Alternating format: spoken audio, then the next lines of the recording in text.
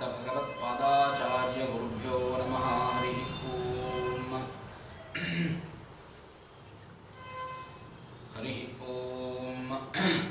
निसुसीदगणपते गणेषु त्वा माहुरविप्राथमं कवीनां नरुते त्वत्क्रियते किञ्चनारे महामर्कं माघवं चित्रमर्च गणानां त्वा गणपतिं हवामहे कविं कवीनामुपमश्रावस्तमं ज्येष्ठराजं ब्रह्माणां ब्रह्मणस्पद आनः शृण्वन्नोतिभिः सीदसादनं हरिः ओम्।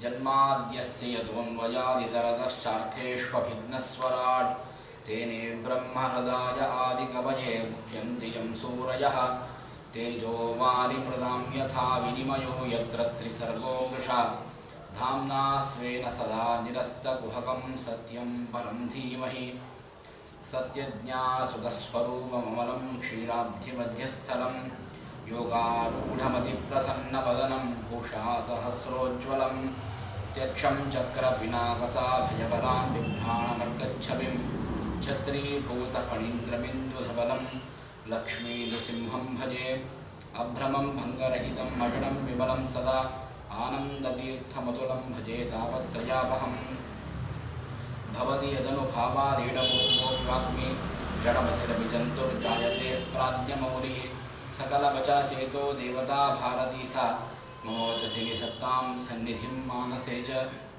यस्य वाः कामधेनुर्नः कामितार्थान् प्रयच्छति सेवेतं जय योगीन्द्रं कामबाणच्छिदं सदा नौमिन्यायसुधाधिकृज्जयमुनीं श्रीपादराट्सन्मणिं व्यासार्यां विविधागमब्धिविहरान् श्रीवादिराजानपि वन्दे हंसवरान् रघुत्तमगुरून् वैदग्ध्यवारान्निधिं श्रीसत्यव्रतराघवेन्द्रमुनिपान् सद्बोधसध्यानपान् विद्यायां विबुधाचार्यं वेदज्ञानाब्धिचन्दिरं दुर्मतध्वान्तमार्ताण्डं सत्यध्यानमुनिं भजे सत्याभिज्ञकलाब्जोत्तान् पञ्चाशद्वर्षपूजकान् सत्यप्रमोदतीर्थार्यान् नौमिन्यायसुधारतान् शास्त्रेषु पारदृश्वानं शास्त्रज्ञेश्च वत्सलं धीरभक्तोद्धारकरं सत्यात्मानं गुरुं भजे विद्यापीठविदातारं विद्यावारिधिचन्दिरं विद्यार्थिवत्सलं वन्दे महाभीमसुगुरुं श्रीगुरुभ्यो नमः।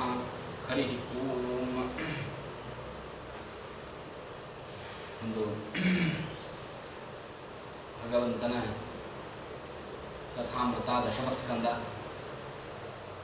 ಭಾಗವತವೇ ಒಂದು ಅದ್ಭುತವಾಗಿರತಕ್ಕಂತಹ ಗ್ರಂಥ. ಶುಕಮುಖಾದ ಅಮೃತದ್ರವ ಸಂಯುತಂ ಅಂತ ಹೇಳ್ತಾರೆ. ವೇದವ್ಯಾಸದೇವರ ಸಾಕ್ಷಾತ್ ಭಗವಂತನೇ ವೇದವ್ಯಾಸದೇವರಾಗಿ ಅವತಾರ ಮಾಡಿ ಬಂದಂತಹ ಸಜ್ಜನರಿಗೆ ಬಂದಂತಹ ಏನು ಅಜ್ಞಾನ ಇತ್ತು, ಋಷಿಗಳ ಶಾಪದಿಂದಾಗಿ ಗೌತಮರ ಶಾಪದಿಂದಾಗಿ ಬಂದಂತಹ ಅಜ್ಞಾನವನ್ನು ಪರಿಹಾರ ಮಾಡುವುದಕ್ಕಾಗಿ ಸಾಕ್ಷಾತ್ ವೇದವ್ಯಾಸದೇವರೇ ಬಂದು ಅವತಾರ ಮಾಡಿ ಆ ಭಾಗವತದ ರಚನೆಯನ್ನು ಮಾಡಿದ್ದಾರೆ. ಇದಕ್ಕಿಂತ ದೊಡ್ಡ ಸೌಭಾಗ್ಯ ಇನ್ನೇನು ಬೇಕು ಅಂತ ಕೇಳ್ತಾರೆ. ಯಾಕೆ ಅಂದರೆ ಭಗವಂತ ಸಜ್ಜನರ ಉದ್ಧಾರಕ್ಕಾಗಿ ತಾನೇ ಒಂದು ಅದ್ಭುತವಾದ ಗ್ರಂಥವನ್ನು ರಚನೆ ಮಾಡಿಕೊಟ್ಟಿದ್ದಾನೆ ಅಂತಂದರೆ ಇದಕ್ಕಿಂತಲೂ ಅದ್ಭುತವಾದ ಸೌಭಾಗ್ಯ ಇನ್ನೊಂದಿಲ್ಲ ಅಂತ ಹೇಳ್ತಾರೆ. ಈ ಭಾಗವತದ ಮಹಿಮೆಯನ್ನು ಹೇಳುವಾಗ ಒಂದು ಮಾತನ್ನು ಹೇಳ್ತಾರೆ. ಕೃಷ್ಣ ಯಾವಾಗ ತಾನು ಪರಂಧಾಮಕ್ಕೆ ಹೋಗ್ತಾನೆ ಆಗ ಧರ್ಮ ಇದು ಯಾರಲ್ಲಿ ಶರಣಾಗತಿಯನ್ನು ಹೊಂದಿತು ಅಂತ ಕೇಳಿದಾಗ ಕೃಷ್ಣ ಪರಂಧಾಮಕ್ಕೆ ಹೋದ ಮೇಲೆ ಧರ್ಮ ಇದು ಭಾಗವತಕ್ಕೆ ಶರಣಾಗತಿಯನ್ನು ಹೊಂದಿತು ಅಂತ ಹೇಳ್ತಾರೆ. ಅಂದರೆ ಧರ್ಮಕ್ಕಿಂ ಶರಣಂ ಗತಃ ಅಂತ ಪ್ರಶ್ನೆಯನ್ನು ಮಾಡಿದಾಗ ಆ ಶೌನಕಾದಿ ಋಷಿಗಳಿಗೆ ಸೂತಾಚಾರ್ಯರು ಹೇಳುವಂತಹ ಮಾತು, ಈ ಭಾಗವತ ಎಂಬ ಅದ್ಭುತವಾಗಿರತಕ್ಕಂತಹ ಗ್ರಂಥಕ್ಕೆ ಧರ್ಮ ಇದು ಶರಣಾಗತಿ ಹೊಂದಿತು ಅಂತ. ಯಾಕೆ ಅಂದರೆ ಅಲ್ಲೆಲ್ಲರೂ ಕೃಷ್ಣನನ್ನು ನೋಡಿದವರು. ದ್ವಾಪರ ಯುಗದಲ್ಲಿ ಎಲ್ಲ ಯಾದವರಾಗಲಿ ಗೋಪಿಕಾಸ್ತ್ರೀಯರಾಗಲಿ ಪಾಂಡವರಾಗಲಿ ಯಾರ್ಯಾರು ಏನೇನು ಆ ಸಂದರ್ಭದಲ್ಲಿ ಆ ದ್ವಾರಕಾ ಒಂದು ಅದ್ಭುತವಾಗಿರತಕ್ಕಂತಹ ಕ್ಷೇತ್ರದಲ್ಲಿ ಆ ಭಗವಂತನ ಸನ್ನಿಧಾನದಲ್ಲಿ ಏನೇನು ಜನ ಇದ್ರೂ ಅವರೆಲ್ಲ ಕೃಷ್ಣನನ್ನು ನೋಡಿದವರು. ನಾವ್ಯಾರೂ ಕೃಷ್ಣನನ್ನು ನೋಡೇ ಇಲ್ಲಲ್ವಾ ಅಂತ ಹೇಳಿದಾಗ ಆಗ ಅದೇ ವೇದವ್ಯಾಸದೇವರು ಹೇಳ್ತಾರೆ, ಕೃಷ್ಣನನ್ನ ಕಣ್ಣಿನಿಂದಾಗಿ ನೋಡಿ ಆನಂದ ಪಟ್ಟವರು ಅವರಾದರೆ ಕಿವಿಯಿಂದ ಕೇಳಿ ಆನಂದ ಪಡುವವರು ನೀವು ಅಂತ ಹೇಳ್ತಾರೆ. ಅಂದರೆ ಹಾಗೆ ಅಂದರೆ ಕಿವಿಯಿಂದಲೂ ಆ ಭಗವಂತನ ಅದ್ಭುತವಾದ ಕಥೆಗಳನ್ನು ಕೇಳಿ ಅವನಲ್ಲಿ ಭಕ್ತಿಯನ್ನು ಧರಿಸುವಂತಹ ಒಂದು ಅದ್ಭುತವಾದ ಗ್ರಂಥ ಅದು ಭಾಗವತ. ಈ ಭಾಗವತಕ್ಕೆ ಆ ಧರ್ಮವು ಶರಣಾಗತಿಯನ್ನು ಹೊಂದಿದೆ ಅಂತ ಹೇಳ್ತಾರೆ. ಅಂತಹ ಒಂದೊಂದು ಪ್ರತಿಯೊಂದು ಅಕ್ಷರದಲ್ಲಿ, ಪ್ರತಿಯೊಂದು ವರ್ಣದಲ್ಲಿ, ಸ್ವರಗಳಲ್ಲಿ, ಒಂದೊಂದು ಶ್ಲೋಕದಲ್ಲಿ, ಒಂದೊಂದು ಪಾದದಲ್ಲಿ, ಒಂದೊಂದು ಅದ್ಭುತವಾದ ಸ್ತೋತ್ರಗಳಲ್ಲಿ ಭಗವಂತನ ಸರ್ವೋತ್ತಮತ್ವವನ್ನೇ ಹೇಳುವಂತಹ ಅದ್ಭುತವಾದ ಗ್ರಂಥ ಅಂದರೆ ಅದು ಭಾಗವತ. ಯಾವುದೋ ಒಂದು ಸಾಮಾನ್ಯವಾದ ಕಥೆಯನ್ನು ಹೇಳ್ತಾ ಇದೆ, ಆ ಕಥೆ ನಮಗೆ ಸರ್ವಥಾ ಉಪಯೋಗವೇ ಇಲ್ಲ, ಅದು ಸಾಧನೆಗೆ ಅನುಕೂಲವಾಗದೇ ಇರತಕ್ಕಂತಹ ಒಂದು ಕಥಾ ಪ್ರಸಂಗವೇ ಅಂತ ಎಂದೂ ಅದನ್ನು ಭಾಗವತದಿಂದ ತೆಗೆದುಹಾಕ್ಲಿಕ್ಕೆ ಸಾಧ್ಯನೇ ಇಲ್ಲ. ನಿವೃತ್ತ ತರ್ಷೈರ್ ಉಪಗೀಯಮಾನಃ ಅಂತ ಹೇಳ್ತಾರೆ. ಒಂದು ಅದ್ಭುತವಾಗಿರತಕ್ಕಂತಹ ಭಗವಂತನ ಲೀಲೆಗಳು ಅದು ಯಾವುದೂ ಕೂಡ ಭಾಗವತದಿಂದಾಗಿ ತೆಗೆದುಹಾಕುವಂತೆ ಇಲ್ಲ. ಇನ್ನಾವೇನು ಬೇರೆ ಪರಕೀಯ ಕಥೆಗಳನ್ನೇನು ಕೇಳುತ್ತೇವೆ, ಉತ್ಸಾಹದಿಂದ ಕೇಳುತ್ತೇವೆ, ನೋಡ್ತೇವೆ, ಮಾಡ್ತೇವೆ, ಅದರಲ್ಲಿ ವಾಯಸ ತೀರ್ಥ ಅಂತ ಕರೀತಾರೆ ಅದನ್ನ. ಕಾಗೆಯ ಸ್ನಾನ ಮಾಡಿದ ತೀರ್ಥ ಇದ್ದಂತೆ ಅದು. ಅದಕ್ಕೆ ಅದು ಉಪಯೋಗವೇ ಇಲ್ಲ. ಅದರಲ್ಲಿ ಎಷ್ಟು ರಸಭರಿತವಾಗಿದ್ದರೂ ಕೂಡ ವಿಷ್ಣು ಕಥಾ ಇಲ್ಲದೆ ಇರತಕ್ಕಂತಹ ಯಾವ ಕಥೆ ಇದೆ, ಆ ಕಥೆಗಳ ಯಾವುದೂ ಉಪಯೋಗವಿಲ್ಲ. ಉಪಯುಕ್ತವಾಗಿರತಕ್ಕಂತಹ ಕಥೆ ಅಂದ್ರೆ ಅದು ಕೃಷ್ಣ ಕಥೆ ಅಂತ ಹೇಳ್ತಾರೆ. ಏನು ಅದ್ಭುತವಾಗಿರತಕ್ಕಂತಹ ಕೃಷ್ಣ ಕಥೆಯನ್ನ ವರ್ಣನೆ ಮಾಡ್ತಾರೆ. ಮಂಗಳಾಚರಣೆಯನ್ನ ಮಾಡುವಾಗ ಏನು ಅದ್ಭುತವಾದ ಮಂಗಳಾಚರಣೆಯನ್ನು ಮಾಡ್ತಾರೆ.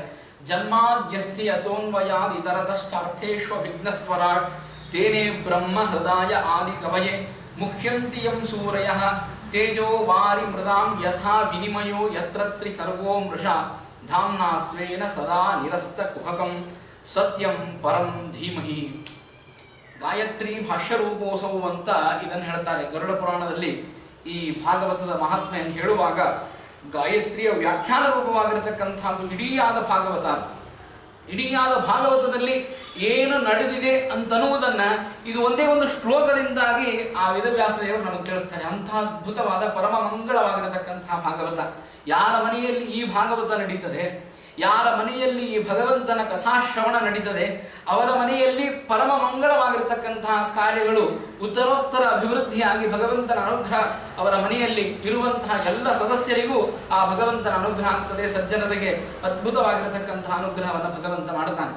ಇಂತಹ ಭಾಗವತವನ್ನ ಶ್ರೀನಿವಾಸಾಚಾರ್ಯರು ತಮ್ಮ ಮನೆಯಲ್ಲಿ ಅವರ ಅಕ್ಕನ ಸಲುವಾಗಿ ಹೇಳಿಸ್ತಾ ಇದ್ದಾರೆ. ಅಂದಮೇಲೆ ಅವರಲ್ಲಿ ವಿಶೇಷವಾಗಿರತಕ್ಕಂತಹ ಭಗವಂತನ ಅನುಗ್ರಹವಾಗಿ ಉತ್ತಮವಾಗಿರತಕ್ಕಂತಹ ಸಂತತಿ ಅಭಿವೃದ್ಧಿಯಾಗಿ ಆ ಶ್ರೀನಿವಾಸಾಚಾರ್ಯರಿಗೂ ಪರಮ ಮಂಗಳವಾಗಿರತಕ್ಕಂತಹ ಉತ್ತರೋತ್ತರದಲ್ಲಿ ಅಭಿವೃದ್ಧಿಯಾಗಿ ಅವರಿಗೂ ಕೂಡ ಕಲ್ಯಾಣವಾಗಬೇಕು ಅಂತ ಅನ್ನುವುದಕ್ಕಾಗಿ ಉದ್ದೇಶದಿಂದಾಗಿ ಈ ಕೃಷ್ಣ ಕಥಾ ಅಂತಂದ್ರೆ ದಶಮಸ್ಕಂದ ಹೇಗಿದೆ ಅಂತಂದ್ರೆ ದಶಮಸ್ಕಂದವನ್ನೇ ಹೇಳ್ತೀನಿ ಅಂತ ಹೇಳಿದ್ದು. ಯಾಕೆ ಅಂತಂದ್ರೆ ಈ ಒಂದು ಭಾಗವತ ಸಪ್ತಾಹವನ್ನು ನಾವು ಮಾಡಿದಾಗ ಭಾಗವತದಲ್ಲಿ ಪ್ರಥಮ ಸ್ಕಂದಕ್ಕೇನೆ 7-8 ದಿವಸ ಬೇಕು ಹೇಳಲಿಕ್ಕೆ. ಆದಮೇಲೆ ಪ್ರಥಮ ಸ್ಕಂದ ಆಯಿತು, ದ್ವಿತೀಯ ಸ್ಕಂದ ಹಾಗೂ ತೃತೀಯ ಎಲ್ಲ ಭಾರಿ ಅದ್ಭುತವಾದಂತಹ ಪ್ರಥಮ ಸ್ಕಂದದಲ್ಲಿ ಭಾಗವತದ ಪೀಠಿಗೆ ರೂಪ ಅಂತ ಹೇಳ್ತಾರೆ. ಆ ಪ್ರಥಮ ಸ್ಕಂದವನ್ನ ಹೇಗೆ ಪ್ರಾರಂಭವಾಯಿತು ಭಾಗವತ ಅಂತ ಅನ್ನುವುದಕ್ಕಾಗಿ. ಹಾಗೆ ದ್ವಿತೀಯ ಸ್ಕಂದ ಎಲ್ಲಾ ಸ್ಕಂದಗಳು ಕೂಡ ಒಂದೊಂದು ಸ್ಕಂದಗಳು 7-8 ದಿವಸ ಉಪನ್ಯಾಸ ಮಾಡುವಂತಹ ಸ್ಕಂದಗಳು. ಆದರೂ ಕೂಡ ಅಲ್ಲಲ್ಲಿ ಮತ್ತೆ ಹಾಗೆ ಬಿಡ್ತಾ ಹೋಗ್ಬೇಕಾಗ್ತದೆ. ಆದರೆ ಸಪ್ತಾಹವನ್ನು ಮಾಡಿದಾಗ ಮಾತ್ರ ಏನಾಗ್ತದೆ, ಎಲ್ಲಾ ಕಥೆಗಳನ್ನ ಬಿಟ್ಟು ಮುಂದೆ ಹೋಗಬೇಕಾಗ್ತದೆ. ಪ್ರಧಾನವಾಗಿರ್ತಕ್ಕಂತಹದ್ದು ಕೃಷ್ಣ ಕಥಾ. ಹಾಗಾಗಿ ಭಾಗವತದ ಅವಯವಗಳನ್ನ, ಭಗವಂತನ ಅವಯವಗಳು ಹೇಗೆ ಯಾವ ಸ್ಕಂದದಲ್ಲಿವೆ ಅಂತ ಹೇಳುವಾಗ ಕೃಷ್ಣನ ಮುಖಾರವಿಂದವೇ ಭಾಗವತದ ದಶಮಸ್ಕಂದ ಅಂತ ಹೇಳ್ತಾರೆ. ಹಾಗಾಗಿ ದಶಮಸ್ಕಂದ ಇದು ಪ್ರಧಾನವಾಗಿರ್ತಕ್ಕಂಥದ್ದು ಕೃಷ್ಣನ ಲೀಲೆ. ಅದನ್ನ ಈ ಮನೆಯಲ್ಲಿ ಅಂದ್ರೆ ನಿಮ್ಮ ಮನೆಯಲ್ಲಿ ಹೇಳಿದಾಗ ಕೃಷ್ಣ ಭಾರಿ ಅದ್ಭುತವಾಗಿರತಕ್ಕಂತಹ ಅನುಗ್ರಹವನ್ನು ಮಾಡ್ತಾನೆ.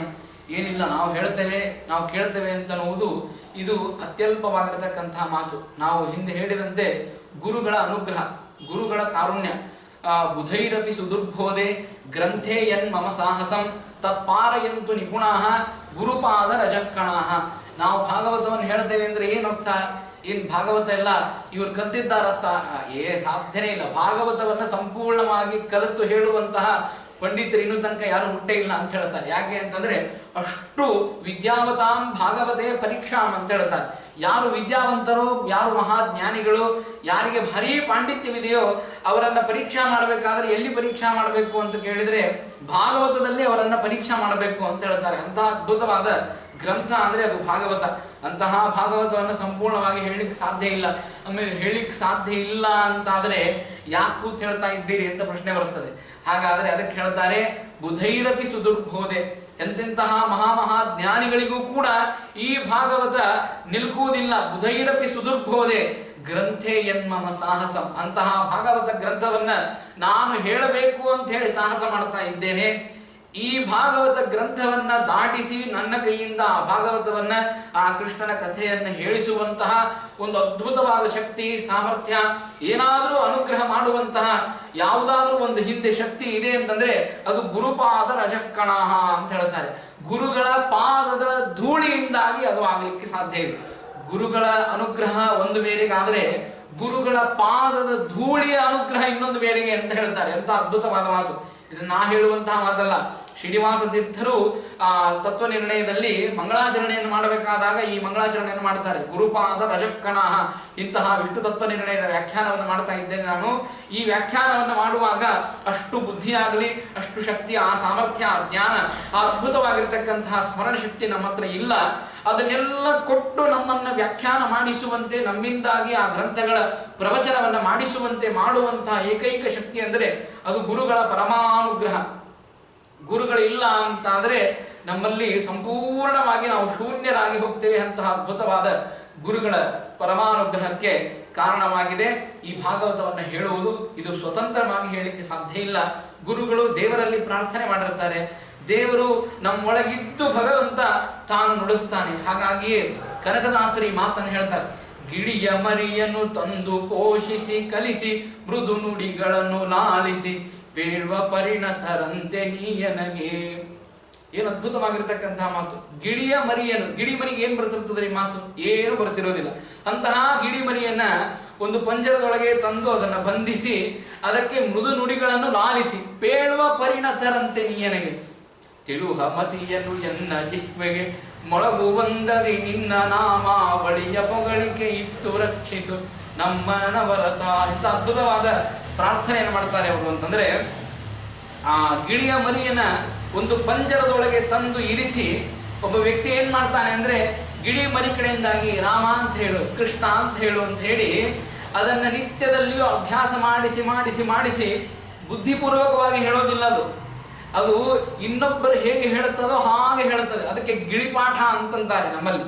ಬುದ್ಧಿಪೂರ್ವಕವಾಗಿ ಹೇಳೋದಿಲ್ಲ, ಒಬ್ಬರು ಹೇಗೆ ಹೇಳುತ್ತಾರೆ ಹಾಗೆ ಹೇಳಿಬಿಡುತ್ತದೆ. ಹಾಗೆ ಆ ಗಿಳಿಯ ಮರಿಯನ್ನು ತಂದು ಪಂಜರದೊಳಗೆ ಬಂಧಿಸಿ ಪೋಷಿಸಿ ಮೃದು ನುಡಿಗಳನ್ನು ಲಾಲಿಸಿ, ಹೇಗೆ ಒಬ್ಬ ವ್ಯಕ್ತಿ ಆ ಮೃದು ನುಡಿಗಳನ್ನು ಹೇಳಿಕೊಡ್ತಾನೋ ಹಾಗೆ ಭಗವಂತ ನಾವು ವಿದ್ಯೆಯಿಂದಾಗಲಿ ಬುದ್ಧಿಯಿಂದಾಗಲಿ ಎಲ್ಲದರಿಂದ ಶೂನ್ಯರಾಗಿದ್ದೇವೆ. ಸ್ವಯಂ ತಿಳುವಳಿಕೆ ನಮ್ಮ ಹತ್ರ ಇಲ್ಲ. ತೇನ ವಿನಾ ತೃಣಮಪಿ ನಚಲತಿ ಅಂತ ಹೇಳಿದಂತೆ ಆ ಭಗವಂತನನ್ನ ಬಿಟ್ಟು ಏನೂ ಮಾಡಲಿಕ್ಕೆ ಸಾಧ್ಯ ಇಲ್ಲ ಅಂತಂದಾಗ ಜ್ಞಾನ ಬರುವುದು ಭಗವಂತನಿಂದ ಅಂತಂದ ಮೇಲೆ ಆ ಗಿಳಿಯ ಮರಿಯಂತೆ ನಾವಿದ್ದೇವೆ. ನೀನೇ ನನ್ನನ್ನ ಒಂದು ಪಂಜರದೊಳಗೆ ಬಂಧಿಸು, ಒಂದು ನಿಯಮಗಳನ್ನು ಹಾಕಿ, ವೇದಾದಿಗಳನ್ನ ಅದ್ಭುತವಾಗಿ ಒಂದು ನಿಯಮಗಳನ್ನು ಹಾಕಿ ಕರ್ಮಗಳನ್ನ ಮಾಡಿಸಿ ಆ ಬಂಧನದಲ್ಲಿ ನನಗೆ ಇರಿಸಿ ನಿನ್ನ ಅದ್ಭುತವಾದ ನಾಮಗಳನ್ನ ನನ್ನ ನಾಲಿಗೆಗೆ ಮೊಳಗುವಂತೆ ಅಂದ್ರೆ ಅಖಂಡವಾಗಿ ಭಗವಂತನ ನಾಮಗಳನ್ನ ರಾಮ, ಕೃಷ್ಣ, ವೇದವ್ಯಾಸ ಅಂತ ಹೇಳಿ ಏನೆಲ್ಲ ಮಾಡ್ತಾ ಇರ್ತೇವೆ ನಾಲಿಗೆಯಿಂದ. ನಾಲಿಗೆಗೆ ಎರಡು ಅದ್ಭುತವಾಗಿರತಕ್ಕಂತಹ ವರವನ್ನ ಕೊಟ್ಟಿದ್ದಾನೆ. ಒಂದು ರುಚಿಯನ್ನ ಸ್ವಾದ ಮಾಡುವಂತಹ ಶಕ್ತಿ ಕೊಟ್ಟಿದ್ದಾನೆ, ಇನ್ನೊಂದು ಮಾತನ್ನ ಆಡುವಂತಹ ಶಕ್ತಿಯನ್ನ ಜಿಹ್ವೇಂದ್ರಿಯಕ್ಕೆ. ಎರಡು ಅದ್ಭುತವಾದ ವರಗಳಿವೆ. ಅಂದಮೇಲೆ ಸ್ವಾದ ತಿನ್ನುವಾಗ ಇದು ಭಗವಂತ ನಿನಗೆ ಅರ್ಪಿತವಾಗಿರತಕ್ಕಂತಹದ್ದು, ನಾನು ಆಡುವ ಮಾತುಗಳೆಲ್ಲ ಭಗವಂತ ಇದು ನಿನ್ನ ಸ್ತೋತ್ರ ಅಂತ ಹೇಳಿ ಭಗವಂತನ ಅದ್ಭುತವಾದ ಗುಣಗಾನವನ್ನು ಮಾಡುವುದಕ್ಕಾಗಿ ಆ ಅದ್ಭುತವಾದ ನಾಲಿಗೆಯನ್ನು ಕೊಟ್ಟಿದ್ದಾನೆ. ಅಂತಹ ಗಿಳಿಯ ಮರಿಯನ್ನು ತಂದು ಪೋಷಿಸಿ ಕಲಿಸಿ ಮೃದು ನುಡಿಗಳನ್ನು ಲಾಲಿಸಿ ಬೇಡುವ ಪರಿಣತರಂತೆ ನೀಯನಗೆ. ಹಾಗಾಗಿ ಅಂತಹ ನನಗೆ ನಿನ್ನ ನಾಮಾವಳಿಯನ್ನ ಅದ್ಭುತವಾಗಿರತಕ್ಕಂತಹ ನನ್ನ ಬುದ್ಧಿಯಲ್ಲಿ ತುಂಬಿ ನೀನು ನನಗೆ ಅನುಗ್ರಹವನ್ನು ಮಾಡು ಅಂತ ಹೇಳಿ ಕನಕದಾಸರು ಕೇಳುತ್ತಾರೆ. ಹಾಗೆ ಭಗವಂತ ನಮ್ಮಲ್ಲಿ ನಿಂತು ಗುರುಗಳ ಅನುಗ್ರಹ, ಆ ಭಗವಂತನ ಅನುಗ್ರಹ ಇದ್ದರೆ ಮಾತ್ರ ಭಾಗವತವನ್ನ ಹೇಳಲಿಕ್ಕೆ ಸಾಧ್ಯವಿದೆ. ಅಂತಹ ಅತ್ಯಂತ ಕಠಿಣವಾಗಿರತಕ್ಕಂಥದ್ದು ಭಾಗವತ. ಅದನ್ನೇ ಹೇಳಿದ ಮಂಗಳಾಚರಣ ಶ್ಲೋಕದಲ್ಲಿಯೇ ಇಡೀ ಭಾಗವತದ ಸಾರವನ್ನು ತಂದಿಡ್ತಾರೆ ವೇದವ್ಯಾಸದೇವರು. ಜನ್ಮಾದ್ಯಸ್ಯ ಅಸ್ಯ ಜನ್ಮಾದಿ ಯತಃ ಅಂತ. ಅಸ್ಯ ಅಂದ್ರೆ ಪ್ರತ್ಯಕ್ಷದಿಂದ ಕಾಣಿಸುವಂತಹ ಪ್ರಪಂಚಸ್ಯ ಅಂತ ಹೇಳ್ತಾರೆ. ಪ್ರತ್ಯಕ್ಷದ ನಾವೇನು ಇಡೀ ಆದ ಪ್ರಪಂಚವನ್ನು ನೋಡ್ತಾ ಇದ್ದೇವೆ, ಗಿಡ ಮರ ಬೆಟ್ಟ ಗುಡ್ಡ ಜೀವರಾಶಿಗಳು ಚರಾಚರಾತ್ಮಕವಾಗಿರತಕ್ಕಂಥ ಏನು ಸಮಸ್ತವಾದ ಪ್ರಪಂಚ ಇದೆ, ಈ ಪ್ರಪಂಚ ನಮಗೇನು ದೃಷ್ಟಿಗೋಚರವಾಗ್ತಾ ಇದೆ, ಈ ದೃಷ್ಟಿಗೋಚರವಾಗುವಂತಹ ಏನು ಸಮಸ್ತವಾದ ಪ್ರಪಂಚ ಪ್ರತ್ಯಕ್ಷದಿಂದ ಕಾಣುವಂತಹ ಏನು ಪ್ರಪಂಚ ಇದೆ, ಈ ಪ್ರಪಂಚಕ್ಕೆ ಸೃಷ್ಟಿಯನ್ನ ಮಾಡುವಂತಹ ಏಕೈಕ ದ್ವರೆ ಅಂದ್ರೆ ಅದು ಭಗವಂತ. ಜನ್ಮಾದಿ ಅಂತ ಹೇಳ್ತಾರೆ. ಆದಿ ಶಬ್ದದಿಂದ ಕೇವಲ ಜನ್ಮವನ್ನಷ್ಟೇ ಕೊಡುವವನಲ್ಲ. ಹಾಗಾದರೆ ಜನ್ಮವನ್ನು ಕೊಡ್ತಾನೆ, ಅದಕ್ಕೆ ಅದ್ಭುತವಾಗಿರತಕ್ಕಂತಹ ಸ್ಥಿತಿಯನ್ನು ಕೊಡ್ತಾನೆ, ನಿಯಮನವನ್ನು ಮಾಡುತ್ತಾನೆ, ಆಮೇಲೆ ಲಯವನ್ನು ಮಾಡುತ್ತಾನೆ. ಯಾರು ಚೇತನರೋ ಅವರಿಗೆ ಜ್ಞಾನವನ್ನು ಕೊಡ್ತಾನೆ, ಯಾರು ಚೇತನರೋ ಅದರಲ್ಲಿಯೂ ತಾಮಸರೋ ಅವರಿಗೆ ಅಜ್ಞಾನವನ್ನು ಕೊಡ್ತಾನೆ ಭಗವಂತ. ಹೀಗೆ ಜ್ಞಾನಾಜ್ಞಾನಗಳನ್ನ ಹಾಗೂ ಮೋಕ್ಷಗಳನ್ನು ಕೊಡುವಂತಹ ಅದ್ಭುತವಾಗಿರತಕ್ಕಂತಹ ಕೈವಲ್ಯ ಮೂರ್ತಿ ಅಂದ್ರೆ ಅದು ಭಗವಂತ. ಹಾಗಾಗಿ ಜನ್ಮಾದ್ಯಸ್ಯ ಅಂತ ಹೇಳ್ತಾರೆ. ಪ್ರಾರಂಭ ಮಾಡುವಾಗ ಕೇಳ್ತಾರೆ, ಅಲ್ರಿ ಶ್ರೀಮದಾಚಾರ್ಯರ ಸಿದ್ಧಾಂತದ ಪ್ರಕಾರ ನಿತ್ಯವಾಗಿರ್ತಕ್ಕಂಥದ್ದು ಪ್ರಕೃತಿ, ಅಂದಮೇಲೆ ನಿತ್ಯನಾಗಿರ್ತಕ್ಕಂಥವನು ಜೀವ, ಪ್ರಕೃತಿನೂ ನಿತ್ಯ, ಜೀವನೂ ನಿತ್ಯ, ಇಡೀ ಜಡವಾದಂತಹ ಪ್ರಕೃತಿಯೂ ನಿತ್ಯವಾಗಿದೆ, ಜಡವಾದಂತಹ ಪ್ರಕೃತಿಯೂ ನಿತ್ಯವಾಗಿದೆ, ಜೀವನೂ ನಿತ್ಯನಾಗಿದ್ದಾನೆ. ಚರಾಚರಾತ್ಮಕವಾದ ಪ್ರಪಂಚಕ್ಕೆ ದೇವರು ಸೃಷ್ಟಿಯನ್ನು ಮಾಡ್ತಾನೆ, ನಿಯಮನವನ್ನು ಮಾಡ್ತಾನೆ ಅಂದ್ರೆ ಹೇಗೆ ಹೇಳ್ತೀರಿ? ಅಂದ್ರೆ ನೀವು ಹೇಳುವುದಿಲ್ಲ ಸುಳ್ಳು ಅಂತ ಆಗ್ತದಲ್ಲ ಅಂತಂದ್ರೆ ಅದಕ್ಕೆ ಸುಧಾದಿ ಗ್ರಂಥದಲ್ಲಿ ಅದ್ಭುತವಾಗಿ ಪ್ರಶ್ನೆಯನ್ನು ಮಾಡಿಕೊಂಡು ಉತ್ತರವನ್ನು ಕೊಡ್ತಾರೆ. ದೇವರು ಸೃಷ್ಟಿ ಮಾಡ್ತಾನೆ ಅಂದ್ರೆ ಅರ್ಥ ಏನು? ಜೀವರನ್ನ ಸೃಷ್ಟಿಸುವುದಿಲ್ಲ. ಜೀವ ಇವು ಅನಾದಿ ಕಾಲದಿಂದ ಅನಂತ ಕಾಲದವರೆಗೆ ನಿತ್ಯ, ಶಾಶ್ವತೋಯಂ ಪುರಾಣ ಅಂತ ಹೇಳ್ತಾರೆ. ಪುರಾಣ ಅಂದ್ರೆ ಆ ಶರೀರದಲ್ಲಿ ಇರುವಂತಹ ಜೀವನಿಗೆ ಆ ಹೆಸರು. ಹಾಗಾಗಿ ಅಂತಹ ಜೀವ ಅವನು ಶಾಶ್ವತ, ಅವನಿಗೆ ಸೃಷ್ಟಿಯಾದಿಗಳಿಲ್ಲ. ಹಾಗಾದ್ರೆ ಸೃಷ್ಟಿಯಾದಿಗಳು ಯಾರಿಗೆ ಅಂತ ಕೇಳಿದಾಗ ದೇಹಕ್ಕೆ ಹೊರತು ಜೀವನಿಗಲ್ಲ. ಜೀವ ಒಂದು ದೇಹದಲ್ಲಿ ಪ್ರವೇಶ ಮಾಡ್ತಾನೆ, ಆ ಪ್ರವೇಶವನ್ನ ಮಾಡಿ ಇನ್ನೊಂದು ದೇಹಕ್ಕೆ ಬರ್ತಾನೆ, ಆ ಇನ್ನೊಂದು ದೇಹ ಪ್ರವೇಶ ಮಾಡ್ತಾನೆ, ಮತ್ತೊಂದು ದೇಹಕ್ಕೆ ಬರ್ತಾನೆ. ಹೀಗೆ ಏನೇನು ದೇಹದ ಸೃಷ್ಟಿಯನ್ನ ಮಾಡ್ತಾನೆ ಅದು ಸೃಷ್ಟಿ, ಭಗವಂತನ ಸೃಷ್ಟಿವೇ ಹೊರತು ಜೀವನ ಸೃಷ್ಟಿ ಅಲ್ಲ. ಹಾಗಾದ್ರೆ ನಿತ್ಯವಾದಂತಹ ಪ್ರಕೃತಿಯ ಸೃಷ್ಟಿ ಹೇಗೆ ಮಾಡ್ತಾನೆ ಅಂತ ಕೇಳಿದಾಗ ಆಗ ಹೇಳ್ತಾರೆ, ಪ್ರಕೃತಿಯ ಸೃಷ್ಟಿಯನ್ನ ಹೇಗೆ ಮಾಡ್ತಾನೆ ದೇವರು ಅಂತಂದ್ರೆ ಜಡಾತ್ಮಕವಾಗಿ ಅದನ್ನ ಪರಿಣಾಮ ಮಾಡುವುದೇ ಇದು ಪ್ರಕೃತಿಯ ಒಂದು ಸೃಷ್ಟಿ ಅಂತ ಹೇಳ್ತಾರೆ. ಹಾಗಾಗಿ ಈ ಮೂರು ವಿಧವಾದ ಭಗವಂತನ ಸೃಷ್ಟಿಯನ್ನು ಹೇಳ್ತಾರೆ. ತೇಜೋ ವಾರಿ ಮೃದಾಂ ಯಥಾ ವಿನಿಮಯ ಯತ್ರ ತ್ರಿಸರ್ಗೋ ಮೃಷಾ. ತೇಜಸ್ಸು ಅಂತಂದ್ರೆ ಭಗವಂತನ ಒಂದೊಂದು ಅವತಾರಗಳು. ಭಗವಂತ ರಾಮನಾಗಿ ಅವತಾರ ಮಾಡಿದ, ಭಗವಂತ ಕೃಷ್ಣನಾಗಿ ಅವತಾರ ಮಾಡಿದ, ಭಗವಂತ ವೇದವ್ಯಾಸನಾಗಿ ಅವತಾರ ಮಾಡಿದ, ಭಗವಂತ ನರಸಿಂಹನಾಗಿ ಅವತಾರ ಮಾಡಿದ, ಭಗವಂತ ಪರಶುರಾಮನಾಗಿ ಅವತಾರ ಮಾಡಿದ. ಏನೇನು ಈ ಅವತಾರಗಳಿವೆ ಇವೆಲ್ಲದಕ್ಕೂ ದೃಷ್ಟಾಂತ ತೇಜಸ್ಸು. ಏನು ಅದ್ಭುತವಾದ ದೃಷ್ಟಾಂತವನ್ನು ಕೊಡ್ತಾರೆ. ಯಾಕೆ ಅಂತಂದ್ರೆ ಈ ತೇಜಸ್ಸು ಅಂತಂದ್ರೆ ಒಂದು ದೀಪದಿಂದಾಗಿ ಇನ್ನೊಂದು ದೀಪವನ್ನು ನಾವು ಹಚ್ತೇವೆ.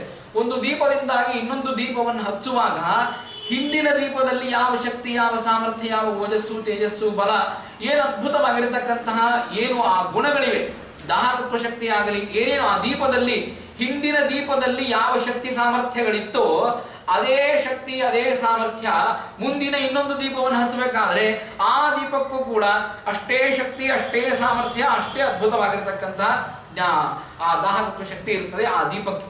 ಅಂದ್ರೆ ಒಂದು ದೀಪದಿಂದ ಇನ್ನೊಂದು ದೀಪವನ್ನು ಹಚ್ಚಬೇಕಾದ್ರೆ ದೀಪದಲ್ಲಿಯೇ ಇನ್ನೊಂದು ದೀಪಕ್ಕೆ ಹೋಗುವಾಗ ಯಾವ ಶಕ್ತಿ ಸಾಮರ್ಥ್ಯಗಳು ಕುಂದೋದಿಲ್ಲ ಅಂತಂದ ಮೇಲೆ ಭಗವಂತ ಮೂಲ ರೂಪದಿಂದಾಗಿ ರಾಮನಾಗಿ ಅವತಾರ ಮಾಡಿದಾಗಲಿ, ಭಗವಂತ ಮೂಲ ರೂಪದಿಂದಾಗಿ ಕೃಷ್ಣನಾಗಿ ಅವತಾರ ಮಾಡಿದಾಗಲಿ, ಭಗವಂತ ಮೂಲ ರೂಪದಿಂದಾಗಿ ನರಸಿಂಹನಾಗಿ ಅವತಾರ ಮಾಡಿದಾಗಲಿ ದೀಪದಿಂದ ದೀಪವನ್ನು ಹಚ್ಚಿದರೆ ಯಾವ ಶಕ್ತಿಯು ಕುಂದೋದಿಲ್ವೋ, ಯಾವ ಗುಣಗಳ ಹ್ರಾಸವೂ ಆಗುವುದಿಲ್ಲವೋ, ಹಾಗೆ ಭಗವಂತನ ಒಂದು ರೂಪದಿಂದ ಇನ್ನೊಂದು ಅವತಾರ ರೂಪವನ್ನು ನೋಡಿದಾಗಲೂ ಕೂಡ ಆ ಅವತಾರ ರೂಪದಲ್ಲಾಗಲಿ ಅಥವಾ ಮೂಲ ರೂಪದಲ್ಲಾಗಲಿ ಒಟ್ಟಾರೆ ಶಕ್ತಿ ಸಾಮರ್ಥ್ಯ ಅಂತನ್ನುವುದು ಕಡಿಮೆ ಆಗಿದೆ ಅಂತನ್ನುವುದು ಇಲ್ವೇ ಇಲ್ಲ. ಅಂತಹ ಅದ್ಭುತವಾಗಿರ್ತಕ್ಕಂತಹ ಭಗವಂತನ ರೂಪಗಳು. ಹಾಗಾಗಿ ತೇಜೋ ವಾರಿ ಮೃದಾಂ ಯಥಾ ವಿನಿಮಯ. ವಾರಿ ಅಂತಂದ್ರೆ ನೀರನ್ನ ದೃಷ್ಟಾಂತವನ್ನಾಗಿಟ್ಟುಕೊಂಡು ಜೀವರಾಶಿಗಳನ್ನ ಸೃಷ್ಟಿ ಮಾಡಿದ ಅಂತ ಹೇಳ್ತಾರೆ. ನೀರು ಅಂತಂದ್ರೆ ಹೇಗೆ ಒಬ್ಬ ವ್ಯಕ್ತಿ ನೀರಿನ ಮುಂದೆ ನಿಂತಾಗ ಅವನ ಪ್ರತಿಬಿಂಬ ಬೀಳುತ್ತದೆ, ಹಾಗೆ ಭಗವಂತನ ಎಲ್ಲ ಪ್ರತಿಬಿಂಬರು ಎಲ್ಲ ಜೀವರಾಶಿಗಳು. ಭಗವಂತ ಪ್ರತಿಬಿಂಬದಂತೆ ಎಲ್ಲ ಜೀವರಾಶಿಗಳನ್ನ ಸೃಷ್ಟಿ ಮಾಡ್ತಾನೆ. ಹಾಗೆ ಜೀವರನ್ನ ಸೃಷ್ಟಿ ಮಾಡಿದ ದೇವರು. ಆದರೆ ಏನು ಬಿಂಬಕ್ಕೆ ಸಾಮರ್ಥ್ಯವಿದೆ ಆ ಸಾಮರ್ಥ್ಯ ಪ್ರತಿಬಿಂಬಕ್ಕೆ ಇಲ್ಲ. ಯಾಕೆಂದ್ರೆ ನೋಡ್ರಿ, ಬಿಂಬ ಹಾಗೂ ಪ್ರತಿಬಿಂಬ ಅಂತಂದ ಮೇಲೇನೆ ಆ ಪ್ರತಿಬಿಂಬನಾಗಿರ್ತಕ್ಕಂಥವನು ಅಸ್ವತಂತ್ರ. ಬಿಂಬನಾಗಿರ್ತಕ್ಕಂಥವನು ಸ್ವತಂತ್ರ ಅಂತ ಅದ್ಭುತವಾದ ತತ್ವವನ್ನು ತಿಳಿಸ್ತಾರೆ. ಹಾಗಾಗಿಯೇ ಬಿಂಬ ಚಲಿಸಿದರೆ ಪ್ರತಿಬಿಂಬ ಚಲಿಸುವುದು ಅಂತ ಹೇಳ್ತಾರೆ. ಅಂದಮೇಲೆ ಬಿಂಬ ಒಂದು ನಮ್ಮ ಛಾಯಾಚಿತ್ರ ಎಲ್ಲಾದರೂ ಬಿದ್ದಿದೆ ಅಂತಂದ್ರೆ ನಾನು ಕೈ ಎತ್ತಿದರೆ ಮಾತ್ರ ಆ ಪ್ರತಿಬಿಂಬವಾಗಿರ್ತಕ್ಕಂತಹ ದರ್ಪಣದಲ್ಲಿ ಕನ್ನಡಿಯಲ್ಲಿರುವಂತಹ ನಮ್ಮ ಪ್ರತಿಬಿಂಬ ಕೈ ಎತ್ತದು. ನಾನು ಕೈನೇ ಎತ್ತಲಿಲ್ಲ ಅಂದ್ರೆ ದರ್ಪಣದಲ್ಲಿ ಇರುವಂತಹ ನನ್ನ ಪ್ರತಿಬಿಂಬ ಕೈ ಎತ್ತೋದಿಲ್ಲ. ಅಂದಮೇಲೆ ಭಗವಂತ ಒಳಗಡೆ ನಿಂತು ಜೀವರಾಶಿಗಳಲ್ಲಿ ಕರ್ಮವನ್ನು ಮಾಡಿಸಿದ ಅಂತಾದರೆ ಆಗ ಒಬ್ಬ ಜೀವರಾಶಿ ಕರ್ಮವನ್ನು ಮಾಡಲಿಕ್ಕೆ ಸಾಧ್ಯ ಇದೆ. ಆ ಕರ್ಮವನ್ನು ಭಗವಂತ ಮಾಡಿಸಲಿಲ್ಲ ಅಂದ್ರೆ ಆ ಜೀವರಾಶಿ ಕರ್ಮವನ್ನು ಮಾಡಲಿಕ್ಕೆ ಸಾಧ್ಯ ಇಲ್ಲ. ಹಾಗಾಗಿ ತೇಜೋ ವಾರಿ ಮೃದಾಂ ಯಥಾ ವಿನಿಮಯ. ಮೃತ್ ಅಂದ್ರೆ ಮಣ್ಣನ್ನು ತೆಗೆದುಕೊಂಡು ಸೃಷ್ಟಿಯನ್ನ ಮಾಡುವುದು. ಒಬ್ಬ ಕುಂಬಾರ ಮಡಿಕೆಯನ್ನು ಸೃಷ್ಟಿ ಮಾಡ್ತಾನೆ. ಮಣ್ಣನ್ನು ತೆಗೆದುಕೊಂಡು ಮಡಿಕೆಯನ್ನು ಹೇಗೆ ಸೃಷ್ಟಿ ಮಾಡಿದ ಹಾಗೆ ಭಗವಂತ ಜಡವಾದಂತಹ ಪ್ರಕೃತಿಯನ್ನು ಇಟ್ಟುಕೊಂಡು ಅದ್ಭುತವಾಗಿರತಕ್ಕಂತಹ ಬ್ರಹ್ಮಾಂಡದ ಸೃಷ್ಟಿಯನ್ನ ಭಗವಂತ ಮಾಡಿದ. ಈ ಏನು ಅಚೇತನಾತ್ಮಕವಾದಂತಹ ಎಲ್ಲ ಪದಾರ್ಥಗಳಿವೆ, ಆ ಎಲ್ಲ ಅಚೇತನವಾಗಿರ್ತಕ್ಕಂತಹ ಪದಾರ್ಥಗಳು ಆ ಚೇತನದ ಸಲುವಾಗಿಯೇ ಭಗವಂತ ನಿರ್ಮಾಣ ಮಾಡಿದ್ದು. ಏನು ಅದ್ಭುತವಾದ ಕಾರುಣ್ಯ! ಭಗವಂತನ ಕಾರುಣ್ಯ ಅಂತಂದ್ರೆ ಊಹಾ ಮಾಡ್ಲಿಕ್ಕೆ ಸಮೇತ ಸಾಧ್ಯ ಇಲ್ಲ. ಅಂದ್ರೆ ಏನೇನು ಸೃಷ್ಟಿ ಮಾಡಿದ್ದಾನೆ, ಅಕ್ಕಿ ಆಗಲಿ ನೆಲವಾಗಲಿ ತಿನ್ನುವಂತಹ ಧನಧಾನ್ಯಗಳನ್ನ ಮೊದಲು ಮಾಡಿಕೊಂಡು ಏನೇನು ಉಪಯೋಗ ಮಾಡುವಂತಹ ಏನೇನು ಆ ಜಡವಾದ ಪದಾರ್ಥಗಳಿವೆ ಆ ಎಲ್ಲಾ ಪದಾರ್ಥಗಳು ಕೂಡ ಚೇತನನ ಸಲುವಾಗಿಯೇ ಭಗವಂತ ಸೃಷ್ಟಿ ಮಾಡಿದ್ದಾನೆ. ಹಾಗಾಗಿ ತೇಜೋ ವಾರಿ ಮೃದಾಂ ಯಥಾ ವಿನಿಮಯ ಯತ್ರ ತ್ರಿಸರ್ಗೋ ಮೃಷಾ. ಸರಿ, ಇಂಥ ಅದ್ಭುತವಾದ ಭಗವಂತ ಇಡೀ ಜಗತ್ತನ್ನ ಸೃಷ್ಟಿ ಮಾಡಿದ. ಜಗತ್ತನ್ನ ಸೃಷ್ಟಿ ಮಾಡಿ ಆ ಜಗತ್ತಿನಿಂದಾಗಿ ಭಗವಂತನಿಗೆ ಏನಾದರೂ ಒಂದು ಪ್ರಯೋಜನ ಇದೆ. ಒಬ್ಬ ಏನೋ ಒಂದು ಬಿಲ್ಡಿಂಗ್ ಕಟ್ತಾನೆ. ಬಿಲ್ಡಿಂಗ್ ಕಟ್ಟಿದ್ರೆ ಅವನಿಗೇನು ಪ್ರಯೋಜನ ಇರ್ತದೆ ಅಂತ ಕೇಳಿದ್ರೆ, ಎಕ್ಸ್ಟ್ರಾ 2 ಫ್ಲೋರ್ ಕಟ್ಟಿದ್ರೆ ಅವನಿಗೆ ಒಂದು 2 ಕೋಟಿನೋ 3 ಕೋಟಿನೋ ಲಾಭ ಇರುತ್ತದೆ. ಒಬ್ಬ ಬಿಲ್ಡರ್ ಒಂದು ಬಿಲ್ಡಿಂಗ್ ಕಟ್ಟಿದ ಅಂತಂದ್ರೆ ಅವನು ಲಾಭವನ್ನು ನೋಡಿಕೊಂಡು ಒಂದು ಬಿಲ್ಡಿಂಗ್ ಕಟ್ತಾನೆ. ಅಂದಮೇಲೆ ಭಗವಂತ ಒಂದು ಸೃಷ್ಟಿ ಮಾಡ್ತಾನೆ, ಒಂದು ಆ ಬ್ರಹ್ಮಾಂಡವನ್ನು ಸೃಷ್ಟಿ ಮಾಡ್ತಾನೆ. ಬ್ರಹ್ಮಾಂಡದಲ್ಲಿ ಚೇತನರನ್ನ ಹಾಗೂ ಅಚೇತನವಾದ ಪದಾರ್ಥಗಳನ್ನ ಭಗವಂತ ಸೃಷ್ಟಿ ಮಾಡ್ತಾನೆ ಅಂತಂದ್ರೆ ಭಗವಂತನಿಗೆ ಏನು ಪ್ರಯೋಜನ? ಹೇಗೆ ಬಿಲ್ಡಿಂಗ್ ಮಾಡಿರ್ತಕ್ಕಂಥವನಿಗೆ ಏನೋ ಒಂದು ಧನದ ಪ್ರಯೋಜನ ಇದೆ, ಏನೋ ಒಂದು ಪ್ರಯೋಜನ ಇದೆ, ಹಾಗೆ ಭಗವಂತನಿಗೆ ಪ್ರಯೋಜನ ಏನು ಸೃಷ್ಟಿ ಮಾಡಿರ್ತಕ್ಕಂತಹ ಭಗವಂತನಿಗೆ ಅಂತ ಕೇಳಿದಾಗ ಯತ್ರ ತ್ರಿಸರ್ಗೋ ಮೃಷ, ಅವನಿಗೆ ಯಾವ ಪ್ರಯೋಜನವೂ ಇಲ್ಲ ಅಂತಂತಾರೆ. ಅಲ್ರಿ, ಪ್ರಯೋಜನ ಮನುದ್ದಿಶ್ಯ ನಮಂದು ಅಭಿಪ್ರವರ್ತದೆ ಅಂತ ಶಾಸ್ತ್ರ. ಪ್ರಯೋಜನ ಇಲ್ಲದೇನೆ ಒಬ್ಬ ಬುದ್ಧಿಮಾಂದ್ಯನೂ ಯಾವ ಕೆಲಸವನ್ನು ಮಾಡ್ಲಿಕ್ಕೆ ಸಾಧ್ಯ ಇಲ್ಲ ಅಂತಂದ ಮೇಲೆ, ಒಬ್ಬ ಮೂರ್ಖನೂ ಪ್ರಯೋಜನ ಇಲ್ಲದೇನೆ ಯಾವ ಕೆಲಸವನ್ನು ಮಾಡ್ಲಿಕ್ಕೆ ಸಾಧ್ಯ ಇಲ್ಲ ಅಂತಂದ ಮೇಲೆ, ಒಬ್ಬ ವ್ಯಕ್ತಿ ಪ್ರಯೋಜನ ಇಟ್ಟುಕೊಂಡೇ ಕೆಲಸ ಮಾಡ್ತಾನೆ ಅಂದ್ಮೇಲೆ ಇವನು ಸರ್ವಜ್ಞ. ಮೂರ್ಖ ಅಲ್ಲ ಇವನು, ಸಾಮಾನ್ಯ ತಿಳುವಳಿಕೆ ಇದೆ ಅಂತಲ್ಲ, ಇವನು ಸರ್ವಜ್ಞನಾಗಿರ್ತಕ್ಕಂಥವನು. ಸರ್ವಜ್ಞನಾದ ವ್ಯಕ್ತಿ ಪ್ರಯೋಜನ ಇಲ್ಲದೇನೆ ಒಂದು ಕೆಲಸವನ್ನು ಮಾಡ್ಲಿಕ್ಕೆ ಸಾಧ್ಯ ಇದೆಯಾ? ಪ್ರಯೋಜನ ಇಲ್ಲದೇನೆ ಇವನು ಕೆಲಸ ಮಾಡ್ತಾ ಇದ್ದಾನೆ ಅಂದ್ರೆ ಮೂರ್ಖರಿಗಿಂತಲೂ ಮೂರ್ಖ ಅಂತ ಅರ್ಥ. ಹಾಗಾಗಿ ಮೂಢಾಗ್ರಣಿ ಅಂತ ಕರೀತಾರೆ. ನಮ್ಮಲ್ಲಿ ಆ ರಘುತ್ತಮ ಸ್ತೋತ್ರದಲ್ಲಿ ಹೇಳುವಾಗ ಮೂಢಾಗ್ರಣಿ ವೆಂಕಟ ಭಟ್ಟಸೂದ. ಮೂಢಾಗ್ರಣಿ, ಅವರು ಭಾರಿ ಮೂಢಕ್ಕೆ ಅಗ್ರಣಿ ಆಗಿರ್ತಕ್ಕಂಥವನು. ಯಾಕಂದ್ರೆ ಪ್ರಯೋಜನ ಇಲ್ಲದೇನೆ ಕೆಲಸ ಮಾಡೋದು. ಹಾಗೆ ಮಾಡ್ತಾನ ದೇವರು. ಹಾಗಾದ್ರೆ ಪ್ರಯೋಜನ ಇಲ್ಲದೇನೆ ಕೆಲಸ ಮಾಡಿದ್ರೆ ಇವನು ಅಸರ್ವಜ್ಞ ಮೂಢಾಗ್ರಣಿ ಅಂತ ಆಗ್ತಾನೆ. ಪ್ರಯೋಜನ ಇಟ್ಟುಕೊಂಡು ಸೃಷ್ಟಿ ಮಾಡ್ತಾನೆ ಅಂತಂದ್ರೆ ಮನುಷ್ಯರಂತೆ ಆಗಿಬಿಡ್ತಾನೆ. ಯಾಕಂದ್ರೆ ಒಬ್ಬ ಮನುಷ್ಯ ತಾನು ಯಾವುದೋ ಒಂದು ಕೆಲಸ ಮಾಡಬೇಕಾದ್ರೆ ಇನ್ನೊಂದರಿಂದ ಸುಖದ ಅಪೇಕ್ಷೆ ಇಟ್ಟುಕೊಂಡೇ ಕೆಲಸವನ್ನ ಮಾಡ್ತಾನೆ. ಅಂದಮೇಲೆ ಮನುಷ್ಯ ಹೇಗೆ ಪ್ರಯೋಜನ ಇಟ್ಟುಕೊಂಡು ಆ ಫಲದ ಅಪೇಕ್ಷೆ ಇಟ್ಟುಕೊಂಡು ಕೆಲಸವನ್ನ ಮಾಡಿದ, ಹಾಗೆ ದೇವರು ಜಗತ್ತನ್ನು ಸೃಷ್ಟಿ ಮಾಡಬೇಕಾದ್ರೆ ಒಂದು ಫಲದ ಅಪೇಕ್ಷೆ ಇಟ್ಟುಕೊಂಡು ಸೃಷ್ಟಿ ಮಾಡಿದ. ಅಂದ್ಮೇಲೆ ದೇವರಿಗೂ ಮನುಷ್ಯರಿಗೂ ವ್ಯತ್ಯಾಸ ಏನು? ಹಾಗಾಗಿ ಏನೂ ವ್ಯತ್ಯಾಸ ಬರಲಿಲ್ಲಲ್ಲ. ಹಾಗಾದ್ರೆ ಏನ್ ಮಾಡಿದ ಭಗವಂತ ಅಂತ ಕೇಳಿದ್ರೆ ಏನು ಅದ್ಭುತ ವ್ಯಾಖ್ಯಾನವನ್ನು ಮಾಡ್ತಾರೆ ಅಂತಂದ್ರೆ, ಮೃಷಾ, ಭಗವಂತನ ವಿಷಯಕವಾಗಿ ಏನೂ ಪ್ರಯೋಜನ ಇಲ್ಲ ಅಂತಂತಾರೆ. ಹಾಗಾದ್ರೆ ಅವನು ಮೂಢನಲ್ಲ. ಯಾಕೆ ಅಂದ್ರೆ ದೇವಶೇಷ ಸ್ವಭಾವೋಯಂ ಅಂತ ವೇದ ಹೇಳ್ತದೆ. ಭಗವಂತ ಸೃಷ್ಟಿ ಮಾಡುವುದು ಅವನ ಸ್ವಭಾವ. ಒಬ್ಬರ ಸ್ವಭಾವ ಇರ್ತದೆ, ಅವ್ರು ಮಾತಾಡ್ತಾರೆ ಬಿಟ್ಬಿಡ್ರಿ, ಅವರಿಗೆ ನೀವು ಏನೂ ಹೇಳಿಕ್ ಸಾಧ್ಯ ಇಲ್ಲ ಅಂತಂತಾರಲ್ಲ. ಹಾಗೆ ದೇವರ ಸ್ವಭಾವ ಇದೆ. ಏನು ಅಂತಂದ್ರೆ ಎಲ್ಲಾ ಜೀವರಾಶಿಗಳಿಗೆ ಉಪಕಾರವನ್ನ ಮಾಡಬೇಕು ಎನ್ನುವಂಥ ಭಗವಂತನ ಸ್ವಭಾವ. ಅಲ್ಲಿ ಯಾವ ಪ್ರಯೋಜನವೂ ಇಲ್ಲ. ಸುಮ್ಮನೆ ಹೋಗಿ ತಾಯಂದ್ರು ಮನೆಯಲ್ಲಿ ಅಡಿಗೆ ಮಾಡ್ತಿರ್ತಾರೆ, ಅವ್ರಿಗೆ ಕೇಳ್ರಿ. ಸುಮ್ಮನೆ ತಾಯಿಯಲ್ಲಿ ಒಂದು ಭಗವಂತನ ರೂಪ ಇದೆ ಅಂತ ನಾವು ಹೇಳ್ತೀವಲ್ಲ, ಹಾಗಾಗಿ ಆ ತಾಯಂದ್ರು ಮನೆಯಲ್ಲಿ ಅಡಿಗೆ ಮಾಡ್ತಿರ್ತಾರೆ. ಅಡಿಗೆ ಮಾಡ್ತಾ ಇರುವಂತಹ ತಾಯಂದ್ರಿಗೆ ಹೋಗಿ ಕೇಳ್ರಿ, ಇದರಿಂದ ಏನು ಪ್ರಯೋಜನ ಅಂತ ಕೇಳಿ. ಏನ್ ಹೇಳ್ತಾರ ಅವರು? ನಿಮಗೇನಾದ್ರೂ ದುಡ್ಡು ಬರ್ತದ? ತಿಂಗಳ ಏನಾದ್ರೂ ನಿಮಗೆ ಪಗಾರ ಹಾಕ್ತಾರ? ತಿಂಗಳ ಏನಾದ್ರೂ ನಿಮಗೆ ದುಡ್ಡು ಕೊಡ್ತಾರ? ಏನಾದ್ರೂ ಕೊಟ್ಟು ನಿಮಗೆ ಅಡಿಗೆಯನ್ನ ಮಾಡಿ ಹಚ್ಚಿದ್ದಾರ ಅಂತ ಕೇಳಿದ್ರೆ ಏನ್ ಹೇಳ್ತಾರೆ ತಾಯಂದ್ರು? ಇಲ್ರಿ ಮತ್ತು ಮಕ್ಕಳೆಲ್ಲ ತಿನ್ಬೇಕು ಅಂತಂದ್ರೆ ಮಾಡ್ಲೇಬೇಕಲ್ಲ ಅಂದ್ಮೇಲೆ ಅವ್ರ ಸ್ವಭಾವ ಅಲ್ಲ.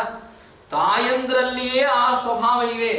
ಭಗವಂತನ ಸನ್ನಿಧಾನ ಇರುವಂತಹ ತಾಯಂದ್ರಲ್ಲಿಯೇ ಇನ್ನೊಬ್ಬರ ಪ್ರಯೋಜನವೇ ತನ್ನ ಪ್ರಯೋಜನ ಅಂತ ಅನ್ಕೊಂಡು, ಇನ್ನೊಬ್ಬರ ಸುಖವೇ ತನ್ನ ಸುಖ ಅಂತ ಅನ್ಕೊಂಡು ಒಬ್ಬ ತಾಯಿ ಒಬ್ಬ ಮಗನಿಗೆ ಅಡಿಗೆಯನ್ನು ಮಾಡಿ ಹಾಕ್ತಾಳೆ.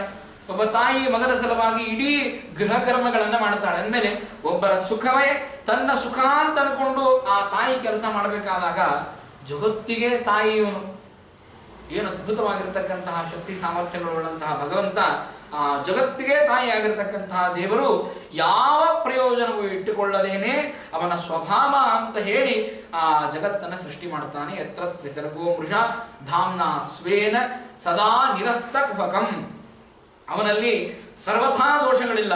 ದೋಷಗಳಿಲ್ಲ ಅಂದ್ರೆ ಹೇಗೆ?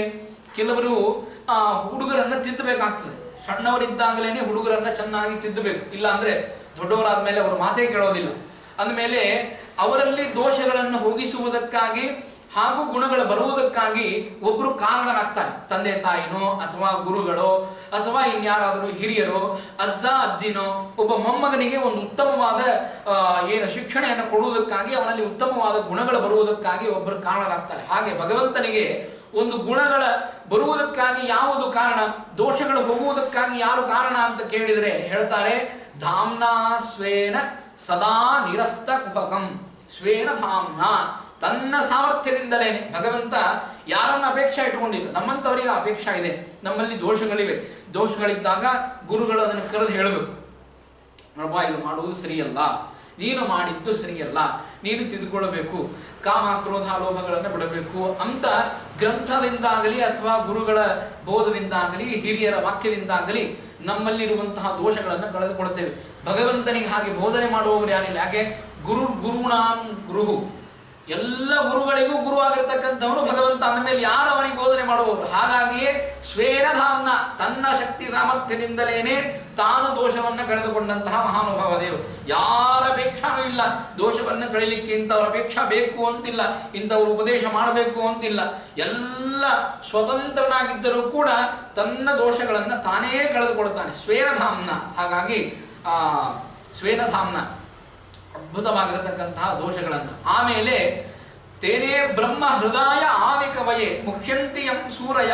ಇಂತಹ ಭಗವಂತನನ್ನ ಮೊಟ್ಟ ಮೊದಲಿಗೆ ಯಾರು ತಿಳಿದರು ಅಂತ ಕೇಳಿದರೆ ತಾನೇ ಪ್ರೀತಿಯಿಂದಾಗಿ ಬ್ರಹ್ಮ ಅಂದ್ರೆ ವೇದವನ್ನ ಆದಿಕವಯೇ ಬ್ರಹ್ಮದೇವರಿಗೆ ಉಪದೇಶ ಮಾಡಿದ. ತನ್ನ ಶಕ್ತಿ ಸಾಮರ್ಥ್ಯವನ್ನ, ತನ್ನ ಸೃಷ್ಟಿಯನ್ನ, ತನ್ನ ಸೃಷ್ಟಿಯ ಲೀಲೆಗಳನ್ನ, ತನ್ನ ಗುಣಪೂರ್ಣತೆಯನ್ನ, ತನ್ನ ದೋಷ ದೂರತ್ವವನ್ನ, ವೇದಗಳಲ್ಲಿ ಏನು ಆ ರಮಾದೇವಿ ದುರ್ಗಾದೇವಿ ರೂಪದಿಂದಾಗಿ ವೇದಾಭಿಮಾನಿಯಾಗಿರತಕ್ಕಂತಹ ಲಕ್ಷ್ಮೀದೇವಿ ನಿತ್ಯದಲ್ಲಿ ಆ ವೇದಗಳನ್ನು ಹೇಗೆ ಹೇಳುತ್ತಾಳೆ, ಆ ವೇದಗಳಲ್ಲಿ ಆ ಪ್ರತಿಪಾದ್ಯವಾಗಿರತಕ್ಕಂತಹ ಭಗವಂತನ ರೂಪವನ್ನ ಹೃದಯ ಆದಿ ಕವಯೆ ಪ್ರೀತಿಯಿಂದಾಗಿ ಬ್ರಹ್ಮದೇವರಿಗೆ ಭಗವಂತ ತಾನೇ ಉಪದೇಶ ಮಾಡ್ತಾನೆ.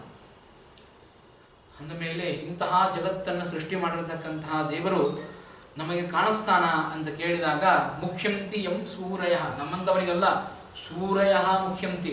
ಇಂತಹ ಜ್ಞಾನಿಗಳು ಅವನ ಮೋಹಕ್ಕೆ ಒಳಗಾಗ್ತಾರೆ, ವಿಷಯಾಸಕ್ತರಾಗ್ತಾರೆ, ದೇವರನ್ನ ಕಾಣಲಿಕ್ಕೆ ಸಾಧ್ಯವಾಗುವುದಿಲ್ಲ ಅಂತ ಹೇಳ್ತಾರೆ. ಹಾಗಾಗಿ ಅಂತಹ ಭಗವಂತನನ್ನ ಸತ್ಯಂ ಪರಂ ಧೀಮಹಿ ಅಂತ ಹೇಳ್ತಾರೆ. ಸತ್ಯಂ, ಸತ್ಯನಾಗಿರ್ತಕ್ಕಂಥವನು. ಸತ್ಯ ಅಂತಲ್ಲಿ ಅನೇಕ ಅರ್ಥಗಳನ್ನು ಮಾಡ್ತಾರೆ. ಸುಧಾದಿ ಗ್ರಂಥಗಳಲ್ಲಿ ಸತ್ಯ ಶಬ್ದಕ್ಕೆ ಮರ್ತ್ಯಾಮರ್ತ್ಯ ನಿಯಾಮಕ ಅಂತ ಅದ್ಭುತವಾಗಿರತಕ್ಕಂತಹ ವ್ಯಾಖ್ಯಾನವನ್ನು ಮಾಡ್ತಾರೆ. ಮರ್ತ್ಯ ಅಂತಂದ್ರೆ ಭೂಲೋಕದಲ್ಲಿರುವಂತಹ ಮನುಷ್ಯರು. ಹಾಗವರು ಇನ್ನೊಂದು ಸತ್ಯ ಶಬ್ದಕ್ಕೆ ಮುಕ್ತರು ಎಂಬ ಅರ್ಥವನ್ನು ಮಾಡ್ತಾರೆ. ಮುಕ್ತಾಮುಕ್ತ ನಿಯಾಮಕ ಅಂತ ಅರ್ಥವನ್ನು ಮಾಡ್ತಾರೆ. ಹಾಗಾಗಿ ಅಂತಹ ಸತ್ಯಂ ಪರಂ ಸರ್ವೋತ್ತಮನಾಗಿರ್ತಕ್ಕಂಥವ್ರು, ಅವನ ಮೇಲೆ ಯಾರೂ ಇಲ್ಲ. ಪಾಸ್ತಂಬಸೋ ಯೋಷ್ಟಮಃ, ಹೇಗೆ ಸಪ್ತಮ ರಸನೇ ಇಲ್ಲ ಅಂತ ಅಂದಮೇಲೆ ಅಷ್ಟಮ ರಸ ಹೇಗೆ ಬರ್ಲಿಕ್ಕೆ ಸಾಧ್ಯ? ಅಂದಮೇಲೆ ಅವನ ಸಮಾನರೇ ಯಾರೂ ಇಲ್ಲ ಅಂದಮೇಲೆ ಅವನಿಗಿಂತ ಉತ್ತಮರು ಯಾರೂ ಇರ್ಲಿಕ್ಕೆ ಸಾಧ್ಯ ಇಲ್ಲ. ಹಾಗೆ ಆ ಭಗವಂತನಿಗಿಂತ ಉತ್ತಮರು ಯಾರೂ ಇಲ್ಲ ಅಂತ ಅದ್ಭುತವಾಗಿರ್ತಕ್ಕಂತಹ ಭಗವಂತನನ್ನ ಧೀಮಹಿ ಧ್ಯಾನ ಮಾಡೋಣ ಅಂತ ಹೇಳ್ತಾರೆ. ಧೀಮಹಿ ಧಿಯೋ ಯೋನ ಪ್ರಚೋದಯ. ಆ ಅಗ್ನಿಯ ಆ ಗಾಯತ್ರಿಯ ಅದ್ಭುತವಾಗಿರತಕ್ಕಂತಹ ಮಂತ್ರದಲ್ಲಿ ಧಿಯೋ ಯೋನ ಪ್ರಚೋದಯ ಅಂತ ಹೇಳಿ ಆ ಭಗವಂತನನ್ನ ನಮ್ಮ ನಿತ್ಯದಲ್ಲಿಯೂ ನಮ್ಮ ಬುದ್ಧಿಯನ್ನು ದಿನದಿನಕ್ಕೆ ಪ್ರೇರಣೆ ಮಾಡಲಿ ಅಂತ ಹೇಳಿ ಅವರನ್ನ ಪ್ರಾರ್ಥನೆ ಮಾಡೋಣ. ನಮ್ಮವರು ಹಾಗೂ ನಮ್ಮ ಸುತ್ತಮುತ್ತಲಿದ್ದವರು ಅವರ ಬುದ್ಧಿಯನ್ನು ಕೂಡ ಚೆನ್ನಾಗಿ ಪ್ರಯತ್ನ ಮಾಡಲಿ ದೇವರು ಅಂತ ಹೇಳಿ ಪ್ರಾರ್ಥನೆ ಮಾಡೋಣ ಅಂತ ಮಾಡುತ್ತಾರೆ. ಈ ರೀತಿಯಾಗಿ ಭಾಗವತದ ಮಂಗಳಾಚರಣೆಯನ್ನು ಹೇಳಿ ಧರ್ಮ ಪ್ರೋಚ್ಚಿತ ಕೈತಗೋತ್ರ ಪರಮಃ ನಿರ್ವತ್ಸರಾಣಾಂ ಸತಾಂ, ಈ ಶ್ಲೋಕದಲ್ಲಿ ಭಾಗವತಕ್ಕೆ ಅಧಿಕಾರಿಗಳು ಯಾರು ಅಂತ ಹೇಳ್ತಾರೆ. ಎರಡನೇ ಶ್ಲೋಕ ಹೇಳ್ತೇನೆ, ಮುಂದೆ ದಶಮಸ್ಕಂದ ಬಹಳ ಇದೆ. ಮಂಗಳಾಚರಣೆಯನ್ನು ಮಾಡಿಯೇ ಹೋಗಬೇಕು ಅಂತ ಅನ್ನುವುದಕ್ಕಾಗಿ ಎರಡು ಮಂಗಳಾಚರಣೆಯನ್ನು ಹೇಳ್ತಾ ಇದ್ದೇನೆ. ಧರ್ಮ ಪ್ರೋಚ್ಚಿತ ಕೈತಗೋತ್ರ ಪರಮಃ ನಿರ್ಮತ್ಸರಾಣಾಂ ಸತಾಂ, ಯಾರು ಈ ಭಾಗವತಕ್ಕೆ ಅಧಿಕಾರಿಗಳು ಅಂತ ಕೇಳಿದಾಗ ಅಧಿಕಾರಿ ವರ್ಗವನ್ನು ಸೂಚನೆ ಮಾಡುತ್ತದೆ ಭಾಗವತ. ಇಲ್ಲಿ ಭಾಗವತದಲ್ಲಿ ಏನು ವಿಷಯ, ಯಾವ ವಿಷಯವನ್ನು ಪ್ರಸ್ತಾವನೆ ಮಾಡ್ತಾ ಇದ್ದಾರೆ ಭಾಗವತದಲ್ಲಿ, ಈ ವಿಷಯವನ್ನು ಓದಲಿಕ್ಕೆ ಯಾರು ಅಧಿಕಾರಿಗಳು, ಆ ವಿಷಯದಿಂದಾಗಿ ಆಗುವಂತಹ ಪ್ರಯೋಜನ, ಅಧಿಕಾರಿ ವಿಷಯ ಜ್ಞಾನವನ್ನು ಮಾಡಿಕೊಂಡ ಮೇಲೆ ಆ ಅಧಿಕಾರಿಗೆ ಆಗುವಂತಹ ಪ್ರಯೋಜನ ಏನು. ಯಾಕೆಂದ್ರೆ ಮೂರು ಬೇಕು. ಒಂದು ಗ್ರಂಥದ ಆರಂಭಕ್ಕಾಗಿ ಚತುಷ್ಟಯಗಳು ಅಂತ ಹೇಳ್ತಾರೆ. ನಮಗೆ ಒಂದು ಅಧಿಕಾರಿ ಬೇಕು, ಅದರಲ್ಲಿ ವಿಷಯ ಬೇಕು, ಅದರಿಂದ ಪ್ರಯೋಜನ ಬೇಕು, ಹಾಗೂ ಗ್ರಂಥಕ್ಕೆ ಸಂಬಂಧ ಬೇಕು. ಹಾಗಾಗಿ ಅದನ್ನ ಹೇಳ್ತಾ ಇದ್ದಾರೆ. ಅನುಬಂಧ ಚತುಷ್ಟಯ ಅಂತ ಇದಕ್ಕೆ ಕರೀತಾರೆ. ಒಂದು ಗ್ರಂಥದ ಪ್ರಾರಂಭವಾಗಬೇಕಾದ್ರೆ ಅನುಬಂಧ ಚತುಷ್ಟಯವನ್ನ ಹೇಳಬೇಕು. ಹಾಗಾಗಿ ಏನು ಅಂತ ಕೇಳಿದ್ರೆ ಧರ್ಮ ಪ್ರೋಚ್ಚಿತ ಕೈತವಃ ಅತ್ರ ಪರಮಃ, ಎಂತಹ ವಿಷಯವನ್ನ ಭಾಗವತದಲ್ಲಿ ಹೇಳ್ತಾ ಇದ್ದಾರೆ ಅಂದರೆ ಇಲ್ಲಿ ನಿಷ್ಕಾಮವಾಗಿರತಕ್ಕಂತಹ ಧರ್ಮವನ್ನ ಮಾಡಬೇಕು ಅಂತ ಹೇಳ್ತಾ ಇದ್ದಾರೆ. ಹಾಗಾಗಿ ನೋಡ್ರಿ, ನೀವು ಯಾವ ಪುರಾಣದಲ್ಲಿ, ಬೇರೆ ಬೇರೆ ಪುರಾಣಗಳಲ್ಲಿ ನಾವು ಕೇಳ್ತೇವೆ ಸತ್ಯನಾರಾಯಣ ಪೂಜೆ ಮಾಡಲಿಕ್ಕೆ ಹೇಳ್ತಾರೆ. ಆಮೇಲೆ ಸ್ಕಂದ ಪುರಾಣದಲ್ಲಿ ಆಗಲಿ ಅನೇಕ ಗೌರಿಯಾದಿ ಪೂಜೆಗಳನ್ನ ಅನೇಕ ಪುರಾಣಗಳಲ್ಲಿ ಹೇಳಿದ್ದಾರೆ. ಅನಂತ ವೃತವನ್ನ ಹೇಳ್ತಾರೆ ಬೇರೆ ಬೇರೆ ಬೇರೆ ಕಡೆಗೆ, ಬೇರೆ ಬೇರೆ ಪುರಾಣದಲ್ಲಿ. ಹೀಗೆ ಸಕಾಮ ಕರ್ಮಗಳನ್ನ ಬೇರೆ ಬೇರೆ ಪುರಾಣಗಳಲ್ಲಿ ಹೇಳಿ ಮುಗಿಸಿಬಿಟ್ಟಿದ್ದಾರೆ.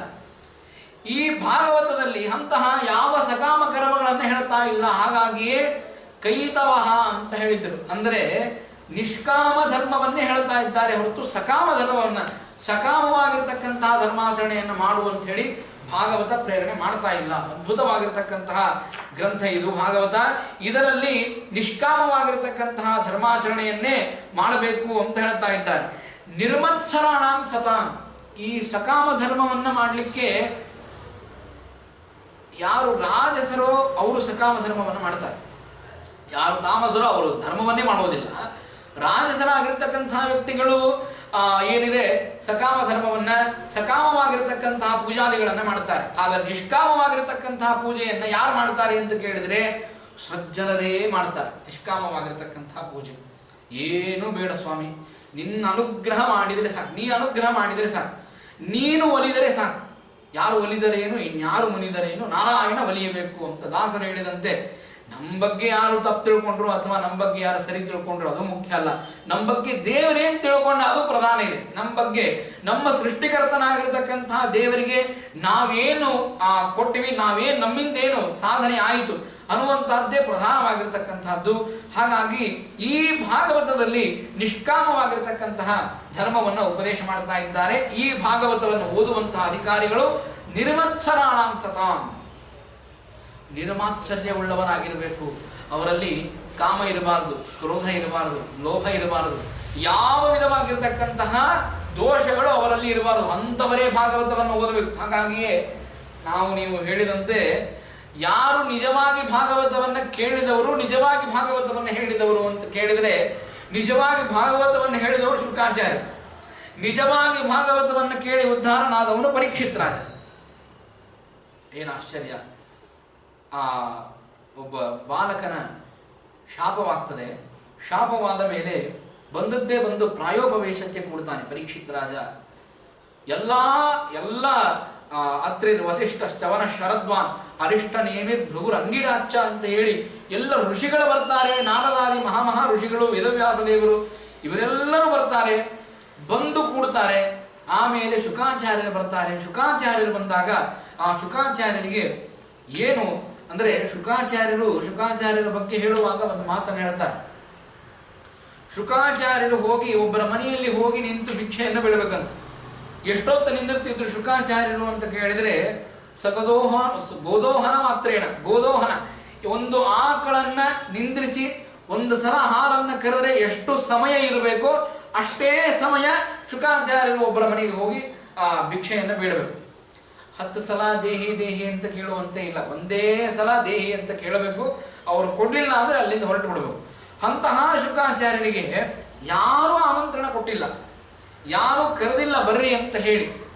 ಕರೆದೇ ಇದ್ದಾಗ ಆಮಂತ್ರಣವನ್ನು ಕೊಡದೇ ಇದ್ದಾಗಲೂ ಕೂಡ ಸ್ವಯಂ ಶುಕಾಚಾರ್ಯರು ಈ ಪರೀಕ್ಷಿತ್ ರಾಜನ ಹತ್ರ ಬಂದು ಭಾಗವತವನ್ನು ಹೇಳುವುದಕ್ಕಾಗಿ 7 ದಿನ ಹಗಲು ರಾತ್ರಿ ಕೂಡ್ತಾರೆ. ಅವರಿಗೆ ಇಂಥ ವ್ಯವಸ್ಥೆ ಮಾಡಿಸು, ನಮಗೆ ಉತ್ತಮವಾಗಿರತಕ್ಕಂತಹ AC ರೂಮ್ ಬೇಕು, ಅಥವಾ ಇಂತಹ ಒಂದು ಅದ್ಭುತವಾದ ಇಳ್ಕೊಳ್ಳಿಕ್ಕೆ ಸ್ಥಳ ಬೇಕು, ಇದು ಯಾವುದೂ ಕೇಳಲಿಲ್ಲ. ಎಲ್ಲಿ ಇಳ್ಕೊಂಡಿದ್ದು ಅಂತಂದ್ರೆ ಗಂಗಾ ಕ್ಷೇತ್ರದಲ್ಲಿ, ಆ ಗಂಗಾ ನದಿಯ ತಟದಲ್ಲಿಯೇ ಇದ್ದು ಶುಕಾಚಾರ್ಯರು ಭಾಗವತವನ್ನು ಉಪದೇಶ ಮಾಡ್ತಾರೆ. 7 ದಿನ ಅವನು ಕೇಳಿದ ಯಾವ ಪ್ರಶ್ನೆಗೂ ಕೂಡ ಇಲ್ಲ ಅಂತ ಅನ್ನೋದಿಲ್ಲ, ವಿಸ್ತೃತವಾಗಿಯೇ ಉತ್ತರವನ್ನು ಕೊಡ್ತಾನೆ. ಯಾವ ಪ್ರಶ್ನೆಗೂ ಇಲ್ಲ ಅಂತ ಹೇಳದೇನೆ ಏನು ವೇದವ್ಯಾಸ ದೇವರ ಮುಖದಿಂದ ಬಂದಿತ್ತೋ ಅದೇ ವೇದವ್ಯಾಸ ದೇವರ ಮುಖದಿಂದಲೇನೆ ಬಂದಿರತಕ್ಕಂತಹ ಭಾಗವತವನ್ನ ಚಾಚೂ ತಪ್ಪದೆ ರುದ್ರಾಂಶಭೂತರಾಗಿರತಕ್ಕಂತಹ ಶುಕಾಚಾರ್ಯರು ಪರೀಕ್ಷಿತ್ ರಾಜನಿಗೆ ಉಪದೇಶವನ್ನು ಮಾಡ್ತಾರೆ. ಆ ಪರೀಕ್ಷಿತ್ ರಾಜನು ಕೂಡ ಏನು ಆಶ್ಚರ್ಯ ಅಂತಂದ್ರೆ, ಭಾಗವತವನ್ನ ಕೇಳುವಾಗಲಿ ಆ ಭಾಗವತವನ್ನು ನಿರಂತರವಾಗಿ ಹೇಳಬೇಕು. ಉಪವಾಸದಿಂದ ಪ್ರಾಯೋಪವೇಶಕ್ಕೆ ಕೂತಾನೆ ಅಂತಂದ್ರೆ ಭಾಗವತವನ್ನು ಕೇಳುವುದೇ ಹಾಗೆ ಅಂತಂತಾರೆ. ಯಾವ ಆಹಾರವನ್ನ ಸ್ವೀಕಾರ ಮಾಡದೇನೆ ಭಾಗವತವನ್ನ ಕೇಳಬೇಕು ಅಂತ ಹೇಳ್ತಾರೆ. ಆದರೆ ಕೆಲವು ಸಲ ಏನಾಗ್ತದೆ, ಆಹಾರ ಸ್ವೀಕಾರ ಮಾಡದೇ ಇರುವುದು ಕಥಾಭಂಗಕ್ಕೆ ಕಾರಣವಾಗ್ತದೆ ಅಂತ ಅನ್ಕೊಂಡು ಆಹಾರ ಸ್ವೀಕಾರ ಮಾಡಿದ್ರು ನಡೀತದೆ ಅಂತ ಹೇಳ್ತಾರೆ. ಆಚಾರ್ಯ, ನೀವು ಆಹಾರ ಸ್ವೀಕಾರ ಮಾಡಬೇಡ ಅಂತ ಹೇಳಿದ್ರಿ, ನಾವು ಆಹಾರನೇ ತಗೊಂಡಿಲ್ಲ, ಹಾಗಾಗಿ ನೀವೇನು ಭಾಗವತ್ ಹೇಳಿದ್ ನಮ್ಗೆ ತಿಳಿದೇ ಇಲ್ಲ ಅಂತ ಹೇಳಿ ನಮ್ಗೆಲ್ಲ ಆ ಅಡಿಗೆ ಮನೆ ಕಡೆನೇ ಲಕ್ಷ್ಯ ಇತ್ತು, ನೀವು ಬೇರೆ ಭಾಗವತ ಅಂತ ಹೇಳ್ತಿದ್ರಿ. ನಮ್ಗೆ ಹೇಗಿತ್ತು ಅಂದ್ರೆ, ಆಚಾರ್ಯ ಯಾವಾಗ ಭಾಗವತ್ ಮುಗಿಸ್ತಾರೆ, ಯಾವಾಗ ನಾವು ಉಪಹಾರ ತಗೊಂಡೆವು ಅಂತೆ ಆ ಉಪಹಾರದ ಚಿಂತೆಯನ್ನು ಇಟ್ಟುಕೊಂಡೇ ಭಾಗವತವನ್ನ ಕೇಳ್ತಾ ಇರುವಂತಹ ಪರಿಸ್ಥಿತಿಯಲ್ಲಿ ಭಾಗವತ ತಲೆಯಲ್ಲಿ ಹೋಗೋದಿಲ್ಲ. ಹಾಗಾಗಿ ಆ ಭಾಗವತವನ್ನ ಹೇಗೆ ಕೇಳಬೇಕು ಅಂತ ಕೇಳಿದಾಗ ಪರೀಕ್ಷಿತ್ ರಾಜರಂತಹ ಮಹಾನುಭಾವರು ಈ ಭಾಗವತಕ್ಕೆ ಅಧಿಕಾರಿಗಳು ಅಂತ ಹೇಳ್ತಾರೆ. ಹಾಗಾಗಿ ನಿರ್ವತ್ಸರಾಣಾಂ ಸತಾಂ ವೇದ್ಯಂ ವಾಸ್ತವ ಮಾತ್ರ ವಸ್ತು ಶಿವದಂ ತಾವತ್ರಯೋನ್ಮೂಲನಂ, ಈ ಒಂದು ಅದ್ಭುತವಾದ ಭಾಗವತದಲ್ಲಿ ಭಗವಂತನ ಮಹಿಮೆಯೇ ಇದು ಪರಮವಾಗಿರತಕ್ಕಂತಹ ಧರ್ಮ, ಅದನ್ನೇ ಪ್ರತಿಪಾದನೆ ಮಾಡಿದ್ದಾರೆ. ತಾಪತ್ರಯೋನ್ಮೂಲನಂ ಶಿವದಂ, ಏನು 3 ವಿಧವಾಗಿರತಕ್ಕಂತಹ ತಾಪತ್ರಯಗಳಿವೆ, ಆ ಎಲ್ಲ ತಾಪತ್ರಯಗಳನ್ನು ಕಳೆದು ಉತ್ತಮವಾಗಿರತಕ್ಕಂತಹ ಮಂಗಳವನ್ನು ಕೊಡುತ್ತದೆ. ಹಾಗಾಗಿ ಶ್ರೀಮದ್ ಭಾಗವತೆ ಮಹಾಮುನಿಕೃತೆ ಕಿಂ ವಾಪರೇ ಈಶ್ವರ, ಈ ಭಾಗವತ ಎಂಬಂತಹ ಗ್ರಂಥವನ್ನು ಯಾರು ಬರೆದಿದ್ದಾರೆ ಅಂತಂದ್ರೆ ಸಾಕ್ಷಾತ್ ವೇದವ್ಯಾಸ ದೇವರು ಬರೆದಿದ್ದಾರೆ. ಅಂದಮೇಲೆ ಸಾಮಾನ್ಯ ಗ್ರಂಥ ಅಲ್ಲ ಇದು. ಸಾಮಾನ್ಯವಾಗಿ ಸ್ತೋತ್ರ ಮಾಡಲಿಕ್ಕೆ, ಯಾರನ್ನೋ ಹೊಗಳಿ ಅವರಿಂದ ದುಡ್ಡನ್ನು ಇಸ್ಕೊಳ್ಳಿಕ್ಕೆ ಮಾಡಿರ್ತಕ್ಕಂತಹ ಒಂದು ಸಾಮಾನ್ಯ ಗ್ರಂಥ ಅಲ್ಲ ಇದು. ಮೋಕ್ಷವನ್ನೇ ಕೊಡುವಂತಹ ಅದ್ಭುತವಾದ ಗ್ರಂಥ ಅಂತ ಹೇಳ್ತಾರೆ. ಕಿಂ ವಾಪರೇ ಈಶ್ವರ ಸದ್ಯೋ ವೃದ್ಧವರುದ್ಧದೇತ್ರ ಕೃತಿಭಿ ಶುಶ್ರೂಷುಭಿಸ್ತಕ್ಷಣ, ಯಾರು ಈ ಭಾಗವತವನ್ನ ಚೆನ್ನಾಗಿ ಶ್ರದ್ಧೆಯಿಂದಾಗಿ ಭಾಗವತವನ್ನು ಕೇಳುತ್ತಾರೆ ಅವರಿಗೆ ಉತ್ತಮವಾಗಿರತಕ್ಕಂತಹ ಭಗವಂತನ ಅನುಗ್ರಹ ಪ್ರಾಪ್ತಿಯಾಗ್ತದೆ ಅಂತ ಹೇಳ್ತಾರೆ. ಅಂತಹ ಭಾಗವತವನ್ನ ಶ್ರೀನಿವಾಸಾಚಾರ್ಯರು ತಮ್ಮ ಮನೆಯಲ್ಲಿ ಹೇಳಿಸ್ತಾ ಇದ್ದಾರೆ. ಭಗವಂತ ದಶಮಸ್ಕಂದ, ಭಾಗವತದ ದಶಮಸ್ಕಂದ ಕೃಷ್ಣನ ಲೀಲೆ ಎಷ್ಟಾಗ್ತದೋ, ಎಷ್ಟು ಯೋಗ್ಯತಾ ಇದೆಯೋ ಭಗವಂತನ ಹಾಗೂ ಗುರುಗಳ ಅನುಗ್ರಹದಿಂದಾಗಿ ಈ ಭಾಗವತದ ಕಥಾಮೃತವನ್ನ ಪ್ರಾರಂಭ ಮಾಡ್ತಾ ಇದ್ದೇವೆ. ಮೊದಲಿಗೆ ದಶಮಸ್ಕಂದದಲ್ಲಿ ಪ್ರಾರಂಭ ಮಾಡುವಾಗ ಕೃಷ್ಣನ ಮೇಲೆ ಭಾರಿ ಭಕ್ತಿ ಪರೀಕ್ಷಿತ್ ರಾಜನಿಗೆ. ಯಾಕೆ ಅಂದ್ರೆ ಕೃಷ್ಣನಿಂದಾಗಿಯೇ ಅನೇಕ ಸಲ ತಾನು ಉಳಿದು ಬಂದಿದ್ದಾನೆ. ಗರ್ಭದಲ್ಲಿಯೇ ಒಂದು ಸಲ ತನ್ನ ದೇಹತ್ಯಾಗವನ್ನು ಮಾಡಿದ್ದ. ಆಗ ಭಗವಂತ ಒಳಗಡೆ ಪ್ರವೇಶ ಮಾಡಿ ಈ ಅಶ್ವತ್ಥಾಮಾಚಾರ್ಯನು ಬಿಟ್ಟಂತಹ ಯಾವ ಬ್ರಹ್ಮಾಸ್ತ್ರವಿತ್ತೋ ಆ ಬ್ರಹ್ಮಾಸ್ತ್ರದಿಂದಾಗಿ ಪರೀಕ್ಷಿತ್ ರಾಜನನ್ನ ಕಾಪಾಡಬೇಕು ಅಂತ ಹೇಳಿ ಗದಾಪಾಣಿಯಾಗಿ ನಿಂತು ಇಡಿಯಾದ ಗರ್ಭದ ಸುತ್ತಲೂ ತಾನು ತಿರುಗಿ ಆ ಶಿಶುವನ್ನು ರಕ್ಷಣೆ ಮಾಡುತ್ತಾನೆ. ಹಾಗಾಗಿಯೇ ಭಾಗವತವನ್ನು ಕೇಳುವಾಗ ಈ ದಶಮಸ್ಕಂದಕ್ಕೆ ಯಾಕಷ್ಟು ಪ್ರಾಧಾನ್ಯ ಅಂತಂದ್ರೆ, ಇವೇನು ಉತ್ತಮವಾದ ಸಂತಾನವಾಗುವುದಿದೆ, ಈ ಸಂತಾನಕ್ಕೆ ಯಾವ ವಿಧವಾದಂತಹ ದುಷ್ಟಶಕ್ತಿಗಳ ಪರಿಣಾಮವಾಗಲಿ, ಯಾವುದೇ ಒಂದು ಅನಾಹುತವಾಗಲಿ ಆಗಬಾರದು ಅಂತ ಅನ್ನೋದಕ್ಕಾಗಿ ಗದಾಪಾಣಿಯಾಗಿರ್ತಕ್ಕಂತಹ ಕೃಷ್ಣ ಪರಮಾತ್ಮನನ್ನ ಚೆನ್ನಾಗಿ ಚಿಂತನೆ ಮಾಡಬೇಕು ಅಂತ ಹೇಳ್ತಾರೆ. ಆ ಗದಾಪಾಣಿಯಾಗಿರ್ತಕ್ಕಂತಹ ಕೃಷ್ಣ ಪರಮಾತ್ಮನನ್ನ ಚೆನ್ನಾಗಿ ಚಿಂತನೆ ಮಾಡಿದರೆ ಗರ್ಭದಲ್ಲಿರುವಂತಹ ಕೂಸಿಗೆ ಯಾವ ವಿಧವಾಗಿರತಕ್ಕಂತಹ ತೊಂದರೆಯೂ ಆಗೋದಿಲ್ಲ. ಹೇಗೆ ಉತ್ತರೆಯ ಗರ್ಭದಲ್ಲಿರುವಂತಹ ಆ ಪರೀಕ್ಷಿತನಿಗೆ ಯಾವ ತೊಂದರೆಯೂ ಆಗದಂತೆ ಗರ್ಭದಿಂದಾಗಿ ಅನಾಯಾಸವಾಗಿ ಕೂಸು ಬಂದಾಗ ಆ ಭಗವಂತ ಪರೀಕ್ಷಿತ್ ರಾಜನನ್ನ ಹೇಗೆ ರಕ್ಷಣೆ ಮಾಡಿದ, ಹಾಗೆ ಕೂಸನ್ನು ರಕ್ಷಣೆ ಮಾಡ್ತಾನೆ. ಅದಕ್ಕಾಗಿಯೇ ದಶಮಸ್ಕಂದ ಭಾಗವತವನ್ನು ಕೇಳೋದು ಅಂತ ಹೇಳ್ತಾರೆ. ಹಾಗೆ ಆಮೇಲೆ ಆ ಭಾಗವತವನ್ನು ಕೇಳುವುದಕ್ಕಾಗಿ ಮೊದಲಿಗೆ ಪೀಠಿಗೆಯನ್ನು ಹಾಕಬೇಕು. ಅವರು ಹೇಳ್ತಾರೆ, ಪೀಠಿಕೆಯನ್ನು ಯಾಕೆ ಕೃಷ್ಣನ ಕಥೆಯನ್ನೇ ಅಷ್ಟು ಉತ್ತರಾರ್ಧದಲ್ಲಿ ಸಂಪೂರ್ಣವಾಗಿ ಕೃಷ್ಣನ ಕಥೆಯೇ ಇದೆ. ನಾವು ಮೊದಲಿಗೆ ಪೂರ್ವಾರ್ಧದಲ್ಲಿ ನೋಡಿದಾಗ ಅನೇಕ ಭಕ್ತರ ಕಥೆಗಳನ್ನು ಹೇಳಿದ್ದಾರೆ. ಪ್ರಹ್ಲಾದರಾಜರಾಗಲಿ, ಧ್ರುವರಾಜರಾಗಲಿ, ಅನೇಕ ಗಜೇಂದ್ರನಾಗಲಿ, ಹೀಗೆ ಅನೇಕ ಭಕ್ತರ ಕಥೆಗಳನ್ನು ಹೇಳಿ ಮುಂದೆ ಉತ್ತರಾರ್ಧದಲ್ಲಿ ಸಂಪೂರ್ಣವಾಗಿ ಕೃಷ್ಣನ ಕಥೆಯನ್ನ, ಭಗವಂತನ ಮಹಿಮೆಗಳನ್ನು ಹೇಳ್ತಾ ಹೋಗ್ತಾ ಇದ್ದಾರೆ. ಇಷ್ಟು ಭಗವಂತನ ಮೇಲೆ ಆ ಭಕ್ತಿ ಉದ್ರೇಕವಾಗ್ಲಿಕ್ಕೆ ಏನಾದರೂ ಕಾರಣ ಇರಬೇಕಲ್ಲ. ಅಂದಮೇಲೆ ಮಮ ಪ್ರಾಣಾಹಿ ಪಾಂಡವ ಅಂತೇನು ಕೃಷ್ಣ ಹೇಳಿದ, ಆ ಪಾಂಡವರ ವಂಶದಲ್ಲಿ ಬಂದಿದ್ದಾನೆ ಪರೀಕ್ಷಿತ ರಾಜ. ಅಂದಮೇಲೆ ಆ ಪಾಂಡವರ ವಂಶವನ್ನ ಕಾಪಾಡಿರ್ತಕ್ಕಂತಹ ಕೃಷ್ಣನ ಮೇಲೆ ಭಾರಿ ಅದ್ಭುತವಾಗಿರತಕ್ಕಂತಹ ಪ್ರೀತಿ. ಹಾಗಾಗಿ ಪ್ರಶ್ನೆಯನ್ನು ಮಾಡ್ತಾ ಇದ್ದಾನೆ ಆ ಪರೀಕ್ಷಿತ ರಾಜ. ಭಕ್ತಿಯಿಂದಾಗಿ ಶುಕಾಚಾರ್ಯನಿಗೆ ಪ್ರಶ್ನೆಯನ್ನು ಮಾಡ್ತಾನೆ. ಕಥಿತೋ ವಂಶ ವಿಸ್ತಾರ ಭವತಾ ಸೋಮಸೂರ್ಯಯೋ ರಾಜ್ಞಾಂ ಚೋಭಯ ವಂಶಾನಾಂ ಚರಿತಂ ಪರಮಾದ್ಭುತಂ. ಹಿಂದೆ ನವಮಸ್ಕಂದದಲ್ಲಿ ಸೂರ್ಯ ಹಾಗೂ ಚಂದ್ರ ವಂಶರ ಅದ್ಭುತವಾಗಿರತಕ್ಕಂತಹ ಅಲ್ಲಿ ಎಷ್ಟೆಷ್ಟು ಮಂದಿ ರಾಜರುಗಳು ಬಂದರು, ಅನೇಕ ರಾಜರುಗಳ ಕಥೆಗಳನ್ನು ಹೇಳಿದರೆ ಅಲ್ಲೇ ರಾಮದೇವರ ಅವತಾರವೂ ಆಯಿತು. ಆ ರಾಮದೇವರ ಕಥೆಯನ್ನು ಚೆನ್ನಾಗಿ ಹೇಳಿದ್ದೀರಿ.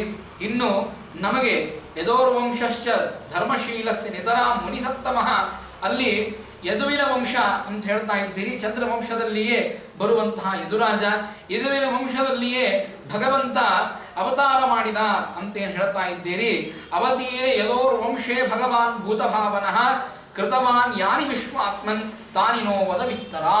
ಆ ಯದುವಿನ ವಂಶದಲ್ಲಿಯೇ ಶ್ರೀಕೃಷ್ಣ ಪರಮಾತ್ಮ ಅವತಾರ ಮಾಡಿ ಅದ್ಭುತವಾದ ಬಾಲಲೀಲೆಗಳನ್ನು ತೋರಿಸಿದ್ದಾನೆ. ಜಗತ್ತಿಗೆ ಆಶ್ಚರ್ಯಕರವಾಗಿರ್ತಕ್ಕಂತಹ ಕರ್ಮಗಳನ್ನು ದೇವರು ತೋರಿಸ್ತಾನೆ.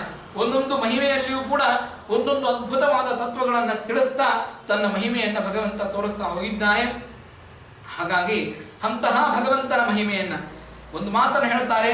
ನಿವೃತ್ತತರ್ಷೈರುಪಗೀಯಮಾನಾತ್ ಭವೌಷಧಾತ್ ಶ್ರೋತ್ರ ಮನೋಭಿರಾಮಾತ್ ಕವುತ್ತಮ ಶ್ಲೋಕ ಗುಣಾನುವಾದಾತ್ ಪುಮಾನ್ ವಿರಜ್ಯೇತ ವಿನಾ ಪಶುಘ್ನಾತ್. ಆ ದಶಮಸ್ಕಂದದ ಪ್ರಾರಂಭದಲ್ಲಿ ಹೇಳುವಾಗ ಈ ಮಾತನ್ನು ಹೇಳ್ತಾರೆ. ನಿವೃತ್ತತರ್ಷೈರುಪಗೀಯಮಾನ, ಯಾರು ಭಗವಂತನ ಮೇಲೆ ಹೆಚ್ಚಾಗಿ ಪ್ರೀತಿಯನ್ನು ಮಾಡಲಿಕ್ಕೆ ಸಾಧ್ಯ ಇದೆ ಅಂತಂದ್ರೆ, ಯಾರಲ್ಲಿ ವಿಷಯದ ವಿರಾಗ ಇದೆ ಅವರು ಮಾತ್ರ ಭಗವಂತನ ಮೇಲೆ ಹೆಚ್ಚು ಪ್ರೀತಿಯನ್ನು ಮಾಡಲಿಕ್ಕೆ ಸಾಧ್ಯ ಇದೆ. ವಿಷಯದಲ್ಲಿ ವಿರಕ್ತಿ ಇಲ್ಲ ಅಂತಾದ್ರೆ ನಮ್ಮಲ್ಲಿ ಅಲ್ಲಿ ಒಂದು ಮನಸ್ಸಿರ್ತದೆ, ಇಲ್ಲೊಂದು ಮನಸ್ಸಿರ್ತದೆ. ನಮ್ಮಲ್ಲಿ ಮೊನ್ನೆ ಹೇಳಿದಂತೆ ಇಬ್ರು ಗೆಳೆಯಂದಿರಿದ್ರು, ಅವರಿಬ್ರು ಕೂಡ ಇಬ್ಬರಿಗೂ ಒಂದೊಂದು ಕರ್ಮಗಳು. ಒಬ್ಬ ಗೆಳೆಯ ಇನ್ನೊಬ್ಬರಿಗೆ ಗೆಳೆಯ ಹೇಳ್ತಾನೆ, ಇಲ್ಲ 6 ಗಂಟೆಗೆ ಆಚಾರ್ಯ ಪ್ರವಚನ ಪ್ರಾರಂಭವಾಗುವುದಿದೆ, ನಾನು ಹೋಗ್ತೇನೆ ಅಂತ. ಇನ್ನೊಬ್ಬ ಗೆಳೆಯ ಹೇಳ್ತಾನೆ, ಇನ್ನೊಂದು ಕಡೆಗೆ ನಾಟಕ ಇದೆ, ನಾನು ಅಲ್ಲಿ ಹೋಗ್ತೇನೆ ಅಂತ. ಇಬ್ಬರು ಮಾತಾಡಿಕೊಂಡು ಹೋದ್ರು.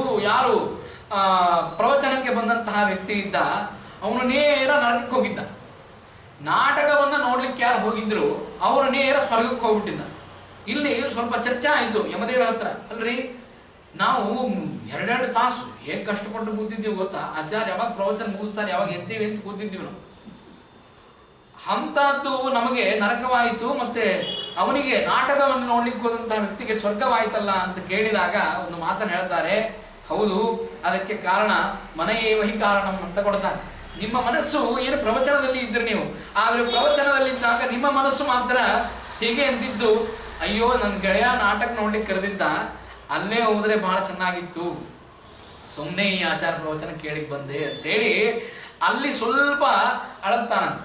ಯಾವನು ನಾಟಕ ನೋಡ್ಲಿಕ್ಕೆ ಹೋಗಿದ್ದಲ್ಲ ಅವನ ಮನಸ್ಸಿನಲ್ಲಿ ಹೀಗೆ ಬಂತು, ಏನಿಲ್ಲ ಆಚಾರ ಪ್ರವಚನ ಕೇಳಿಕ್ ಹೋಗಿದ್ರೆ ಅಲ್ಲಿ ಏನಾದರೂ ಸ್ವಲ್ಪ ಭಾಗವತದ 2 ಶ್ಲೋಕ ಕಿವಿಯಲ್ಲಿ ಬೆಳೆತಿತ್ತು, ಅದನ್ನು ಬಿಟ್ಟು ಇಲ್ಲಿ ಬಂದಿದ್ದೇನೆ ಅಂತ ತಾನು ಮನಸ್ಸಿನಲ್ಲಿ ಪಶ್ಚಾತ್ತಾಪವನ್ನು ಪಡ್ತಾನೆ. ಹಾಗಾಗಿ ಅವನಿಗೆ ಸ್ವರ್ಗವಾಗ್ತದೆ, ಅವನಿಗೆ ನರಕವಾಗ್ತದೆ. ಅಂದ್ರೆ ನಾವು ಏನೆಲ್ಲ ಮಾಡಿ ಕೂತಿರ್ತೇವೆ, ಮನಸ್ಸಿನಲ್ಲಿ ಶ್ರದ್ಧಾ ಭಕ್ತಿ ಇತ್ಯಾದಿಗಳು ವಿಷಯದಲ್ಲಿ ವಿರಕ್ತಿ ಇದ್ದಿದ್ದಿಲ್ಲ ಅಂತಾದ್ರೆ ನಾವು ಏನು ಮಾಡಿದ್ರೂ ಭಗವಂತನಲ್ಲಿ ಸಮಸ್ತ ಸಮರ್ಪಣೆಯನ್ನು ಮಾಡ್ಲಿಕ್ಕೆ ಸಾಧ್ಯ ಇಲ್ಲ. ಅವನಲ್ಲಿಯೇ ತನುಮನಗಳನ್ನ ಸಮರ್ಪಣೆ ಮಾಡಿ ಇರ್ಲಿಕ್ಕೆ ಸಾಧ್ಯವೇ ಇಲ್ಲ. ಮತ್ತೆ 6 ನಂತರ ಏನು, 7 ನಂತರ ಏನು ಅಂತೆ ಆ ಪ್ರಶ್ನೆಗಳನ್ನು ಮಾಡ್ತಾ ಕೊಡ್ಬೇಕಾಗ್ತದೆ. ಹಾಗಾಗಿ ಅದನ್ನು ಹೇಳ್ತಾರೆ. ನಿವೃತ್ತತರ್ಷೈರುಪಗೀಯಮಾನ ಭವೌಷಧ ಕ್ಷೋತ್ರವನೋ ಅಭಿರಾಮ. ಭಾಗವತವನ್ನು ಕೇಳುವುದರಿಂದ ಪ್ರಯೋಜನ ಏನು ಅಂತ ಕೇಳಿದಾಗ ಹೇಳ್ತಾರೆ, ಭವೌಷಧ ಕ್ಷೋತ್ರವನೋ ಅಭಿರಾಮ. ಭವವೆಂಬ ರೋಗಕ್ಕೆ ಉತ್ತಮವಾದ ಔಷಧ ಅಂದ್ರೆ ಅದು ಭಾಗವತ. ಹಾಗಾಗಿಯೇ ಯಾರೋ ಒಬ್ರು ಹೋಗಿ ಡಾಕ್ಟರ್ ಹತ್ರ ಹೋಗಿ ಕೇಳಿದ್ರಂತೆ, ಡಾಕ್ಟರೇ ಒಂದು ದೊಡ್ಡ ಕಾಯಿಲೆ ಆಗಿದೆ, ಔಷಧ ಕೊಡಬೇಕು ಅಂತ. ಡಾಕ್ಟರ್ ಅಂತ ಏನು ಔಷಧ, ಏನು ಕಾಯಿಲೆ ಆಗಿದೆ ಅಂತ ಕೇಳಿದಾಗ ಅವನು ಹೇಳಿದಾನೆ, ನನ್ನ ಮಕ್ಕಳು ವಿಪರೀತವಾಗಿ ಪೀಡಿಸ್ತಾರೆ, ನನ್ನ ಹೆಂಡತಿ ಬಹಳ ಪೀಡೆ ಕೊಡ್ತಾಳೆ, ಮಾತೇ ಕೇಳೋದಿಲ್ಲ, ಬಹಳ ಚಿಂತಾಗ್ರಸ್ತನಾಗಿದ್ದೇನೆ, ಬಹಳ ಸಾಲ ಆಗಿಬಿಟ್ಟಿದೆ, ಮನೆ ಕಟ್ಟುವುದಕ್ಕಾಗಿ EMI ಮಾಡಿದೆ, ಬಹಳ ಸಾಲ ಆಯಿತು, ಏನ್ ಮಾಡಿ ಗೊತ್ತಾಗ್ತಾ ಇಲ್ಲ, ಬಹಳ ಚಿಂತೆಯಲ್ಲಿದ್ದೇನೆ, ಇದಕ್ಕೊಂದು ಔಷಧ ಕೊಡ್ರಿ ಅಂತ ಆ ಡಾಕ್ಟರ್ ಕೇಳಿದ್ದಂತೆ. ಹೋಗಿ ಆ ಡಾಕ್ಟರ್ ಅಂದ, ನನ್ನ ಸಮಸ್ಸಮಾಧಿ ಅಂತ ಹೇಳಿದವ, ನಿನಗೇನು ಚಿಂತೆ ಇದೆ, ನಿನಗೇನು ಆ ಆ ಒಂದು ಮಕ್ಕಳ ಚಿಂತೆ ಆಗಲಿ, ಹೆಂಡತಿ ಚಿಂತೆ ಆಗಲಿ, ನಿನಗೇನಿದೆ ಆ ಚಿಂತೆ ನನಗೂ ಇದೆಯೋ ಮಾರಾಯ, ನನಗೂ ಇದಕ್ಕೆ ಔಷಧ ಕಂಡು ಹಿಡಿದಿಲ್ಲ ಯಾರು ಅಂತ ಕೇಳಿದಾಗ, ಭವೌಷಧ ಕ್ಷೋತ್ರ ಮನೋಭಿರಾಮ, ಈ ಉತ್ತಮವಾಗಿರ್ತಕ್ಕಂತಹ ಸಂಸಾರವೆಂಬ ಘೋರವಾಗಿರ್ತಕ್ಕಂತಹ ರೋಗಕ್ಕೆ ಇದೇನಿದೆಯಲ್ಲ, ಇದು ಯಾವ ಡಾಕ್ಟರ್ ಹತ್ರನೂ ಔಷಧ ಇಲ್ಲ. ಯಾಕಂದ್ರೆ ಸ್ವಯಂ ಅವರು ಸಂಸಾರಿಗಳೇ ಅಂದ ಮೇಲೆ ಈ ಸಂಸಾರಕ್ಕೆ ಅದ್ಭುತವಾಗಿರ್ತಕ್ಕಂತಹ ಔಷಧ ಅಂತಂದ್ರೆ ಭಗವಂತನ ಕಥಾಮೃತ. ಭವೌಷಧ ಶ್ರೋತ್ರ ಮನೋಭಿರಾಮ, ಮತ್ತು ಕೇಳಿದವರಿಗೆ ಹೇಗೆ ಅಂದ್ರೆ ಶ್ರುತಜ್ಞೋ ನಿತ್ಯ ನೂತನ, ಭಗವಂತನ ಕಥೆಗಳನ್ನು ಕೇಳ್ತಾ ಹೋದರೆ ನಿತ್ಯ ನೂತನ, ಕೇಳಿದ್ದನ್ನೇ ಕೇಳಿದರೂ ಕೂಡ ಮತ್ತು ಹೊಸ ಕಥೆಯನ್ನೇ ಕೇಳಿದಂತೆ ಇರ್ತದೆ. ಆ ಭಗವಂತನ ಬಾಲಲೀಲೆಗಳನ್ನು ಕೇಳುವುದಾಗಲಿ, ಭಗವಂತನ ಅದ್ಭುತವಾದ ಮಹಿಮೆಗಳನ್ನು ಕೇಳುವುದಾಗಲಿ ಕೇಳ್ತಾ ಹೋದರೆ ಶ್ರುತಜ್ಞೋ ನಿತ್ಯ ನೂತನ ಅಂತ ಹೇಳ್ತಾರೆ. ಹಾಗಾಗಿ ಕೌತ್ತಮ ಶ್ಲೋಕ ಗುಣಾನುವಾದ ಪುಮಾನ್ ವಿರಜ್ಯೇತ ವಿನಾ ಶುಗ್ನ, ಇಂತಹ ಭಾಗವತವನ್ನು ಬಿಟ್ಟು, ಇಂತಹ ಅದ್ಭುತವಾದ ಗ್ರಂಥವನ್ನು ಬಿಟ್ಟು ತಿರಸ್ಕಾರ ಮಾಡಿ ವಿಷಯಾಸಕ್ತಿಯಲ್ಲಿ ಯಾರು ಅಖಂಡವಾಗಿ ಮಗ್ನನಾಗಿರ್ತಾರೆ ಅವನು ಪಶುಘ್ನಾತ್ ಅಂತ ಹೇಳ್ತಾರೆ. ಪಶುಘ್ನಾತ್ ಅಂದ್ರೆ ಪಶುವಿಗೆ ಸಮಾನ ಅಂತ ಅರ್ಥ ಅಲ್ಲ, ಪಶುಘ್ನಾತ್ ಅಂದ್ರೆ ಭಗವಂತನನ್ನ ತಿರಸ್ಕಾರ ಮಾಡಿರ್ತಕ್ಕಂತಹ ವ್ಯಕ್ತಿ ಅಂತ ಹೇಳಿ ಅಲ್ಲಿ ವ್ಯಾಖ್ಯಾನವನ್ನು ಮಾಡ್ತಾರೆ. ಈ ರೀತಿಯಾಗಿ ಅಂತಹ ಆ ಭಾಗವತವನ್ನ ಕೇಳಬೇಕು ಅಂತ ಹೇಳಿದಾಗ ಒಂದು ಮಾತನ್ನ ಪರೀಕ್ಷಿತ್ ರಾಜರು ಆ ಶುಕಾಚಾರ್ಯರ ಮುಂದೆ ಹೇಳ್ತಾರೆ, ಅದ್ಭುತವಾದ ಮಾತು. ಪಿತಾಮಹಾಮೇ ಸಮರೇ ಮರಂಜಯೈಹಿ ದೇವವ್ರತಾದ್ಯೈ ಸ್ಥಿರಿತೈ ಸ್ಥಿಮಿಂಗಲೈಃ ದುರತ್ಯಯಂ ಕೌರವ ಸೈನ್ಯ ಸಾಗರಂ ಕೃತ್ವಾ ತರನ್ ವತ್ಸಪದಂ ಸ್ಮ ಯತ್ ಪ್ರವಾಹ. ಎಂತಹ ಮಾತನ್ನ ಪ್ರಾರ್ಥನೆ ಮಾಡ್ತಾರೆ ಶುಕಾಚಾರ್ಯರಿಗೆ. ಯಾಕೆ ನಾವು ಕೃಷ್ಣನಲ್ಲಿ ಇಷ್ಟು ಭಕ್ತಿಯನ್ನು ಮಾಡ್ತೇವೆ ಅಂತ ಕೇಳಿದರೆ, ಪಿತಾಮಹಾಮೇ, ನನ್ನ ಪಿತಾಮಹರು ಅರ್ಜುನ, ಭೀಮಸೇನ ದೇವರು ಹಾಗೂ ಅನೇಕ ಪಾಂಡವರು ಏನೇನಿದ್ರು ಅವರೆಲ್ಲರೂ ಕೂಡ ಯುದ್ಧದಲ್ಲಿ ನಿಂತಿದ್ದಾರೆ. ಎದುರಿಗೆ ಯುದ್ಧವನ್ನು ಆಡ್ಲಿಕ್ಕೆ ನಿಂತವರು ಎಂತೆಂಥವರು ಅಂತ ಕೇಳಿದರೆ ಭೀಷ್ಮಾಚಾರ್ಯರು, ಇಚ್ಛಾವರಣಿಗಳು, ದ್ರೋಣಾಚಾರ್ಯರು, ಇವರಿಗೆ ಅಸ್ತ್ರವಿದ್ಯೆಯನ್ನ ಕಲಿಸಿರ್ತಕ್ಕಂತಹ ಮಹಾನುಭಾವರು ದ್ರೋಣಾಚಾರ್ಯರು. ಆ ಇಡೀ ಅದ್ಭುತವಾಗಿರ್ತಕ್ಕಂತಹ ಕುರುಕುಲಕ್ಕೆ ಗುರುಗಳಾಗಿರ್ತಕ್ಕಂಥವರು ದ್ರೋಣಾಚಾರ್ಯರು ಎದುರಿಗಿದ್ದಾರೆ. ದುರ್ಯೋಧನ ಇದ್ದಾನೆ, ಕರ್ಣ ಇದ್ದಾನೆ, ಅನೇಕ ಜನ ಅತಿರಥ ಮಹಾರಥಿಗಳು ಎಲ್ಲರೂ ಯುದ್ಧಕ್ಕೆ ನಿಂತಿದ್ದಾರೆ. ಎಲ್ಲರಲ್ಲಿಯೂ ಒಂದು ವಿಶಿಷ್ಟವಾದ ಶಕ್ತಿ ಸಾಮರ್ಥ್ಯ ಎಲ್ಲ ಇದೆ. ಎಲ್ಲ ಇದ್ದಾಗಲೂ ಕೂಡ, ಇಷ್ಟೆಲ್ಲ ಶಕ್ತಿ ಸಾಮರ್ಥ್ಯ ಎಲ್ಲ ಇದ್ದಾಗಲೂ ಕೂಡ ಏನು ಆಶ್ಚರ್ಯ ಅಂತಂದ್ರೆ, ಇವರನ್ನ ಹೇಗಾದರೂ ಮಾಡಿ ಮಣಿಸಬೇಕು, ಪಾಂಡವರನ್ನ ಹೇಗಾದರೂ ಮಾಡಿ ಅವರನ್ನ ಒಲಿಸಬೇಕು ಅಂತ ಹೇಳಿ ದುರ್ಯೋಧನ ಎಷ್ಟೇ ಕುಹಕದ ವಿಚಾರವನ್ನ ಮಾಡಿದರೂ ಕೂಡ ಆ ಕುಹಕದ ವಿಚಾರಕ್ಕೆ ಭಗವಂತ ಎಡಬಿಡದೇನೆ ಕಾಯ್ತಾ ಕಾಯ್ತಾ ಪಾಂಡವರನ್ನ ಕಾಯ್ತಾ ಬಂದಿದ್ದಾನೆ. ಯುದ್ಧದಲ್ಲಿ ಹೇಗೆ ಕಾಯ್ದಿದ್ದಾನೆ ಗೊತ್ತಾ? ಅದ್ಭುತ ಒಂದು ಮಾತನ್ನು ಹೇಳ್ತಾರೆ. ಯುದ್ಧದಲ್ಲಿ ಹೇಗೆ ಕಾಯ್ದ ಅಂತ ಕೇಳಿದಾಗ ಎಂತಹ ಅದ್ಭುತವಾದ ಮಾತನ್ನು ಹೇಳ್ತಾರೆ ಅಂತಂದ್ರೆ, ನಮ್ಮ ಹರಿಭಕ್ತಿ ಸಾರದಲ್ಲಿ ಹೇಳುವಂತಹ ಮಾತು. ನರಗೆ ಸಾರಥಿಯಾಗಿ ರಣದೊಳು ತುರಗ ನೀರಡಿಸಿದರೆ ವಾರಿಯ ಸರಸಿಯನು ನಿರ್ಮಿಸಿ ಕಿರೀಟಿಯ ಕೈಲಿ ಸೈಂಧವನ ಸಿರವ ಕೆಡುಹಿಸಿ ಅವನ ತಂದೆಯ ಕರತಲಕ್ಕೆ ನೀಡಿಸಿದೆ ಹರ ಹರ ಪರಮ ಸಾಹಸಿ ನೀನು ರಕ್ಷಿಸು ನಮ್ಮ ನನವರತ. ಯುದ್ಧದಲ್ಲಿ ಒಂದು ಪ್ರಸಂಗ ಆಗ್ತದೆ, ಅದ್ಭುತವಾದ ಪ್ರಸಂಗ. ಆ ಪ್ರಸಂಗದಲ್ಲಿ ಹೇಗೆ ದೇವರು ಪಾಂಡವರನ್ನ ರಕ್ಷಣೆ ಮಾಡಿದ, ಇಲ್ಲಿ ಆ ಪ್ರಸಕ್ತಿ ಬಂದಿದೆ ಅಂತ ಅನ್ನೋದಕ್ಕಾಗಿ ಹೇಳ್ತಾ ಇದ್ದೇನೆ. ಏನು ಆಶ್ಚರ್ಯ ಅಂದ್ರೆ, ಒಂದು ಕಡೆಗೆ ಜಯದ್ರಥ ರುದ್ರದೇವರಿಂದ ವರವನ್ನು ಪಡೆದು ಯಾವುದೋ ಒಂದು ಯುದ್ಧದಲ್ಲಿ ಪಾಂಡವರನ್ನ ತಡಿಬೇಕು ಅಂತ ಯುದ್ಧದಲ್ಲಿ ವರವನ್ನು ಪಡೆದಿರ್ತಾನೆ. ಹಾಗಾಗಿ ಅಭಿಮನ್ಯು ಯಾವಾಗ ಆ ಪದ್ಮವ್ಯೂಹವನ್ನು ಭೇದಿಸಿ ಒಳಗಡೆ ಪ್ರವೇಶ ಮಾಡ್ತಾನೆ, ಆಗ ಅಲ್ಲಿ ಜಯದ್ರಥ ನಿಂದಿರ್ತಾನೆ. ದ್ರೋಣಾದಿಗಳೆಲ್ಲರೂ ಏನೋ ಒಂದು ಕುತಂತ್ರದಿಂದಾಗಿ ಆ 16 ವರ್ಷದ ತರುಣನಾಗಿರ್ತಕ್ಕಂತಹ ಅಭಿಮನ್ಯವನ್ನ ಮೋಸದಿಂದಾಗಿ ಕೊಂದು ಬಿಡುತ್ತಾನೆ. ಮೋಸದಿಂದಾಗಿ ಕೊಂದಾಗ ಏನು ಆಶ್ಚರ್ಯ ಅಂತಂದ್ರೆ, ಆ ಮೋಸದಿಂದಾಗಿ ಯಾವಾಗ ಅಭಿಮನ್ಯು ಸಾಯ್ತಾನೋ ಆಗ ಪ್ರತಿಜ್ಞೆ ಮಾಡ್ತಾನೆ ಅರ್ಜುನ. ಏನು ಪ್ರತಿಜ್ಞೆ ಮಾಡ್ತಾನೆ ಅಂತಂದ್ರೆ, ನಾಳಿನ ದಿವಸ ಸೂರ್ಯಾಸ್ತ ಆಗುವುದರ ಒಳಗಡೆನೆ ಜಯದ್ರಥನನ್ನ ಸಂಹಾರ ಮಾಡ್ತೇನೆ ಅಂತ. ಅಕಸ್ಮಾತ್ ಆಗಿ ಸೂರ್ಯಾಸ್ತ ಆಗುವುದರೊಳಗಡೆ ಜಯದ್ರಥನ ಸಂಹಾರ ಮಾಡದೇ ಇದ್ದರೆ ನಾನೇ ಅಗ್ನಿ ಪ್ರವೇಶವನ್ನ ಮಾಡ್ತೇನೆ ಅಂತ ಪ್ರತಿಜ್ಞೆಯನ್ನು ಮಾಡ್ತಾನೆ. ಪ್ರತಿಜ್ಞೆಯನ್ನು ಮಾಡಿ ಮರುದಿವಸ ಯುದ್ಧಕ್ಕೆ ಬರುವಾಗ ಈ ಸುದ್ದಿ ಕೌರವರಿಗೆ ಗೊತ್ತಾಗಿ ಎಲ್ಲಾ ಕೌರವರು ಜಯದ್ರಥನನ್ನ ಒಂದು ಕಡೆಗೆ ಮುಚ್ಚಿಟ್ಟಿರ್ತಾರೆ. ಸೂರ್ಯಾಸ್ತ ಆದ ಮೇಲೇನೆ ಜಯದ್ರಥನನ್ನ ಹೊರಗಡೆ ತೆಗಿಬೇಕು, ಅಲ್ಲಿ ತನಕನೂ ಜಯದ್ರಥ ಒಳಗಡೆ ಇರಲಿ ಅಂತ ಹೇಳಿ. ಏನು ಆಶ್ಚರ್ಯ ಅಂತಂದ್ರೆ ಸೂರ್ಯಾಸ್ತ ಆಗಿಬಿಡ್ತದೆ. ಯಾವ ಕೃಷ್ಣನನ್ನ ಕೇಳಿಲ್ಲ, ಪ್ರತಿಜ್ಞೆ ಮಾಡಬೇಕಾದ್ರೆ ದೇವರ ನೆನಪೇ ಆಗಿಲ್ಲ. ಸೂರ್ಯಾಸ್ತ ಆಯ್ತು. ಸೂರ್ಯಾಸ್ತ ಆದ ಮೇಲೆ ಏನು ಆಶ್ಚರ್ಯ ಅಂತಂದ್ರೆ ಇನ್ನೇನು ಅಗ್ನಿ ಹಚ್ಚಿ ಅಗ್ನಿ ಪ್ರವೇಶವನ್ನ ಅರ್ಜುನ ಮಾಡಬೇಕು. ಅರ್ಜುನ ಅಗ್ನಿ ಪ್ರವೇಶವನ್ನ ಮಾಡುವಂತಹ ಸಂದರ್ಭದಲ್ಲಿ ಏನು ಆಶ್ಚರ್ಯ ಅಂತಂದ್ರೆ ಆಗ ಜಯದ್ರಥನನ್ನ ಎಲ್ಲಿ ಬಚ್ಚಿಟ್ಟಿರ್ತಕ್ಕಂತಹ ಜಯದ್ರಥನನ್ನ ಮುಂತಂದು ನಿಂದಿರಿಸ್ತಾರೆ.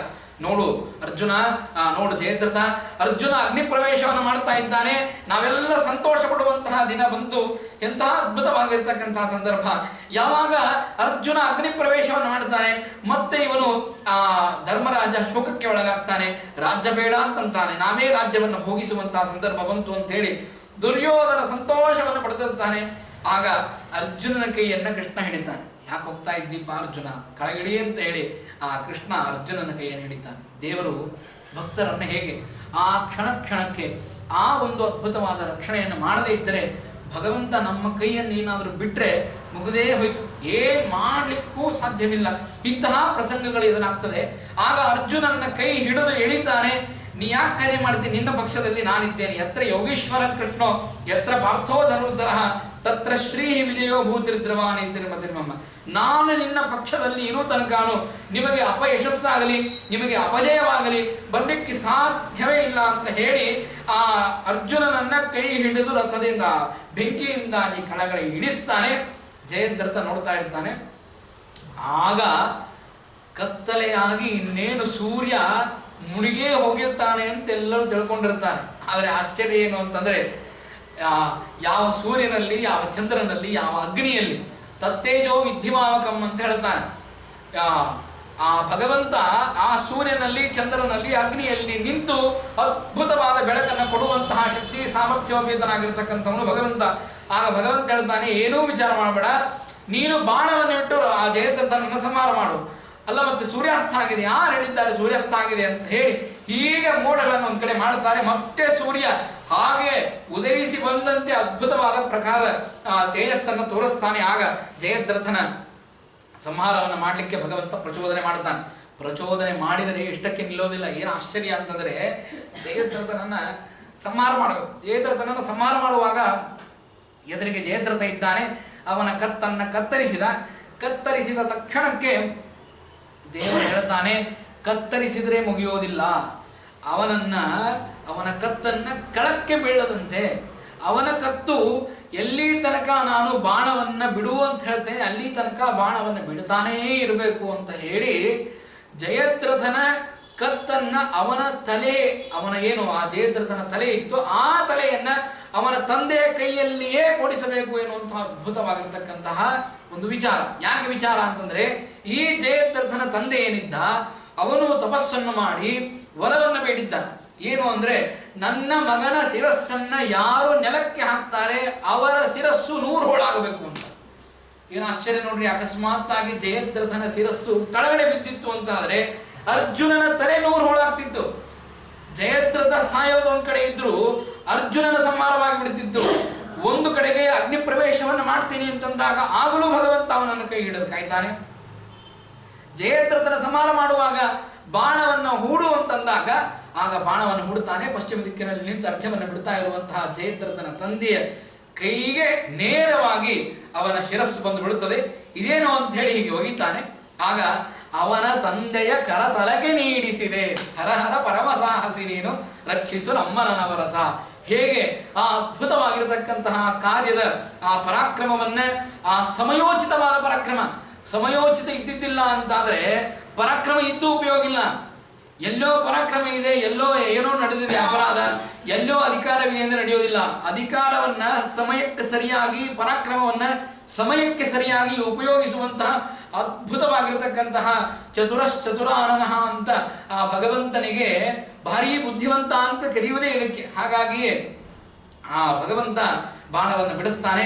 ಅವನ ತಂದೆ ಯಾರು ವರವನ್ನು ಬೇಡಿರುತ್ತಾರೆ ಅವನ ತಂದೆನೇ ವರವನ್ನು ಬೇಡಿರುತ್ತಾನೆ. ಹಾಗಾಗಿ ಅವನ ತಲೆಯೇ 100 ಹಾಳುವಾಗುವಂತೆ ಒಂದೇ ಬಾಣದಿಂದಾಗಿ 2 ಪಕ್ಷಿಗಳನ್ನು ಭಗವಂತ ಹಾರಿಸ್ತಾನೆ. ಈ ರೀತಿಯಾಗಿ ಭಗವಂತನ ಅದ್ಭುತವಾದ ಶಕ್ತಿ ಸಾಮರ್ಥ್ಯ ಇದೆ. ಹಾಗೆ ಏನು ಈ ಒಂದು ಕಥೆ ಇದೆ, ಈ ಕಥಾಭಾಗವನ್ನ ಇಂತಹ ಅದ್ಭುತವಾದ ಒಂದೇ ಒಂದು ಶ್ಲೋಕದಲ್ಲಿ ಕನಕದಾಸರು ಅದನ್ನು ಹಿಡಿದು ಸ್ವಾರಸ್ಯವಾಗಿ ಅದನ್ನು ಹೇಳುತ್ತಾರೆ.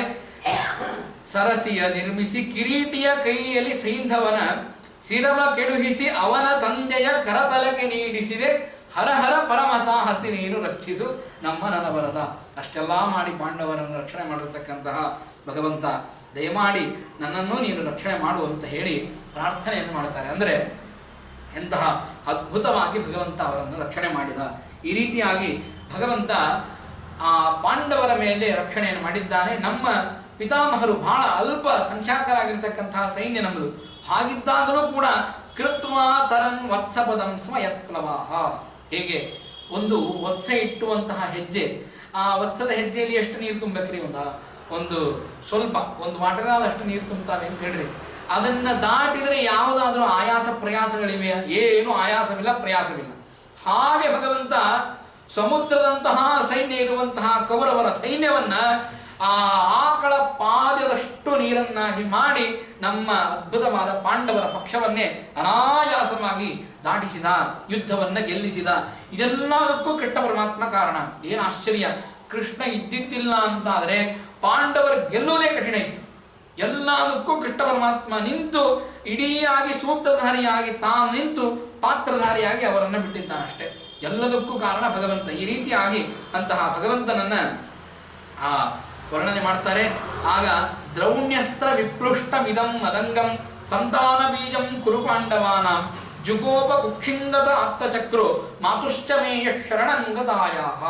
ಪ್ರಾರ್ಥನೆಯನ್ನು ಮಾಡುವಾಗ ಹೇಳ್ತಾರೆ, ತನ್ನ ತಾಯಿ ಉತ್ತರೆ ಗರ್ಭದಲ್ಲಿ ಪರೀಕ್ಷಿತ ರಾಜರಿದ್ದಾಗ ದ್ರೌಣ್ಯಸ್ತ್ರ ವಿಪ್ಲುಷ್ಟಮಿದಂ ಮದಂಗಂ. ಏನು ಆಶ್ಚರ್ಯ ನೋಡ್ರಿ! ದೇವರು ಎಂತ ತಾನು ಸಂಕಲ್ಪ ಮಾಡಿದ ಅಂದ್ರೆ ರಕ್ಷಣೆ ಮಾಡ್ತಾನೆ, ಸಂಕಲ್ಪ ಮಾಡಲಿಲ್ಲ ಅಂದ್ರೆ ರಕ್ಷಣೆ ಮಾಡೋದಿಲ್ಲ. ಇದು ಭಗವಂತನ ಸತ್ಯ ಸಂಕಲ್ಪ ಅಂತ ಕರೀತಾರೆ. ಅಂದ್ರೆ ದ್ರೋಣಾಚಾರ್ಯರ ಮಕ್ಕಳಾಗಿರ್ತಕ್ಕಂಥವರು ಅಶ್ವತ್ಥಾಮಾಚಾರ್ಯರು ರುದ್ರದೇವರ ಅವತಾರ. ರುದ್ರದೇವರ ಅವತಾರ ಭೂತರಾಗಿರ್ತಕ್ಕಂತಹ ಅಶ್ವತ್ಥಾಮಾಚಾರ್ಯರು ಬಿಟ್ಟಿರತಕ್ಕಂತಹ ಬಾಣ ಅಂತಂದ್ರೆ ಅದು ಬ್ರಹ್ಮಾಸ್ತ್ರ, ಬ್ರಹ್ಮದೇವರಿಂದ ಅಭಿಮನ್ಯಮಾನವಾಗಿರತಕ್ಕಂತಹ ಅಸ್ತ್ರ. ಅಂತಹ ಅಸ್ತ್ರವನ್ನ ಅಶ್ವತ್ಥಾಮಾಚಾರ್ಯರು ರುದ್ರರೂಪಿಯಾಗಿರತಕ್ಕಂಥವರು ಅವರು ಬಿಡ್ತಾ ಇದ್ದಾರೆ.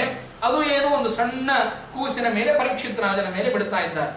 ಅಂಥವರು ಬಿಟ್ಟಂತಹ ಬಾಣವನ್ನ ಭಗವಂತ ಗರ್ಭದಲ್ಲಿ ಹೋಗಿ ಗರ್ಭದಿಂದ ಹೊರಗಡೆ ಬಂದಾಗ ಅವರನ್ನು ರಕ್ಷಣೆ ಮಾಡಿದ. ಆದರೆ ಒಬ್ಬ ಪುಟ್ಟ ಶೃಂಗಿ ಎನ್ನುವಂತಹ 5 ವರ್ಷದ ಬಾಲಕ ಪರೀಕ್ಷಿತ ರಾಜನಿಗೆ ಶಾಪವನ್ನು ಕೊಡ್ತಾನೆ. 7 ದಿವಸದಲ್ಲಿ ತಕ್ಷಕ ಬಂದು ನಿನ್ನನ್ನು ಕಚ್ಚಿ ಸಂಹಾರ ಮಾಡಲಿ ಅಂತ ಶಾಪ ಕೊಟ್ಟಾಗ ದೇವರು ರಕ್ಷಣೆ ಮಾಡೋದಿಲ್ಲ. ಏನು ಆಶ್ಚರ್ಯ ಅಂತಂದ್ರೆ ಸತ್ಯ ಸಂಕಲ್ಪನಾಗಿರ್ತಕ್ಕಂತಹ ದೇವರು ಬ್ರಹ್ಮರುದ್ರಾದಿ ದೇವತೆಗಳ ಕಡೆಯಿಂದಲೂ ಕೆಲವು ಸಲ ಕಾಪಾಡಿ ಬಿಡ್ತಾನೆ. ಆದರೆ ಬ್ರಾಹ್ಮಣನ ಶಾಪದಿಂದ ಕಾಪಾಡೋದಿಲ್ಲ. ಬ್ರಾಹ್ಮಣ ಶಾಪ ಕೊಟ್ಟ ಅಂತಾದ್ರೆ ಆ ಬ್ರಾಹ್ಮಣನ ಶಾಪಕ್ಕೆ ತಾನೇ ಕಟಿಬದ್ಧನಾಗಿ ನಿಂತು ಬಿಡ್ತಾನೆ. ನಾನು ಅವನನ್ನು ಕಾಪಾಡೋದಿಲ್ಲ. ಅವನು ತಪ್ಪು ಮಾಡಿದ್ದಕ್ಕಾಗಿಯೇ ಆ ಬ್ರಾಹ್ಮಣ ಅವನಿಗೆ ಶಾಪವನ್ನು ಕೊಟ್ಟಿರ್ತಾನೆ. ಬ್ರಹ್ಮ ಹಾಗಾಗಿಯೇ ನತ್ತಕ್ಷ ಶೂಲ ನ ಯಮಸ್ಯ ದಂಡ ಅಂತ ಹೇಳ್ತಾರೆ. ಯಮದೇವರ ದಂಡದಿಂದಾಗಲಿ, ರುದ್ರದೇವರ ತ್ರಿಶೂಲದಿಂದ, ವರುಣನ ಅಸ್ತ್ರದಿಂದಾಗಿ, ಆ ಇಂದ್ರದೇವರ ವಜ್ರಾಯುಧದಿಂದಾಗಿ ನನಗೆ ಸರ್ವಥಾ ಭಯ ಇಲ್ಲ. ಬ್ರಾಹ್ಮಣರ ಶಾಪದಿಂದಾಗಿ ನನಗೆ ಭಯ ಇದೆ. ಯಾಕೆ ಅಂದ್ರೆ ಬ್ರಾಹ್ಮಣರ ಶಾಪ ಎಂತದ್ದು ಅಂತಂದ್ರೆ ದೇವರೂ ರಕ್ಷಣೆ ಮಾಡ್ಲಿಕ್ಕೆ ಬರೋದಿಲ್ಲ. ಪರೀಕ್ಷಿತ ರಾಜನಿಗೆ ಆದಂತಹ ಒಂದು ಗತಿಯೇ ಹಾಗೆ. ಆ ಬ್ರಾಹ್ಮಣರ ಶಾಪದಿಂದಾಗಿ ಪರೀಕ್ಷಿತ ರಾಜನನ್ನ ದೇವರು ರಕ್ಷಣೆ ಮಾಡಲಿಲ್ಲ. ಆದರೆ ಬ್ರಹ್ಮದೇವರು ಹಾಗೂ ರುದ್ರದೇವರಿಂದ ಪರೀಕ್ಷಿತ ರಾಜನನ್ನ ಭಗವಂತ ರಕ್ಷಣೆ ಮಾಡಿದ ಅಂತ ಹೇಳ್ತಾರೆ. ಅದನ್ನೇ ವರ್ಣನೆ ಮಾಡ್ತಾರೆ. ದ್ರೌಣ್ಯಸ್ತ್ರ ವಿಪ್ಲುಷ್ಟಮಿದಂ ಮದಂಗಂ ಸಂತಾನ ಬೀಜಂ ಕುರು ಪಾಂಡವಾನ.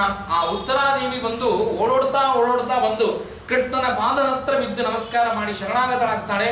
ಸ್ವಾಮಿ ಭಗವಂತ, ಅಶ್ವತ್ಥಾಮಾಚಾರ್ಯರು ಬ್ರಹ್ಮಾಸ್ತ್ರವನ್ನು ಬಿಟ್ಟಿದ್ದಾರೆ, ದಯಮಾಡಿ ಕಾಪಾಡು ಅಂತ ಹೇಳಿ ಪ್ರಾರ್ಥನೆಯನ್ನು ಮಾಡಿದಾಗ ಆಗ ಆ ಪಾಂಡವರ ಹಾಗೂ ಕೌರವರಿಗೆ ಉತ್ತಮವಾಗಿರತಕ್ಕಂತಹ ಸಂತಾನ ಬೀಜ ಅಂತ ಪರೀಕ್ಷಿತ ರಾಜ ಒಬ್ಬನೇ, ಅವನನ್ನೇ ಕಾಪಾಡಬೇಕಾಗಿತ್ತು. ಜುಗೋಪ ಕುಕ್ಷಿಂಗತ ಆತ್ತಚಕ್ರೋ ಮಾತುಶ್ಚಮೇಯ ಶರಣಂಗತಾಯ. ಭಗವಂತ ಗರ್ಭದಲ್ಲಿ ಪ್ರವೇಶ ಮಾಡಿ ಉತ್ತರೆಯ ಗರ್ಭದಲ್ಲಿರುವಂತಹ ಶಿಶುವನ್ನ ರಕ್ಷಣೆ ಮಾಡಿದ. ಅಂತಹ ಭಗವಂತನ ಮಹಿಮೆಯನ್ನು ಕೇಳಬೇಕು ಅಂತ ಅನಿಸ್ತಾ ಇದೆ. ದಯಮಾಡಿ ನನಗೆ ಅವನ ಅದ್ಭುತವಾದ ಕರ್ಮಗಳನ್ನು ವರ್ಣನೆ ಮಾಡ್ರಿ. ಏನ ಆ ಭಕ್ತಿಯ ಭಗವಂತನ ಮೇಲೆ ಎಷ್ಟು ಶ್ರದ್ಧೆ, ಆ ಒಂದೊಂದು ಶ್ಲೋಕಗಳೇ ಆ ಪರೀಕ್ಷಿತ ರಾಜನಿಗೆ ಎಷ್ಟು ಭಗವಂತನ ಮೇಲೆ ವಿಶ್ವಾಸ ಇಟ್ಟು ಎಂಥ ಅದ್ಭುತವಾಗಿರತಕ್ಕಂತಹ ಭಕ್ತಿಯನ್ನ ಭಗವಂತನ ಮೇಲೆ ಮಾಡ್ತಾ ಇದ್ರು ಅಂತಲ್ಲಿ ಗೊತ್ತಾಗ್ತದೆ. ವೀರ್ಯಾಣಿ ತಸ್ಯಾಖಿಲ ದೇಹ ಭಾಜ ಅಂತರ್ಬಹಿ ಪುರುಷ ಕಾಲರೂಪಿ ಪ್ರಯಚ್ಛತೋ ಮೃತ್ಯುಮನಾಮಯಂಚ ಮಾಯಾ ಮನುಷ್ಯಸ್ಯ ವದಸ್ವ ವಿದ್ವನ್. ಆಗ ಹೇಳ್ತಾರೆ ವೀರ್ಯಾಣಿ ತಸ್ಯಾಖಿಲ ದೇಹ ಭಾಜ. ಏನು ಭಗವಂತ ಅವತಾರ ಮಾಡಿ ಇಂತಹ ಅದ್ಭುತವಾದ ಪರಾಕ್ರಮಗಳನ್ನು ತೋರಿಸಿದ್ದಾನೆ, ಅನೇಕ ದೈತ್ಯರ ಸಂಹಾರವನ್ನು ಮಾಡಿದ್ದಾನೆ. ಧರ್ಮದ ಸ್ಥಾಪನೆಗಾಗಿಯೇ ಭಗವಂತನ ಅವತಾರ. ಒಂದೊಂದು ಅವತಾರಗಳಲ್ಲಿ ಒಂದೊಂದು ಅದ್ಭುತವಾದ ಕಾರ್ಯಗಳನ್ನು ಮಾಡಿದ್ದಾನೆ ದೇವರು. ನರಸಿಂಹದೇವರ ಅವತಾರವನ್ನು ಮಾಡುವಾಗ ಕಂಬದಿಂದಾಗಿ ಬಂದ, ಅಂದಮೇಲೆ ತಂದೆ ತಾಯಿಗಳು ಇಲ್ಲದೇನೆ ಭಗವಂತನ ಅವತಾರವಾಗ್ತದೆ ಅಂತಲಿಕ್ಕೆ ಒಂದು ಜ್ವಲಂತವಾದ ದೃಷ್ಟಾಂತವನ್ನು ತೋರಿಸುವುದಕ್ಕಾಗಿ ಕಂಬದಿಂದಾಗಿ ಬರುತ್ತಾನೆ. ನಾನು ವ್ಯಾಪ್ತನಾಗಿದ್ದೇನೆ, ನಾನು ಎಲ್ಲಾ ಕಡೆಗೆ ಇದ್ದೇನೆ, ಹೀಗೆ ತಿಳ್ಕೋಬೇಡ್ರಿ. ಭಗವಂತ ಇಲ್ಲ ಅಂದಮೇಲೆ ನಾವು ಎಲ್ಲಾ ಕಡೆ ಪಾಪಕರ್ಮಗಳನ್ನು ಮಾಡಬಹುದು ಅಂತ.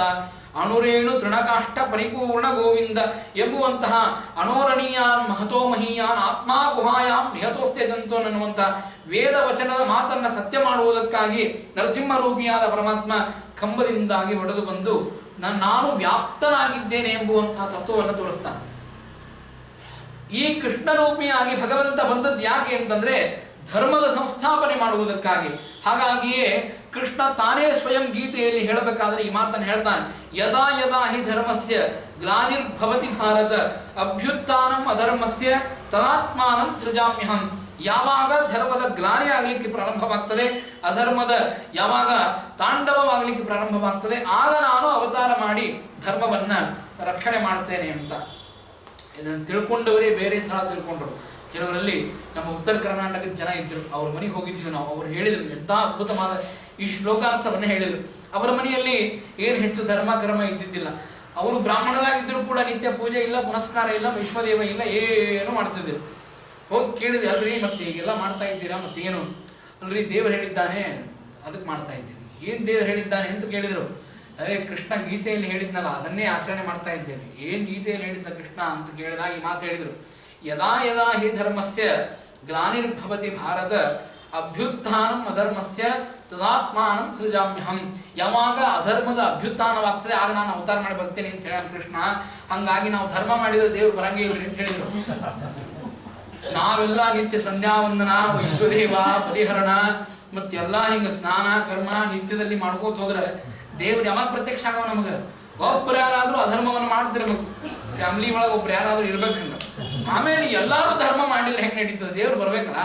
ಅವ್ರು ಹೇಳಿದ್ರು ಕಂಸ ಇದ್ದದ್ದಕ್ಕೆ ಕೃಷ್ಣನ ಅವತಾರ ಆಯ್ತು ಅಂತ ಹೇಳಿದ್ರು. ಏನ್ ಆಶ್ಚರ್ಯ ಅಂತಂದ್ವಿ. ಅಂದ್ರೆ ನೋಡೋರ್ ದೃಷ್ಟಿನೇ ಹೆಂಗಿರ್ತದೋ ಏನೋ, ಅವರಲ್ಲಿ ಆ ದೃಷ್ಟಿಕೋನ ಇದ್ದದ್ರಿಂದಾಗಿ ಆ ಒಂದು ಚಿತ್ತ ಬೆಳೀತದಂತೆ. ಹಾಗೆ ಭಗವಂತನ ಅವತಾರ ಆದದ್ದು ಎದಕ್ಕೆ ಅಂತಂದ್ರೆ ಧರ್ಮದ ಸ್ಥಾಪನೆ ಮಾಡುವುದಕ್ಕಾಗಿ ಕೃಷ್ಣನ ಅವತಾರವಾದದ್ದು. ಎಲ್ಲದರಲ್ಲಿಯೂ ಕೃಷ್ಣನನ್ನು ನೋಡಿ ನೀವು ಒಂದೊಂದು ಧರ್ಮದಲ್ಲಿ ಎಷ್ಟು ಆಶ್ಚರ್ಯ ಅಂತಂದ್ರೆ, ಏನು ಈ ಒಂದು ಕೌರವರ ಒಂದು ಸೈನ್ಯವನ್ನ ಭಗವಂತ ಸದೆ ಹೊಡಿತಾನೆ, ಎಲ್ಲದರಲ್ಲಿ ಕೃಷ್ಣನ ಕೈವಾಡ ಇದೆ. ಅಂದ್ರೆ ಕೃಷ್ಣನಿಂತೆ ಮಾಡಿಸಿದ್ದು. ಏನು ಆಶ್ಚರ್ಯ ಅಂತಂದ್ರೆ, ಭೀಷ್ಮಾಚಾರ್ಯರು ಯುದ್ಧಕ್ಕಾಗಿ ಎದುರಿಗೆ ಬಂದು ನಿಂತಾಗ ರಾತ್ರಿ ಧರ್ಮರಾಜನನ್ನ ಅರ್ಜುನನ್ನ ಕರೆದು ಕೃಷ್ಣ ಹೇಳುತ್ತಾನೆ, ರಾತ್ರಿ ಹೋಗಿ ಭೀಷ್ಮಾಚಾರ್ಯರಿಗೆ ನಮಸ್ಕಾರ ಮಾಡಿ ಕೇಳ್ರಿ ನಿಮ್ಮ ಸಾವಿನ ರಹಸ್ಯ ಏನು ಅಂತ. ಅದನ್ನು ಕೃಷ್ಣ ಉಪದೇಶ ಮಾಡಿ ಕಳಿಸ್ತಾನೆ, ರಾತ್ರಿ ಹೋಗ್ರಿ ಅಂತ. ರಾತ್ರಿ ಭೀಷ್ಮಾಚಾರ್ಯರು ತಮ್ಮ ಕೋಣೆಯಲ್ಲಿ ಇರಬೇಕಾದ್ರೆ ಧರ್ಮರಾಜ ಅರ್ಜುನ ಹೋಗಿ ಕೇಳ್ತಾರೆ, ನಿಮ್ಮ ಸಾವಿನ ರಹಸ್ಯ ಏನು ಹೇಳ್ರಿ ಅಂತ. ನಮಸ್ಕಾರ ಮಾಡಿದ್ದಕ್ಕಾಗಿ ವಿಜಯೀ ಭವ ಅಂತ ಆಶೀರ್ವಾದವನ್ನು ಮಾಡಿ ನನ್ನ ಸಾವಿನ ರಹಸ್ಯವನ್ನು ಹೇಳುತ್ತೇನೆ ಅಂತ ಹೇಳಿ ನನ್ನ ಎದುರಿಗೆ ಶಿಖಂಡಿ ಬಂದು ನಿಂತಾಗ ನಾನು ಯುದ್ಧವನ್ನ ಆಡುವುದಿಲ್ಲ ಅಂತ ಭೀಷ್ಮಾಚಾರ್ಯರು ಹೇಳಿ ಕಳಿಸ್ತಾರೆ. ಹಿಂದೆ ಕೃಷ್ಣನ ಉಪದೇಶ ಇತ್ತು, ಇವ್ರು ಹೋಗಿ ಕೇಳಿದ್ರು, ಶಿಖಂಡಿಯನ್ನು ತಂದು ನಿಂದಿರಿಸಿದ್ರು. ಭೀಷ್ಮಾಚಾರ್ಯರು ಯುದ್ಧದಲ್ಲಿ ಶರಪಂಜರದ ಮೇಲೆ ಮಲಗಿದ್ರು. ಭೀಷ್ಮಾಚಾರ್ಯರ ಕೈಕಾಲುಗಳು ಅಡಗಾಡಲಿಕ್ಕೆ ಸಾಧ್ಯವಾಗಲಿಲ್ಲ. ಇನ್ನೇನು ದ್ರೋಣಾಚಾರ್ಯ ಒಬ್ಬರಿದ್ರ, ಅವರನ್ನು ಹೆಂಗೆ ಕೊಲ್ಲೋದು ಅಂತ ಕೇಳಿದಾಗ ಕೃಷ್ಣ ಹೇಳ್ತಾನೆ, ಧರ್ಮರಾಜನಿಗೆ ಕರೆದು ಅವನಿಗೆ ಹೋಗಿ ಹೇಳು ಅಶ್ವತ್ಥಾಮೋ ಹತಃ ಅಂತ ಹೇಳು. ಇವರು ಕೃಷ್ಣನ ಮೇಲೆ ಸ್ವಲ್ಪ ಸಂಶಯ ಪಟ್ಟು ಹೇಗೆ ಹೇಳಿ ಅಂತ ಕೇಳಿದಾಗ ಕುಂಜರಹ ಅಂತ ಹೇಳಿಬಿಡ್ತಾನೆ. ಕೃಷ್ಣನ ಮೇಲೆ ಸಂಶಯವನ್ನು ಪಟ್ಟು ಹೋಗಿ ದ್ರೋಣಾಚಾರ್ಯರ ಕಿವಿಯಲ್ಲಿ ಧರ್ಮರಾಜ ಹೇಳ್ತಾನೆ ಅಶ್ವತ್ಥಾಮೋ ಹತಃ ಅಂತ ಹೇಳಿದಾಗ ದ್ರೋಣಾಚಾರ್ಯರು ಎಲ್ಲ ಅಸ್ತ್ರಗಳನ್ನ ತ್ಯಾಗ ಮಾಡಿ ಪ್ರಾಯೋಪವೇಶಕ್ಕೆ ಕೂತು ಬಿಡ್ತಾರೆ. ದ್ರೋಣಾಚಾರ್ಯರ ಸಂಹಾರವೂ ಹಾಗೆ ಆಗಿತ್ತು. ಆಮೇಲೆ ದುರ್ಯೋಧನನನ್ನು ನೋಡಿದರೆ ಅವನು ಗದಾಯುದ್ಧವನ್ನು ಆಡಬೇಕಾದಾಗ ತನ್ನ ತಲೆಯನ್ನ ಕೆಳಗಡೆ ಮಾಡಿ ಕಾಲನ ಮೇಲಕ್ಕೆ ಮಾಡಿ ಯುದ್ಧವನ್ನು ಆಡ್ತಾ ಇರ್ತಾನೆ. ಮಾಡಿದಾಗ ಕೃಷ್ಣ ಹೇಳ್ತಾನೆ, ನೋಡಪ್ಪ ಯುದ್ಧದಲ್ಲಿ ಒಂದು ನಿಯಮ ಇದೆ, ಏನು ಅಂದ್ರೆ ಸೊಂಟದಿಂದಾಗಿ ಕೆಳಗಡೆ ಪ್ರಹಾರ ಮಾಡಬಾರದು. ಹಾಗಾದ್ರೆ ಭೀಮಸೇನ ಎಲ್ಲಿ ಪ್ರಹಾರ ಮಾಡಬೇಕೀಗ? ನೇರವಾಗಿ ನೋಡಿದರೆ ಕೆಳಕ್ಕೆ, ಅದನ್ನು ಪ್ರಹಾರ ಮಾಡುವಂತೆ ಇಲ್ಲ. ಈಗ ಇವನು ಉಲ್ಟಾ ಯುದ್ಧ ಆಡ್ತಾ ಇದ್ದಾನೆ ಅಂತಂದ ಮೇಲೆ ಈಗ ಕೆಳಗೆ ಮೇಲಿನಿಂದ ನೋಡಿದಾಗ ಶಿರಭಾಗವೂ ಕೂಡ ಸೊಂಟದಿಂದ ಕೆಳಗೆ ಆಗ್ತದೆ. ಅದ್ಮೇಲೆ ಪ್ರಹಾರಿಯಲ್ಲಿ ಮಾಡಬೇಕು ಅಂತ ಚಿಂತಾಕ್ರಾಂತನಾದಾಗ ಕೃಷ್ಣ ಹೇಳ್ತಾನೆ ತೊಡೆಯನ್ನು ತೋರಿಸಿ ಅಲ್ಲಿ ಪ್ರಹಾರ ಮಾಡುವಂತ. ಅಂದ್ರೆ ಒಟ್ಟಾರೆ ಏನೇನು ಯುದ್ಧ ಆಗಿದೆ, ಕರ್ಣ ತಾನು ಸಾರಥ್ಯವನ್ನು ಮಾಡ್ತಾ ಇರುವಂತಹ ಸಂದರ್ಭದಲ್ಲಿ ಭೂಮಿಯ ಮಧ್ಯಭಾಗದಲ್ಲಿ ಚಕ್ರವು ಸಿಗಿಬಿದ್ದಾಗ ಆಗ ಕೃಷ್ಣ ಅರ್ಜುನನಿಗೆ ಹೇಳ್ತಾನೆ ಸರಿಯಾದ ಸಮಯ ಅರ್ಜುನ ಬಾಣವನ್ನು ಬಿಡುವಂತ. ಅರ್ಜುನ ಹೇಳ್ತಾನೆ ಅಲ್ಲೋ ಇದು ಅಧರ್ಮ, ಹೀಗೆ ದ್ರೋಣಾಚಾರ್ಯರನ್ನ ಸಾಯಿಸಿದ್ದಾಗಲಿ, ಭೀಷ್ಮಾಚಾರ್ಯರನ್ನ ಶಿಖಂಡಿಯನ್ನು ತಂದು ನಿಂದಿರಿಸಿ ಸಾಯಿಸಿದ್ದಾಗಲಿ, ದ್ರೋಣಾಚಾರ್ಯರನ್ನ ಸುಳ್ಳು ಹೇಳಿ ಸಾಯಿಸಿದ್ದಾಗಲಿ, ಈ ಕರ್ಣನನ್ನ ಏನೂ ಇಲ್ಲದೇನೆ ಅಸ್ತ್ರಗಳಿಲ್ಲದೇನೆ ಅವನು ಅನಾಥನಾಗಿ ನಿಂತಾಗ ಅವನ ಮೇಲೆ ಬಾಣ ಪ್ರಹಾರವನ್ನು ಮಾಡುವುದು ಇದು ಧರ್ಮ ಅಲ್ಲ ಅಂತ ಹೇಳಿದಾಗ ಕೃಷ್ಣ ಹೇಳ್ತಾನೆ ನಾ ಏನು ಹೇಳ್ತೇನೆ ಅದನ್ನು ಮಾಡು, ನಾನು ನುಡಿದದ್ದೇ ಧರ್ಮ, ನೀನು ಆ ಬಾಣವನ್ನು ಬಿಡು ಅಂತ ಹೇಳಿದಾಗ ಬಾಣವನ್ನು ಬಿಟ್ಟು ಆ ಕರ್ಣನನ್ನ ಸಂಹಾರ ಮಾಡಿಸ್ತಾನೆ. ಇದು ಕೃಷ್ಣ ಪರಮಾತ್ಮ ಮಾಡಿದ್ದು. ಏನೇನು ಅತಿರಥ ಮಹಾರಥಿಗಳು ಅಂತ ಮಹಾಭಾರತದಲ್ಲಿದ್ರು ಅವರೆಲ್ಲರೂ ಸಾಯುವುದಕ್ಕೆ ಹಿಂದೆ ಭಗವಂತನ ಒಂದು ಉಪದೇಶ ಹಾಗೂ ಮೇಲ್ನೋಟಕ್ಕೆ ನೋಡಿದರೆ ಇದು ಅಧರ್ಮದ ಯುದ್ಧ ಅಂತ ಅನಿಸ್ತದೆ. ಎಲ್ಲರೂ ಒಂದೊಂದು ಏನೋ ಒಂದು ಕಾರಣದಿಂದಾಗಿ ಭಗವಂತ ಸುಳ್ಳು ಹೇಳಿಸಿದ, ಇನ್ನೊಂದು ನಿರಸ್ತ್ರನಾಗಿದ್ದ, ಹೀಗೆ ಒಬ್ಬೊಬ್ಬರು ಒಂದೊಂದು ತರಹ ಸಾವನ್ನು ಅಪ್ಪಿದ್ದಾರೆ. ಇದಕ್ಕೆಲ್ಲ ಭಗವಂತನೇ ಕಾರಣ ಅಂತ ವಿಚಾರ ಮಾಡಿದರೆ ಕೃಷ್ಣ ಪರಮಾತ್ಮ ಅರ್ಜುನನನ್ನು ಕರೆದು ಹೇಳ್ತಾನೆ ಯಾವುದು ಅಧರ್ಮ ಯಾವುದು ಧರ್ಮ ನಿನಗೆ ಗೊತ್ತಿಲ್ಲ. ಮಹಾಭಾರತದ 7ನೇ ನಿರ್ಣಯದಲ್ಲಿ ಶ್ರೀಮದಾಚಾರ್ಯರು ಇದನ್ನು ಉಲ್ಲೇಖಿಸಿ ಉತ್ತರವನ್ನು ಕೊಡ್ತಾರೆ. ಧರ್ಮಚ್ಛಲಂ ಪಾಪಜನೇಷು ಧರ್ಮ ಇತಿ ತ್ವಯಾ ಜ್ಞಾಪಯಿತುಂ ತದುಕ್ತಂ ಯದ್ಯತ್ ಕೃತಂ ಮೇ ಭವತಾಂ ಯದೀಹ ಸಂವಾದಮೇತದ್ ವಿಭಜೆ ಸುಧಾಮಿಮಾಂ. ಮೋಹಿನಿ ರೂಪವನ್ನ ತಾಳೆ ಭಗವಂತ ಬಂದಾಗ 10ಮ ಅಧ್ಯಾಯದಲ್ಲಿ ಆಗ ಶ್ರೀಮದಾಚಾರ್ಯರು ಈ ನಿರ್ಣಯವನ್ನು ಹೇಳ್ತಾರೆ. ಏನು ಅಂತಂದ್ರೆ ಯಾರು ಅಧರ್ಮವನ್ನ ಮಾಡುತ್ತಾರೆ ಅವರಿಗೆ ನೀವು ಧರ್ಮದಿಂದ ಉತ್ತರವನ್ನು ಕೊಡುವಂತಹ ಕಾರಣವೇ ಇಲ್ಲ ಅಂತ. ಇದು ಧರ್ಮ, ಇದು ಪ್ರಧಾನವಾದ ಧರ್ಮ ಅಂತ. ಅಂದ್ರೆ ಅಧರ್ಮವನ್ನು ಮಾಡುವಂತಹ ವ್ಯಕ್ತಿಗೆ ನಮ್ಮಲ್ಲಿ ಕೆಲವರು ಸಿದ್ಧಾಂತ ಹೇಳ್ತಿದ್ರು, ಏನು ಒಂದು ಕನ್ಯೆಗೆ ಬಾರಿಸಿದರೆ ಇನ್ನೊಂದು ಕೆನ್ನೆಯನ್ನು ಕೊಡಿ ಅಂತ. ಅಂತಹ ಸಿದ್ಧಾಂತ ಕೃಷ್ಣನ ಪರಮಾತ್ಮನ ಸಿದ್ಧಾಂತವಲ್ಲ. ಅವರು ಒಂದು ಕೆನ್ನೆಗೆ ಬಾರಿಸಿದ್ದಾರಾ, ನೀವು 100 ಕೆನ್ನೆಗೆ ಬಾರಿಸಿ ಬನ್ನಿ ಅಂತ, ಅದು ಕೃಷ್ಣ ಪರಮಾತ್ಮನ ಸಿದ್ಧಾಂತ. ಅಧರ್ಮವನ್ನು ಯಾರು ಮಾಡುತ್ತಾರೆ ಅವರಿಗೆ ಅಧರ್ಮದಿಂದಲೇ ಉತ್ತರ ಕೊಡಬೇಕು. ಈ ಕರ್ಣ ಯಾವ ನಿರವಸ್ತ್ರ ಆಗಿರತಕ್ಕಂತಹ ದ್ರೌಪದಿ ದೇವಿಯ ಅನಾಪಹರಣವನ್ನು ಮಾಡಬೇಕು ಅಂತ ದುರ್ಯೋಧನನಿಗೆ ಬುದ್ಧಿಯನ್ನು ಪ್ರಚೋದನೆ ಮಾಡ್ತಾನೆ. ಮತ್ತು ಅಷ್ಟೇ ಅಲ್ಲದೇನೆ ಪದ್ಮವಿಮುಖವನ್ನು ಭೇದಿಸಿ ಅಲ್ಲಿ ತನ್ನ ಮಗನ ಅರ್ಜುನನ ಮಗನ ಅಲ್ಲಿ ಹೋಗಿ ಯುದ್ಧವನ್ನಾಡುವಾಗ ಹಿಂದಿನಿಂದಾಗಿ 2 ಕೈಗಳನ್ನು ಕತ್ತರಿಸ್ತಾನೆ. ಅಂತಹ ಕರ್ಣನನ್ನ ಧರ್ಮದಿಂದಾಗಿ ಯುದ್ಧ ಆಡಿ ಕೊಲ್ಲಬೇಕು ಅಂತ ಯಾರು ಹೇಳಿದ್ದಾರೆ ಅಂತ ಕೇಳ್ತಾನೆ ಕೃಷ್ಣ. ಏನೂ ಅಗತ್ಯವಿಲ್ಲ, ಅವಶ್ಯಕವಾಗಿ ಅಧರ್ಮದಿಂದಲೇ ಅವರನ್ನು ಕೊಲ್ಲಬೇಕು ಅಂತ ಕೃಷ್ಣ ಆ ಕರ್ಣನನ್ನ ಕೊಲ್ಲಿಸಿದ್ದು ಅಧರ್ಮದಿಂದಲೇನೆ. ಯಾಕೆ ಅವನು ಅಧರ್ಮವನ್ನು ಮಾಡಿದ್ದ. ಮತ್ತೆ ಈ ಭೀಷ್ಮಾಚಾರ್ಯ ದ್ರೋಣಾಚಾರ್ಯ ಏನ್ ಮಾಡಿದ್ರು ಪಾಪ, ಅವರು 3 ಸಂಧ್ಯಾವನ್ನು ಮಾಡ್ತಿದ್ರು, ಜಪ ತಪ ಅಗ್ನಿ ಕಾರ್ಯ ಅವರೆಲ್ಲ ಮಾಡುವಂತವ್ರು. ಹಿಂಗ್ಯಾಕೆ ಮಾಡಿದ್ರು ಅಂತ ಕೇಳಿದ್ರೆ ಮೊದಲಿಗೆ ದ್ರೋಣಾಚಾರ್ಯರ ತಪ್ಪು ಏನಂದ್ರೆ ಬ್ರಾಹ್ಮಣ ವೃತ್ತಿಯನ್ನು ಬಿಟ್ಟು ಕ್ಷತ್ರಿಯರ ವೃತ್ತಿಗೆ ಹೋಗಿದ್ದೆ ದೊಡ್ಡ ತಪ್ಪು ಅಂತ ಹೇಳ್ತಾರೆ. ಎಂತಹ ಬ್ರಾಹ್ಮಣನ ವೃತ್ತಿ, ಶಿಲೋಂಚ ವೃತ್ತಿಯನ್ನು ಮಾಡಿ ಜೀವನವನ್ನು ಮಾಡ್ತಾ ಇರುವಂತಹ ದ್ರೋಣಾಚಾರ್ಯರು ಮಗನ ಮೋಹಕ್ಕೆ ಬಿದ್ದು ಮಗನಿಗೆ ಅನುಕೂಲವಾಗಲಿ ಅಂತ ಹೇಳಿ ಆ ಕೌರವರ ಪಕ್ಷವನ್ನು ವಹಿಸಿ ಅಲ್ಲಿ ಅಸ್ತ್ರಯುದ್ಧಗಳನ್ನು ಕರೆಸ್ತಾರೆ. ಅದು ಮೊದಲಿಗೆ ತಪ್ಪು. ಇದಾದ ಮೇಲೆ ಇನ್ನೊಂದು ತಪ್ಪನ್ನು ಹೇಳ್ತಾನೆ. ಆ ಬಲಿಯಾಗಿರತಕ್ಕಂತಹ ದ್ರೌಪದಿ ದೇವಿಯ ವಸ್ತ್ರಾಪಹರಣವನ್ನು ಮಾಡುವಂತಹ ಸಂದರ್ಭದಲ್ಲಿ ಸಭಾ ಮಧ್ಯದಲ್ಲಿ ಎಲ್ಲ ಇವು ಶಾಂತಿ ಪರ್ವ ಅನುಶಾಸನ ಪರ್ವವನ್ನ ಇಡೀ ಮಹಾಭಾರತದ ಕೊನೆಯಲ್ಲಿ ಉಪದೇಶ ಮಾಡಿರತಕ್ಕಂತಹ ಭೀಷ್ಮಾಚಾರ್ಯರು ಆ ಸಭೆಯಲ್ಲಿ ಕೂತಿದ್ದಾರೆ. ದ್ರೋಣಾಚಾರ್ಯರು ಕುಲಗುರುಗಳು ಉಪದೇಶ ಮಾಡುವಂತಹ ಗುರುಗಳು ಆ ಸಭೆಯಲ್ಲಿ ಕೂತಿದ್ದಾರೆ. ಸಭೆಯಲ್ಲಿ ಕೂತಾಗ ಯಾರೂ ಮಾತಾಡಲಿಲ್ಲ. ವಿದುರ ಎದ್ದು ನಿಂತು ಕೇಳ್ತಾನೆ, ಭೀಷ್ಮಾಚಾರ್ಯ ನಿಮ್ಮ ಮುಂದೆ ನಡೆದಿದೆ ಇದೆಲ್ಲ. ದ್ರೌಪದಿ ಕೇಳ್ತಾಳೆ, ಭೀಷ್ಮಾಚಾರ್ಯರೇ ನಿಮ್ಮ ಮುಂದೆ ನಡೆದಿದೆ, ದ್ರೋಣಾಚಾರ್ಯ ನಿಮ್ಮ ಮುಂದೆ ನಡೆದಿದೆ, ನೀವೇನ್ ಮಾತಾಡೋದಿಲ್ವಾ ಅಂತ ಕೇಳಿದ್ರೆ ನನಗೆ ಯಾವುದು ತಿಳಿಯುತ್ತಾ ಇಲ್ಲ ಅಂತ ಹೇಳ್ತಾರಂತೆ ಇಬ್ರು. ಎಂತಹ ಮಹಾಜ್ಞಾನಿಗಳು. ಸಭೆಯಲ್ಲಿ ದ್ರೌಪದಿ ದೇವಿಯ ವಸ್ತ್ರಾಪಹರಣ ಆಗುವಾಗ ನನಗೇನೂ ತಿಳಿಯುತ್ತಾ ಇಲ್ಲ ಅಂತ ಹೇಳಿದ್ರು. ಹಾಗಾದ್ರೆ ದೇವರು ಹೇಳಿದ, ನಾನು ತಿಳಿಯದಂತೆ ಮಾಡ್ತೇನೆ ಅಂತ ಹೇಳಿ ಯಾರು ಅಧರ್ಮಕ್ಕೆ ತಾವು ಸಪೋರ್ಟ್ ಆಗಿದ್ರೋ ಅವರನ್ನ ಅಧರ್ಮದಿಂದಲೇ ಭಗವಂತ ಸಂಹಾರ ಮಾಡಿಸಿದರು. ಇದು ಭಗವಂತ ಮಾಡುವಂತಹ ಅದ್ಭುತವಾದ ಧರ್ಮ. ಹಾಗಾಗಿಯೇ ಧರ್ಮಕ್ಕಾಗಿ ಭಗವಂತನ ಅವತಾರವಿದೆ. ಆ ಭಗವಂತ ಆ ಅವತಾರದ ಕಾರ್ಯವನ್ನ ತಿಳಿಸ್ತಾರೆ.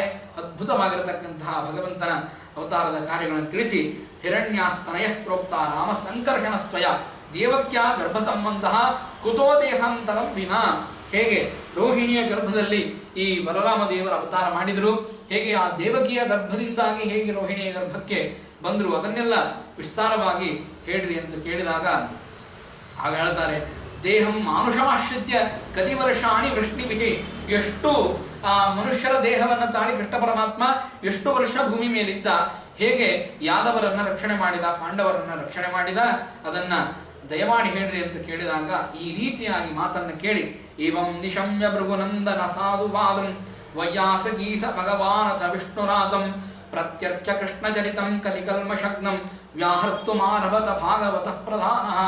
ಆಗ ಭಾಗವತವನ್ನು ಹೇಳಲಿಕ್ಕೆ ಪ್ರಾರಂಭ ಮಾಡಿದರು ಅಂತ ಹೇಳ್ತಾರೆ. ಎಂಥ ಅದ್ಭುತವಾಗಿರತಕ್ಕಂಥ ಭಾಗವತ. ಏವಂ ನಿಶಮ್ಯ, ಇಷ್ಟೆಲ್ಲ ಕುತೂಹಲ ಇದೆ ಅಂತ ತೋರಿಸ್ಬೇಕಂತ. ಸುಮ್ಮನೆ ಕುತೂಹಲ ಇಲ್ಲದೇನೆ ಒಬ್ಬರು ಆಚಾರ ಪ್ರವಚನ ಹೇಳ್ತಿದ್ರು. ಆಚಾರ ಪ್ರವಚನ ಹೇಳಬೇಕಾದಾಗ ಎಲ್ಲಾ ಜನ ಎದ್ದು ಹೋಗ್ಬಿಟ್ರು. ಎಲ್ಲಾ ಜನ ಎದ್ದು ಹೋದ ಮೇಲೆ ಒಬ್ರು ಕೂತಿದ್ರು. ಆಚಾರ ಅಂದ್ರು, ಒಬ್ಬರಾದ್ರೂ ಕೂತಿದ್ದಾರಲ್ಲ ಸಾಕು, ಅವರಿಗೇ ನಿಷ್ಠ ಇದೆ, ಪ್ರವಚನ ಹೇಳಿಬಿಡೋಣ ಅಂತ ಚೆನ್ನಾಗಿ ಪ್ರವಚನ ಹೇಳಿದ್ರಂತೆ. ಪ್ರವಚನ ಹೇಳಿದ ಮೇಲೆ ಆಚಾರ್ಯ ಹೇಳಿದ್ರು, ಎಲ್ಲಾರು ಎದ್ದು ಹೋದ್ರು ಚಿಂತೆ ಇಲ್ಲ, ನೀವು ಕೂತಿದ್ದೀರಿ, ಬಹಳ ಸಂತೋಷ ಆಯ್ತು ಅಂತ ಹೇಳಿದಾಗ ಆಗ ಆ ವ್ಯಕ್ತಿ, ಆ ಶ್ರೋತೃ ಕೂತಂತಹ ವ್ಯಕ್ತಿ ಹೇಳ್ತಾನೆ, ಆಚಾರ್ಯ ನೀವು ಕೂತಂತಹ ಪೀಠ ಹಾಗೂ ಆಸನ ನಂದಿತ್ತು, ಅದನ್ನು ತಗೊಂಡು ಹೋಗ್ಬೇಕು ಅಂತ ಕೂತಿದ್ದೆ, ನಾನು ಪ್ರವಚನ ಕೇಳಿ ಕೂತಿಲ್ಲ ಅಂತ ಹೇಳಿದಂತಂದ್ರೆ ಹೀಗಿರ್ತದೆ. ಕೆಲವು ಸಲ ಶ್ರೋತ್ರ ವೃಂದಗಳಿಗೆ ಆಸಕ್ತಿ ಇಲ್ಲ ಅಂತಾದ್ರೆ ಆ ಭಾಗವತವನ್ನು ಉಪದೇಶನೆ ಮಾಡಬಾರದು ಅಂತ ಹೇಳ್ತಾರೆ. ಆಗ ಹೇಳ್ತಾರೆ, ಏವಂ ನಿಶಮ್ಯ ಭೃಗುನಂದನ ಸಾಧು ವಾಕ್ಯಂ, ಅವನಿಗೆ ಭಗವಂತನಲ್ಲಿ ಎಷ್ಟು ಭಕ್ತಿ ಇದೆ, ಭಗವದ್ ವಿಷಯಕವಾಗಿ ಎಷ್ಟು ಪ್ರಶ್ನೆಯನ್ನು ಕೇಳ್ತಾ ಇದ್ದಾನೆ, ಅದನ್ನ ನೋಡಿ ವೈಯಾಸಕೀಸ ಭಗವಾನಥ ವಿಷ್ಣುರಾತಂ, ವಿಷ್ಣುರಾತ ಅಂದ್ರೆ ಪರೀಕ್ಷಿತ್ ರಾಜ, ವಿಷ್ಣು ಭಗವಂತನಿಂದಾಗಿ ತ್ರಾತ ರಕ್ಷಿತನಾಗಿರ್ತಕ್ಕಂಥವನು, ಆದ್ದರಿಂದಾಗಿ ಅವನಿಗೆ ಕರೀತಾರೆ ಪ್ರತ್ಯರ್ಚ ಕೃಷ್ಣ ಚರಿತಂ ಕಲಿಕಲ್ಮ ಶಗ್ನಂ, ಕಲಿಯಿಂದ ಉಂಟಾಗಿರತಕ್ಕಂತಹ ಕಾಮ ಕ್ರೋಧ ಲೋಭ ಮೋಹ ಮದ ಮಾತ್ಸರ್ಯ ಏನೇನಿವೆ ಇವುಗಳನ್ನು ಕಳೆಯುವುದಕ್ಕಾಗಿ ಒಂದೇ ಒಂದು ಅದ್ಭುತವಾದ ಔಷಧ ಅಂದ್ರೆ ಅದು ಭಗವಂತನ ಕಥಾಮೃತ, ಅದನ್ನು ಬಿಟ್ಟರೆ ಇನ್ನು ಯಾವುದೂ ಇಲ್ಲ. ಹಾಗಾಗಿ ವ್ಯಾಹರ್ತುಮಾರಭತ ಭಾಗವತ ಪ್ರಧಾನ. ಈಗ ಭಾಗವತವನ್ನು ಹೇಳಲಿಕ್ಕೆ ಶುಕಾಚಾರ್ಯರು ಪ್ರಾರಂಭ ಮಾಡಿದರು ಅಂತ ಹೇಳ್ತಾರೆ. ಸಮ್ಯಕ್ ವ್ಯವಸಿತ ಬುದ್ಧಿ ತವ ರಾಜರ್ಷಿ ಸತ್ತಮ. ಏನ್ ನೋಡ್ರಿ, ಶುಕಾಚಾರ್ಯ ಹೇಳ್ತಾರೆ, ಎಂತಹ ಮನೋನಿಯಾಮಕರಾಗಿರ್ತಕ್ಕಂಥ ರುದ್ರದೇವರು, ಮನಸ್ಸಿನಲ್ಲಿ ಒಂದು ಮಾತಿನಲ್ಲಿ ಒಂದು ಇದ್ರೆ ನಡೆಯೋದಿಲ್ಲ. ಒಬ್ಬರು ಹೇಳ್ತಾರೆ, ಆಚಾರ್ಯ ಏನ್ ಪ್ರವಚನ ಹೇಳಿದ್ರಿ, ಅದ್ಭುತ ಆಯ್ತು ಪ್ರವಚನ ಅಂತ ಹೇಳಿ ಆಚಾರ್ಯನ ದಕ್ಷಿಣೆ ಕೊಟ್ಟು ಕಳಿಸಿದ ಮೇಲೆ ಯಾಕೋ ಸ್ವಲ್ಪ ಬ್ಯಾಸರಿಕೆನೂ ಬಂತು ಅಂತ. ಅಂದ್ರೆ ಮನಸ್ಸಿನ ಮಾತು ಆಮೇಲೆ ಬರ್ತದೆ. ಒಂದು ಒಳಗಿದ್ದಾಗ ಮೊದಲಿಗೆ ಆಚಾರ್ಯ ಎದುರಿಗಿದ್ದಾಗ ಪ್ರತ್ಯಕ್ಷವಾಗಿ ಆಚಾರ್ಯರನ್ನು ನೋಡಿದಾಗ ಆಚಾರ್ಯ ಬಹಳ ಚೆನ್ನಾಗಿ ಹೇಳಿದ್ರಿ ಪ್ರವಚನ ಅಂತ. ಆಚಾರ್ಯ ಹೋದ್ಮೇಲೆ ಮನಸ್ಸಿನ ಮಾತು ಹೊರಗಡೆ ಬಂದು ಯಾಕೋ ಸ್ವಲ್ಪ ಬೇಸರಿಕೆ ಬಂತು ಅಂತ. ಹಾಗೇಳೋಕ್ ಸಾಧ್ಯನೇ ಇಲ್ಲ ಪರೀಕ್ಷಿತ್ ರಾಜ. ಯಾಕೆಂದ್ರೆ ಪರೀಕ್ಷಿತ್ ರಾಜ ಯಾರ ಎದುರಿಗೆ ಕೂತಿದ್ದಾನೆ ಅಂದ್ರೆ ಯಾರ ಭವಿಷ್ಯವೇ ಒಳಗಡೆ ನಿಂತು ನೋಡ್ತಾ ಇದ್ದಾರೆ. ಶುಕಾಚಾರ್ಯರು ಮನೋನಿಯಾಮಕರು, ಅಹಂಕಾರ ತತ್ವಕ್ಕೆ ಅಭಿಮಾನಿ ದೇವತೆಗಳು, ರುದ್ರದೇವರ ಅವತಾರಭೂತರಾಗಿರ್ತಕ್ಕಂತಹ ವೇದವ್ಯಾಸ ದೇವರ ಮಕ್ಕಳು. ಅವರಿಗೆ ತ್ರಿಕಾಲ ಜ್ಞಾನವೂ ಇದೆ. ಮನಸ್ಸಿನೊಳಗೆ ಏನು ಅನ್ಕೊಳ್ತಾನೆ, ಕೃತಿಯಲ್ಲಿ ಏನು ಮಾಡ್ತಾನೆ, ಮಾತಿನಲ್ಲಿ ಏನು ತೋರಿಸ್ತಾನೆ, ಅದರ ಸಂಪೂರ್ಣವಾದ ಜ್ಞಾನ, ಭೂತ ಭವಿಷ್ಯ ವರ್ತಮಾನಗಳ ಜ್ಞಾನ ಉಳ್ಳಂತಹ ಶುಕಾಚಾರ್ಯರಿಗೆ ಇವನು ಕಪಟಿನೋ ಅಥವಾ ನಿಷ್ಕಪಟಿನೋ ಅಂತ ಅನ್ನೋದು ಗೊತ್ತಾಗ್ತದೆ. ನೀವು ಅವ್ರ ಮುಂದೆ ಸುಳ್ಳು ಹೇಳಲಿಕ್ಕೆ ಸಾಧ್ಯನೇ ಇಲ್ಲ. ಹಾಗಾಗಿ ನಮ್ಮ ಗುರುಗಳು ಹೇಳ್ತಿದ್ರು, ಇಬ್ಬರು ಮುಂದೆ ಮೂರು ಮಂದಿ ಮುಂದೆ ಸರ್ವತಾ ಸುಳ್ಳು ಹೇಳಬೇಡಿ. ಏನು, ಒಂದು ಗುರುಗಳ ಮುಂದೆ, ಇನ್ನೊಂದು ಡಾಕ್ಟರ್ ಮುಂದೆ. ಇಬ್ಬರು ಮುಂದೆ ಸುಳ್ಳು ಹೇಳಿದ್ರೆ ಸೀದಾ ನರಕಕ್ಕೆ ಹೋಗ್ತೇರಿ ಅಂತ. ಡಾಕ್ಟರ್ ಮುಂದೆ ಸುಳ್ಳು ಹೇಳಿದ್ರೆ ಏನೋ ಆಗಿದೆ ರೀ ರೋಗ, ಏನೋ ರೋಗದ ಹೆಸರು ಹೇಳಿ, ಏನೋ BP ಆಗಿದ್ರಿ ಅಂತ ಹೋಗಿ ಶುಗರ್ ಆಗಿದ್ರಿ ಅಂತ ಹೇಳಿದ್ರೆ ಎಡಬಟ್ಟು ಮುಳುಗಿ ತಗೊಂಡ್ಬಿಟ್ರೆ ಮುಗುದೇ ಹೋಯ್ತು, ನೇರವಾಗಿ ನರಕಕ್ಕೆ ಹೋಗ್ತಾನ. ಗುರುಗಳ ಮುಂದೇನು ಸುಳ್ಳು ಹೇಳಬಾರ್ದು, ಅದನ್ನೇ ಹೇಳ್ತಾನೆ. ಹೇಳಿದಾಗ ಸಮ್ಯಕ್ ವ್ಯವಸ್ಥಿತ ಬುದ್ಧಿ ತವ ರಾಜರ್ಷಿ ಸತ್ತಮ. ಎಂತಹ ಅದ್ಭುತವಾದ ಬುದ್ಧಿ ಇದೆ ನಿಂದು, ಭಗವನ್ನಿಷ್ಠವಾಗಿದೆ ನಿನ್ನ ಮನಸ್ಸು. ನಿನ್ನ ಮನಸ್ಸು ಸಂಪೂರ್ಣವಾಗಿ ಭಗವಂತನಲ್ಲಿ ಆರ್ದ್ರವವಾಗಿದೆ. ಭಗವಂತವೆಂಬ ಸಮುದ್ರದಲ್ಲಿ ನೀನು ಮುಳುಗಿ ಮುಳುಗಿ ಹೇಳ್ತಾ ಇದ್ದೀಯಾ, ಇದು ನನಗೆ ಗೊತ್ತಾಗಿದೆ ಅಂತಂತಾರೆ. ಎಂಥ ಅದ್ಭುತವಾದ ಮಹಾತ್ಮರ ಬಾಯಿಯಲ್ಲಿ ಅಂತಹ ಹೆಸರು ಬರಬೇಕಂತ. ನಮ್ಮಲ್ಲಿ ಯಾರೋ ಯತಿಗಳು ಅಥವಾ ಮಹಾತ್ಮರು ನಮ್ಮ ಹೆಸರನ್ನು ತಗೊಂಡಾಗ ನಮಗೆ ಎಷ್ಟು ಸಂತೋಷವಾಗಿರುತ್ತದೆ. ಶುಕಾಚಾರ್ಯರು ಹೇಳ್ತಾರೆ, ವಾಸುದೇವ ಕಥಾಯಾಂತೆ ಯಜ್ಜಾತ ನೈಷ್ಠಿಕೀರತಿ. ವಾಸುದೇವ ಕಥಾದಲ್ಲಿ ಯಜ್ಜಾತ ನೈಷ್ಠಿಕೀರತಿ, ಯಾವುದು ನೈಷ್ಠಿಕವಾಗಿರತಕ್ಕಂತಹ ರತಿ ನಾನೇನು ನೋಡ್ತಾ ಇದ್ದೇನೆ ಅದು ಅದ್ಭುತವಾಗಿರತಕ್ಕಂತಹ ಕೆಲಸ. ಇನ್ಯಾವುದು ಮಾಡ್ತಿರೋ ಬಿಡ್ತಿರೋ, ಇನ್ನೇನು ಕರ್ಮಗಳನ್ನು ಮಾಡ್ತಿರೋ ಬಿಡ್ತಿರೋ, ಯಾವ ಕರ್ಮಗಳನ್ನು ಮಾಡಿ ಸಾಕಾದರೆ ಬಿಡಿ. ಆದರೆ ಭಗವಂತನ ಕಥೆಯಲ್ಲಿ, ಭಗವಂತನ ಗುಣಗಳಲ್ಲಿ, ಭಗವಂತನ ಒಂದು ಅದ್ಭುತವಾದ ದೇವರಲ್ಲಿ ವಿಶ್ವಾಸವನ್ನ, ಭಗವಂತನ ಕಥೆಗಳಲ್ಲಿ ಶ್ರದ್ಧೆಯನ್ನು ತೋರಿಸುವುದೇನಿದೆ ಇದು ಪ್ರಧಾನವಾದ ಧರ್ಮ. ನಾನು ಹೇಳುವಂತಹ ಮಾತಲ್ಲ, ಅವರು ಹೇಳ್ತಾರೆ ವಾಸುದೇವ ಕಥಾ ಪ್ರಶ್ನ ಪುರುಷಾನ್ ಸ್ತ್ರೀನ್ ಪುರಾಣಾನ್ ಪುರಾತಿ ವಕ್ತಾರಂ ಪೃಚ್ಛಕಂ ಶ್ರೋತೃಂ ತತ್ಪಾದ ಸರಿನಂ ಯಥಾ. ಹೇಗೆ ವಾಸುದೇವ ಕಥಾ ಪ್ರಶ್ನ, ವಾಸುದೇವ ಭಗವಂತನ ವಿಷಯಕವಾಗಿ, ಭಗವಂತನ ಕಥಾ ವಿಷಯಕವಾಗಿ ಯಾರು ಪ್ರಶ್ನೆಯನ್ನು ಮಾಡಿ ಭಗವಂತನ ಕಥೆಯನ್ನು ಕೇಳಬೇಕು ಅಂತ ಹೇಳಿ ಆಸಕ್ತಿಯಿಂದ ಕೂತು ಯಾವ ಅದಕ್ಕೆ ಭಾಗವತದ ಪ್ರಧಾನ ಮಂಗಳಾಚರಣೆಯನ್ನು ಮಾಡಬೇಕಾದ್ರೆ ನಿರ್ಮತ್ಸರಾಣಾಂ ಸತ, ಭಾಗವತವನ್ನು ಕೇಳಬೇಕಾದ್ರೆ ಯಾವ ಡಾಂಭಿಕ ಧರ್ಮಗಳನ್ನ ತೋರಿಸದೇನೆ ಭಾಗವತವನ್ನು ಕೇಳಿಕೊಡ್ರಿ ಅಂತ ಹೇಳ್ತಾರೆ, ನಿರ್ಮತ್ಸರಾಣಾಂ ಸತ. ಹಾಗಾಗಿ ಭಾಗವತದ ಪ್ರಶ್ನೆಯನ್ನ, ಭಗವದ್ ವಿಷಯಕವಾಗಿ ಪ್ರಶ್ನೆಯನ್ನ ಕೇಳಬೇಕಾದರೂ ಕೂಡ ಅವನು ಈ ರೀತಿಯಾಗಿ ಮನಸ್ಸಿನಿಂದ ಶುದ್ಧವಾಗಿ ನೀನು ಪ್ರಶ್ನೆಯನ್ನು ಕೇಳ್ತಾ ಇದ್ದಿ. ಅಲ್ಲಿ ವಕ್ತಾರಂ ಹೇಳುವಂತವನು, ಕೇಳುವಂತವನು, ಶ್ರೋತ್ರ ಕೂತುಕೊಳ್ಳುವಂತಹ ವ್ಯಕ್ತಿಗಳಿಗೂ ಕೂಡ ಉತ್ತಮವಾಗಿರತಕ್ಕಂತಹ ಗತಿ ಆಗ್ತದೆ. ತತ್ಪಾದ ಸಲಿಲಂ ಯಥಾ. ಆ ಗಂಗೆಯ ಮಹಿಮೆಯನ್ನು ಹೇಳಿದಾಗ ಹೇಗೆ ಪುಣ್ಯ ಬರ್ತದೆ ನೋಡ್ರಿ. ಒಬ್ಬರು ಗಂಗಾದೇವಿಯ ದಾರಿಯನ್ನು ಕೇಳ್ತಾ ಬಂದಾಗ ಗಂಗಾದೇವಿಯ ದಾರಿಯನ್ನು ನೋಡಿಸಿರ್ತಕ್ಕಂಥವನಿಗೆ, ಗಂಗಾದೇವಿಯ ದಾರಿಯನ್ನು ಕೇಳಿದವನಿಗೆ, ಅಲ್ಲೇ ನಿಂತು ಗಂಗಾ ಎಂಬ ಶಬ್ದವನ್ನು ಕೇಳಿದವನಿಗೂ ಕೂಡ ಈ ಮೂರೂ ಮಂದಿಗೂ ಉತ್ತಮವಾದ ಗತಿಯಾದಂತೆ ಆ ಭಗವಂತನ ಕಥೆಯನ್ನು ಕೇಳುವವರಿಗೂ ಕೂಡ ಆ ರೀತಿಯಾದಂತಹ ಗತಿ ಆಗ್ತದೆ ಅಂತ ಹೇಳ್ತಾರೆ. ಆಮೇಲೆ ಮುಂದಿನ ಕಥಾಭಾಗವನ್ನು ಹೇಳಲಿಕ್ಕೆ ಪ್ರಾರಂಭ ಮಾಡ್ತಾರೆ. ಮುಂದೆ ಭೂದೇವಿ ಪ್ರಾರ್ಥನೆಯನ್ನು ಮಾಡ್ತಾಳೆ ದೇವರ ಹತ್ರ ಹೋಗಿ, ಭೂಭಾರ ಹರಣಕ್ಕಾಗಿ ಪ್ರಧಾನವಾಗಿ ಭೂದೇವಿ ಗೋರೂಪಳಾಗಿ ಬ್ರಹ್ಮದೇವರ ಹತ್ರ ಬಂದು ಪ್ರಾರ್ಥನೆಯನ್ನು ಮಾಡ್ತಾಳೆ.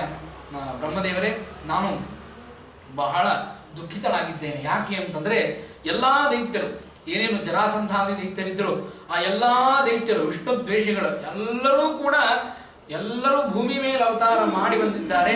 ಆ ಭೂಮಿ ಮೇಲೆ ಅವತಾರ ಮಾಡಿದ್ದರಿಂದಾಗಿ ಬಹಳ ಖಿನ್ನಳಾಗಿದ್ದೇನೆ ನಾನು ಅಂತ ಹೇಳಿ ಭೂದೇವಿ ಪ್ರಾರ್ಥನೆಯನ್ನು ಮಾಡ್ತಾಳೆ. ಆಗ ಕೇಳ್ತಾರೆ, ಯಾಕೆ ಈ ರೀತಿಯಾಗಿ ಖಿನ್ನಳಾಗಿದ್ದೇನೆ ಅಂತ ಕೇಳಿದಾಗ ನಮ್ಮ ವಾದಿರಾಜ ಶ್ರೀಪಾದಂಗಳವರು ರುಕ್ಮಿಣೀಶ ವಿಜಯದಲ್ಲಿ ಮಾತನ್ನ ಹೇಳ್ತಾರೆ. ಏನು ಅಂತಂದ್ರೆ, ಭೂಭಾರ ಯಾವಾಗ ಆಗ್ತದೆ ಅಂದ್ರೆ ದೊಡ್ಡ ದೊಡ್ಡ ಪರ್ವತಗಳಿದ್ದಾಗ ಅಥವಾ ಸಮುದ್ರ ನೀರು ಹೆಚ್ಚಾದಾಗ, ಈ ರೀತಿಯಾಗಿ ಜಡವಾದ ಪದಾರ್ಥಗಳು ಬಹಳವಾದಾಗ, ಮುಂಬೈಯಲ್ಲಿ ನೋಡಿದ್ರು ಎಲ್ಲಿ ನೋಡಿದ್ರು ಬಿಲ್ಡಿಂಗೇ ಕಾಣಿಸ್ತದೆ. ಅಂದಮೇಲೆ ಅಂತಹ ಬಿಲ್ಡಿಂಗ್ಗಳು ಕಟ್ಟಡಗಳು ಬಹಳ ಆದಾಗ ಭೂಮಿದೇವಿಗೆ ಭಾರವಾಗಬೇಕು. ಆದರೆ ಭೂದೇವಿ ಭಾರ ಅಂತಂದ್ರೆ ಅನ್ಕೊಂಡೇ ಇಲ್ಲ. ಅನ್ಕೊಂಡಿದ್ದು ಯಾವುದು ಭಾರ ಅಂತಂದ್ರೆ, ಯಾರು ಭಗವಂತನ ದ್ವೇಷವನ್ನು ಮಾಡ್ತಾರೆ ಅವರನ್ನೇ ಭಾರ ಅಂತ ಅನ್ಕೊಂಡು ಹೋಗಿ ಪ್ರಾರ್ಥನೆಯನ್ನು ಮಾಡಿದ್ದಂತೆ. ಯಾಕೆ ಅಂತ ಕೇಳಿದಾಗ ಆಗ ಹೇಳ್ತಾರೆ ವಾದಿರಾಜರು, ಪತಿವ್ರತಾ ಸ್ತ್ರೀ ಇರ್ತಾರಲ್ಲ, ಆ ಪತಿವ್ರತಾ ಸ್ತ್ರೀಯರ ಮುಂದೆ ತಮ್ಮ ಗಂಡನನ್ನೇ ಯಾರಾದರೂ ನಿಂದ ಮಾಡಿದರೆ ಪತಿವ್ರತಾನಾಂ ಅಪರಕ್ವಭಾರಃ ಅಂತ ಕೇಳ್ತಾರೆ. ಪತಿವ್ರತಾ ಸ್ತ್ರೀಯರ ಮುಂದೆ ತಮ್ಮ ಪತಿಯನ್ನೇ ಯಾರಾದರೂ ನಿಂದೆ ಮಾಡಿದರೆ ಅದಕ್ಕಿಂತ ದೊಡ್ಡ ಭಾರ ಇನ್ಯಾವುದೂ ಆಗ್ಲಿಕ್ಕೆ ಸಾಧ್ಯ ಇಲ್ಲ. ಹಾಗಾಗಿ ಭೂಮಿ ಮೇಲೆ ಅವತಾರ ಮಾಡಿ ಎಲ್ಲಾ ದೈತ್ಯರು, ಆ ಭೂಮಿದೇವಿ ಅಂತಂದ್ರೆ ವರಾಹ ದೇವರ ಹೆಂಡತಿ, ಅಂತಹ ಭೂಮಿದೇವಿಯ ಮೇಲೆ ಅವತಾರ ಮಾಡಿ ದೇವರನ್ನೇ ನಿಂದ ಮಾಡಿದರೆ ಅವಳಿಗೆ ಹೇಗೆ ಅನಿಸ್ಲಿಕ್ಕಿಲ್ಲ. ಹಾಗಾಗಿ ಅದರಾಜ ಹೇಳುವಂತಹ ಮಾತೇನು ಅಂತಂದ್ರೆ, ನಾವೆಲ್ಲ ಭೂಮಿ ಮೇಲೆ ಅವತಾರ ಮಾಡಿಯೂ ಭಗವಂತನನ್ನ ಸರ್ವಥಾ ನಿಂದ ಮಾಡುವರು. ನಾವು ಎಲ್ಲರೂ ಭೂಮಿದೇವಿಗೆ ಭಾರಾಗಿ ಹೋಗಿಬಿಡುತ್ತೇವೆ. ಹಾಗಾಗಿ ಅವರೆಲ್ಲರೂ ಭೂಮಿ ಮೇಲೆ ಅವತಾರ ಮಾಡಿ ಭಗವಂತನನ್ನ ಈ ರೀತಿಯಾಗಿ ದ್ವೇಷ ಮಾಡ್ತಾ ಇದ್ದಾರೆ. ಅದಕ್ಕಾಗಿ ಬಹಳವಾಗಿದೆ. ಹೋಗಿ ಪ್ರಾರ್ಥನೆಯನ್ನು ಮಾಡ್ತಾಳೆ. ರುದ್ರದೇವರು ಹಾಗೂ ಬ್ರಹ್ಮದೇವರ ಮುಖಾಂತರವಾಗಿ ಹೋಗಿ ಪ್ರಾರ್ಥನೆ ಮಾಡ್ತಾಳೆ. ಇಲ್ಲಿ ಗೋರೂಪವನ್ನ ಧಾರಣೆ ಮಾಡಿ ಯಾಕೆ ಹೋದ್ಲು ಅಂತ ಕೇಳಿದಾಗ ಇನ್ನೊಂದು ಮಾತನ್ನ ಕೊಡ್ತಾರೆ ವಾದಿರಾಜರು. ಯಾಕೆ ಅಂದ್ರೆ, ಗೋಬ್ರಾಹ್ಮಣ ಹಿತಾಯ ಚ ಜಗದ್ಧಿತಾಯ ಕೃಷ್ಣಾಯ ಗೋವಿಂದಾಯ ನಮೋ ನಮಃ. ಭಗವಂತನಿಗೆ ಬ್ರಾಹ್ಮಣರನ್ನ ಹಾಗೂ ಆಕಳನ್ನ ಕಂಡ್ರೆ ಬಹಳ ಪ್ರೀತಿ ಅಂತ. ಹಾಗಾಗಿ ವಾಸ್ತುಶಾಂತಿಯನ್ನು ಮಾಡಬೇಕಾದಾಗ ನಾವು ಬ್ರಾಹ್ಮಣರನ್ನು ಹಾಗೂ ಗೋವುಗಳನ್ನು ಕರೆಸಿರ್ತೇವೆ. ಎಲ್ಲಿ ಅವಶ್ಯವಾಗಿ ಪ್ರವೇಶ ಮಾಡಲಿಕ್ಕೆ ಸಾಧ್ಯ ಇದೆ ಅಲ್ಲಿ ಪ್ರವೇಶ ಮಾಡಿಸಿದರೆ, ಒಂದು ಆಕಳು ಬಂದು ಮನೆ ಪ್ರವೇಶ ಮಾಡಿತು ಅಂತಂದ್ರೆ 33 ಕೋಟಿ ದೇವತೆಗಳು, ಸ್ವಯಂ ಭಗವಂತ, ಲಕ್ಷ್ಮೀದೇವಿ, ಎಲ್ಲಾ ದೇವತೆಗಳ ಸನ್ನಿಧಾನ ಮನೆಯಲ್ಲಿ ಬಂತು ಅಂತ ಅರ್ಥ. ವತ್ಸ ಸಹಿತವಾದಂತಹ ಒಂದು ಆಕಳನ್ನ ಪ್ರವೇಶ ಮಾಡಿಸಬೇಕು. ಮತ್ತು ಬ್ರಾಹ್ಮಣರನ್ನ, ವೇದವನ್ನ ಓದಿರ್ತಕ್ಕಂತಹ, ವೇದಾಧ್ಯಯನವನ್ನು ಮಾಡಿರ್ತಕ್ಕಂತಹ, ವೇದಾಂತವನ್ನ ಓದಿರ್ತಕ್ಕಂತಹ ಬ್ರಾಹ್ಮಣರನ್ನ ಮನೆಯಲ್ಲಿ ಪ್ರವೇಶ ಮಾಡಿಸಿದರೆ ಆಗ ಭಗವಂತನ ಸನ್ನಿಧಾನ ಬಂತು ಅಂತ ತಿಳಿತಾರೆ. ಈ ರೀತಿಯಾಗಿ ಆ ಭಗವಂತನ ಸನ್ನಿಧಾನ ಬರ್ತದೆ. ಭಗವಂತ ಲಘೂನೇ ಅನುಗ್ರಹವನ್ನು ಮಾಡ್ತಾನೆ, ಶೀಘ್ರವಾಗಿ ಅನುಗ್ರಹವನ್ನು ಮಾಡ್ತಾನೆ ಅಂತ ಅನ್ನೋದಕ್ಕಾಗಿ ಆ ಭೂಮಿದೇವಿ ಆ ಗೋರೂಪವನ್ನು ಧಾರಣೆ ಮಾಡಿ ಹೋಗಿದ್ದಾಳೆ.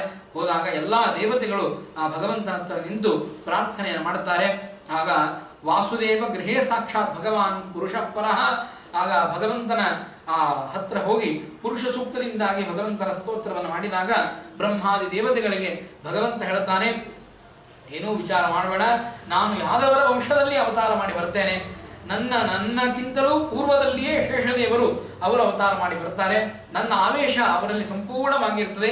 ಶುಕ್ಲಕೇಶಾವೇಶದಿಂದಾಗಿ ಶೇಷದೇವರಲ್ಲಿ ನಾನೇ ನಿಂತು ಬರ್ತೇನೆ, ಕೃಷ್ಣಕೇಶಾವೇಶನಾಗಿ ನಾನೇ ಭಗವಂತ ಅವತಾರ ಮಾಡ್ತೇನೆ ಅಂತ ಹೇಳಿ ಒಬ್ಬೊಬ್ಬ ದೇವತೆಗಳಿಗೂ ಕೂಡ ಆ ಯಾದವರ ವಂಶದಲ್ಲಿ ಅವತಾರ ಮಾಡಲಿಕ್ಕೆ ಆಜ್ಞೆಯನ್ನು ಮಾಡ್ತಾನೆ. ಈ ರೀತಿಯಾಗಿ ಭಗವಂತ ಮುಂದೆ ಹೇಗೆ ಅವತಾರ ಮಾಡಿದ ಮೇಲೆ ಏನೇನು ಕಾರ್ಯಗಳಾದವು ಅಂತನ್ನುವುದನ್ನು ವಿಶೇಷವಾಗಿ ನಾಳಿನ ದಿವಸ ತಿಳಿತಾ ಇವತ್ತಿನ ಕಥಾಭಾಗವನ್ನು ಸಮರ್ಪಣೆ ಮಾಡ್ತೇನೆ. ಶ್ರೀಕೃಷ್ಣ ಅರ್ಪಣಮಸ್ತು. ನಹಂಕರ್ತ ಹರಿಕರ್ತ ತತ್ಪೂಜಾ ಪ್ರವಚಾಕಿರಂ ತಥಾಪಿ ಮತ್ಕೃತಾ ಪೂಜಾ ತ್ವತ್ಪ್ರಸಾದೇನ ಅನ್ಯಥಾ ತದ್ಭಕ್ತಿ ತತ್ಫಲಂ ಮಖ್ಯಂ ತತ್ಪ್ರಸಾದ ಪುನಃ ಪುನಃ ಕರ್ಮಣ್ಯಾಸೋ ಹರಾದಿ ಕೃಷ್ಣೋಸ್ತುತಿಗ್ರಸ್ತ ಅನೇನ ಭಾವ್ಯಪುಣ್ಯಂ ಅವಾಪ್ನೋತು ಗುರುರ್ಮಮ. ಶ್ರೀಕೃಷ್ಣ ಅರ್ಪಣಮಸ್ತು.